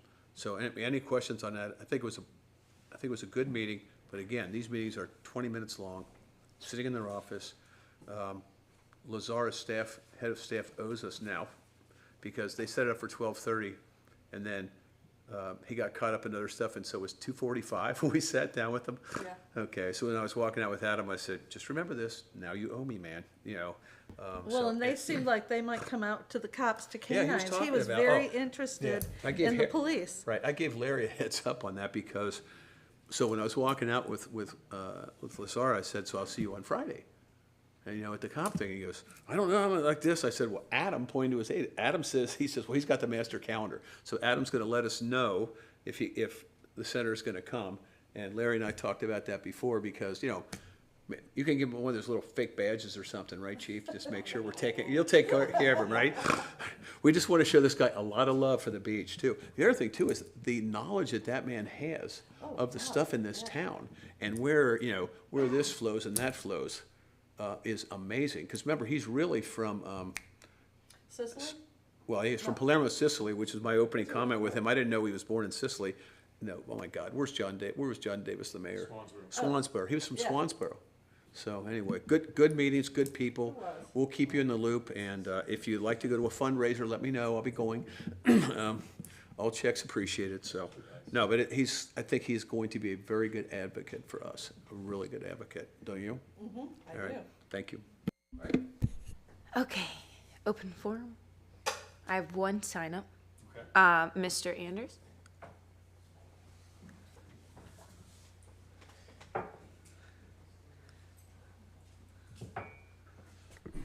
After a late afternoon. I'm Curtis Anders, 136 Seagull. Couple things. Keith brought it up today. We've talked about it for over 2.5 years. Rusty Walker started about 2.5 years ago, looking for access at North Topsail Beach. You've got the petition. I think it's about 170 people now have signed on that petition. One thing that's come up over and over again, we seem to get nobody wanting to look into it, is the Dolphin Shores parking lot and bathrooms. At one time, I've researched it. We were going to buy it, the town was, and one person in the HOA said no, so they had to turn it down. Why don't we look at leasing that parking lot and bathroom, paying their town property tax every year, whatever the better agreement would be, taking over it, make it into one of our parking lots, and let our contractor charge the people that want to park there. And that will probably ease a lot of the tension that's going on right now with golf carts and people being able to get to the beach, plus having a bathroom right there and I have to walk so far. The other issue that's come up is last year, we've got like 5 people got online, North Carolina DOT, Porthole, got the bridges patched up, okay? Jamie at DOT called me and said, hey, we can't get to Peters Park because it's too cold, ran out of this, and the other. We readdressed it again this year with the porthole, which everybody here and everybody online can go on that porthole and put more pressure on DOT to get it done. They come back and said, oh, it's not necessary. It's not needed. And I'll be like, yes, it is. I said, Peters Park Bridge is terrible. So we need a little bit more pressure from everybody just to push them to say, come and fix Peters Park on and off bridges right there. The good news that comes out of some of this is we have had some people come back and let me know, and other people around the neighborhood, they have had actually success with Onslow's reappraisal of their houses. Okay, and so that is happening. Make sure you put your request in online, telephone call, and get you a meeting with the board. Bring your paperwork, because we have had some people success. Okay, so don't turn it down. Last thing I want to talk about real fast is there's a certain lady that came here and grabbed this town by the bootstraps and ran with it and changed this town while she was here. Her legacy, I think, with the people that I've all talked to, it's all we sit around and have our little senior conferences and talks and breakfasts and stuff. Her legacy, I think, is going to end up being, and I told her this today, is the people that she hired here and put in positions here in our staff that are absolutely great people. So I want to say thank you from myself and from all the rest of the people I've talked to in this town, from Alice. We will miss you dearly. We thank you for grabbing us by the bootstraps and pulling us forward. And we also thank you for leaving the Lexus, the 3 sitting in the back room back there, the 4th one in the corner over there, the ones upstairs. The nameless. And the 2 that she hired that we've never had before here. Okay? These are very, very, very good people, and hope y'all stay. We do. Okay? And I just want to make sure that we haven't said it enough, that thank you, Alice.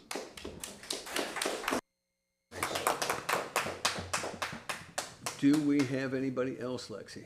That is all. Okay. Attorney's report. Very brief and on topic with praising all of the work of Senator Lazzara.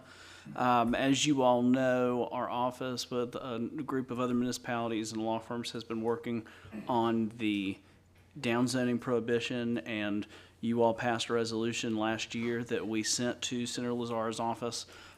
He has worked with Senator Brinson to introduce a bill that would essentially exempt Onslow County and some other counties and the municipalities within those counties from that downzoning prohibition, to give you all more flexibility when it comes to zoning. And so I just wanted to give you that update. It has been introduced and will hopefully it will pass. I will keep you updated as that goes through the legislature. Can I That just is ask you all. one quick question on that? Why did that happen? I mean, what, again, this is that, it was probably on Facebook, that it was a special deal, that somebody got pissed off around Raleigh, and this was done as a favor to them because they didn't like something that happened. It is my understanding in the local government scuttlebutt, I do not know this for fact, but it's my understanding from hearing folks, is that there was a property owner in Durham that wanted to have a gas station, took some steps for gas station to have a gas station, and it was next to a residential area, and Durham, I think it was Durham County, rezoned the property so that it couldn't be a gas station, and the property owner had some friends in the legislature. I didn't know the details, but that's basically bad, you know, because that got snuck in is what people have That told me. was snuck in because- on the last page of the Hurricane Helene Recovery Act. Yeah, because I was talking to, oh my God, the senator in Byways about that when it first came out. He says, that's dead, and it ain't dead yet. Yeah. Thank you. Mark?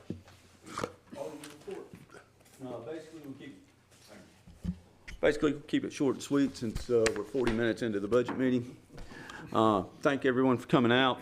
I'd also want to express my condolences to the Larry's family, and I hope that our board and all the future boards in this town can strive to try to achieve the goals and objectives that Larry has fought so hard for. Thank Oh, well, you. you gotta add one other thing. Resurfacing. As far as resurfacing the roads, Yeah, remember, Yeah, you I- followed up on that, thank you. yeah, I followed up on that, and basically, I think I mentioned it last Alderman report that they got back to me, said that New River Inlet Road had been inspected, and it was not on the 5-year resurfacing plan, and that its current condition was good. So, and my personal opinion is the bike pathways are going to have to wait. But that's my personal opinion. We're still working with Jumpo on a lot of other topics as well as crosswalks and other things. But and we Yeah. will try and bring up what the individual brought up today as far as the first section of New River Inlet Road. Yeah, and just so people, the history on this, Mark, and thank you for doing that. We talked at the last meeting for you guys at that meeting. The reality in that is when we first looked at the bike path, it's because it was going to happen when the resurfacing happened, and so we were only gonna pay a fraction of the cost. Nobody builds a bike lane next to a state highway for 5 miles, okay? I'm not even sure they would approve it, but putting that aside, and now, they told us at that time, because Fred was working on it, right? It was Fontana, they told us we were in their 3-year window to get it done, and now we're not even in their 5-year window. Well, with that being said, also, I think we've discussed this before, that if you try to put a bike lane now against the pavement that's already there, it's just gonna crack and fall apart and become more of a hazard than a help. No, nobody ever do it, thanks. Kip? I won't be as brief, sorry. Thank you, Mayor. I'd like to begin by reporting by addressing my absence during a majority of this past month. As many people know, I was out of the region, out of the country on a scheduled family cruise. However, when I learned on Sunday, April 12th, of Larry's passing, I was deeply saddened to receive that news. It's a tragic loss for our town, our community, his church, and his family. I deeply regret being out of the area and unable to attend the celebration of his life. Larry was a man who truly understood that our shoreline was more than just sand and water. It is the heart of North Topsail Beach, a source of livelihood, beauty, and connection for generations of residents and visitors alike. He was unwavering in his commitment to protecting our shoreline and had a profound love for his community. And I know we all are better for his tireless work on behalf of our island. On a personal note, I'd like to acknowledge Larry's incredible impact beyond this dais. As a project manager for the Sneads Ferry Presbyterian Church Fellowship Building, Larry poured his time and talent into creating a space that has become a true pillar of our area. This structure has served our community well, acting as a recent home for the Fairy Tales Youth Theater. I'm pleased to share that from May 28th through the 30th, the theater will be performing the musical Matilda, and it's a wonderful opportunity to highlight the incredible talent of our community's youth and the many volunteers who come to put on such an amazing performance. I encourage everyone to come out and support them and do that in Larry's memory. I'm sorry, Kip, the 20th, I'm sorry. The 28th to the 30th. I want to make sure I put that on my calendar. Yep.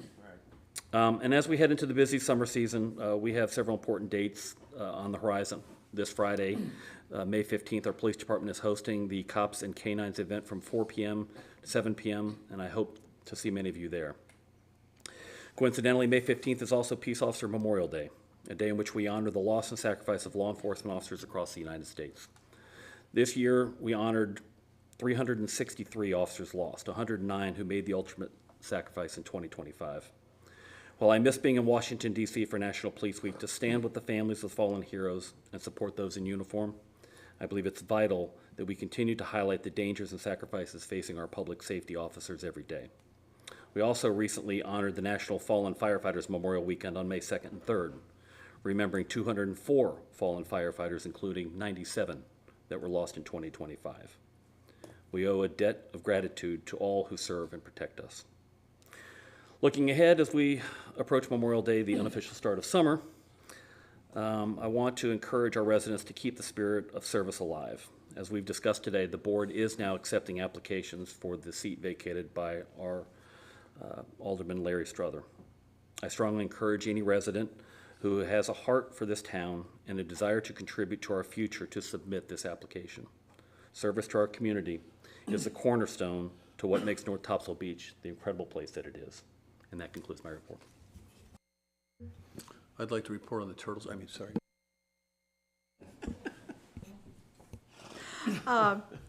You've probably heard me talk enough today, so I'll keep this pretty brief.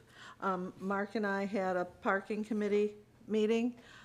We're keeping the parking rates the same as they have been. There's basically no changes.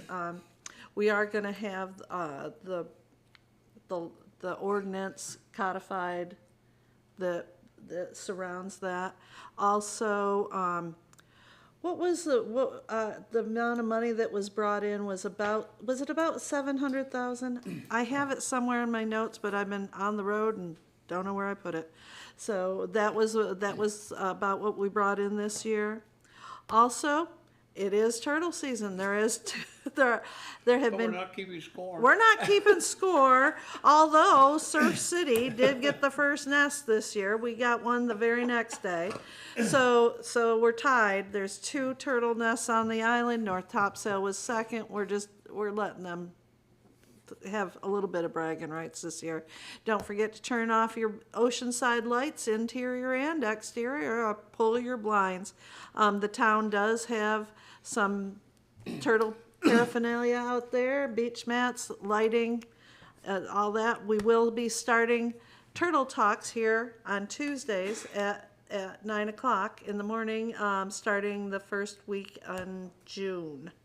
So that's it on the turtles, and the only other thing was I did want to offer my condolences to Larry's family and to Fire Chief Chad's family as well.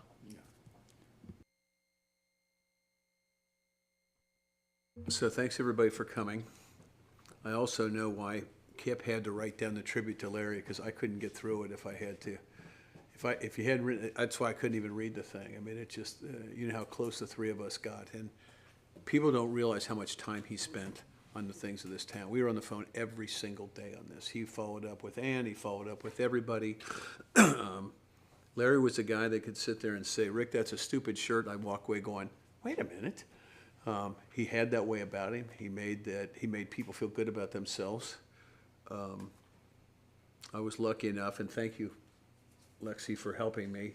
They asked me to do some comments at that, and it was hard. And then that parking lot was completely full, and the things that he did. You mentioned the churches. When they talked about him, the things that he put through, all the work that had came in. It's like if he got onto something, he got onto something, and he saw everything through. There's a big hole in terms of I know our lives in this town from what he did, and it was tragic. And I also wanted to thank the police department when you let us know what was going on. I actually went down there, but I didn't want to go in the house. And I think you had fire people down there too, Chief, right? And there were policemen and stuff down there. The other thing I wanted to thank, and I don't know if you, Larry, did it or the chief did, having the fire truck there at the service, and having, I think Chief, you were there too, right? Yeah, we had people there for the service. We had, we pulled up, the fire truck was there. And really appreciate the effort that everybody did to put that together. Larry was something else. Larry was very unique, and his love for this town was incredible. And like I said, the irony of the whole thing is Mr. Beachman lived on the sound side, okay, and it didn't matter to him. And one last anecdotal thing, 2 things that I said, actually, and I said many times. If you're around Larry, and we used to meet periodically for that coffee place that I'm trying to think of the name of it, in Surf City. And he would walk in there and just hand him his cup, and he got a Larry. He always got the same coffee and everything else. And everybody knew him, wherever you worked down. I said, if the guy ran for office in Surf City and 400 people voted, he'd get 600 votes because he'd find 200 other people to find him. As Kip and I know, he refused to go on social media, right? But he knew everybody. He didn't need to be on social media, and he refused to get on social media. And then my final anecdote with him and the love that he spread around, which is hysterical. I was literally in Jacksonville at a Home Goods, and I was looking at some sweets up on the shelf, and a young woman turned to me and she goes, "Aren't you a friend of Larry's?" And I'm in Jacksonville at a Home Goods. Everybody knew him. The funny stories that he told about and one of the stories real quick that I didn't even know, the love between him and his wife, they were not even married at the time. All right, and apparently she saved his life. They were dating, and apparently she had been married to a cardiologist or something, right? And the story is she looked at him and said, "We got to take you to the hospital," and he had surgery that day, or he would have died. And she had 10 years with him, and an incredible woman and an incredible man, an incredible gift to this town. And he will sorely be missed. So, love you, Larry. And with that, are we going to take a break now, or are we going to go straight to budget? Do you want 5 minutes to get the budget stuff together? Oh, go into closed session first. Given the time, I mean, the only issue for closed session, I think, is not timely, and so we can push that so that you all can get to your budget. Okay, is that all right? Is that all right? Unless you all want to go into closed session, but Nope, I was going to recommend we push it to the end if it needs to be addressed today. That's fine. I think. Okay, that's a good idea. So, we want to go straight, we don't need, do we need to recess? If it would be okay, just allow staff that need to get anything from upstairs to go and grab that. Just like a 5-minute recess. That's fine. Just do that. That's fine. Thank you. Yeah. Thanks, everybody.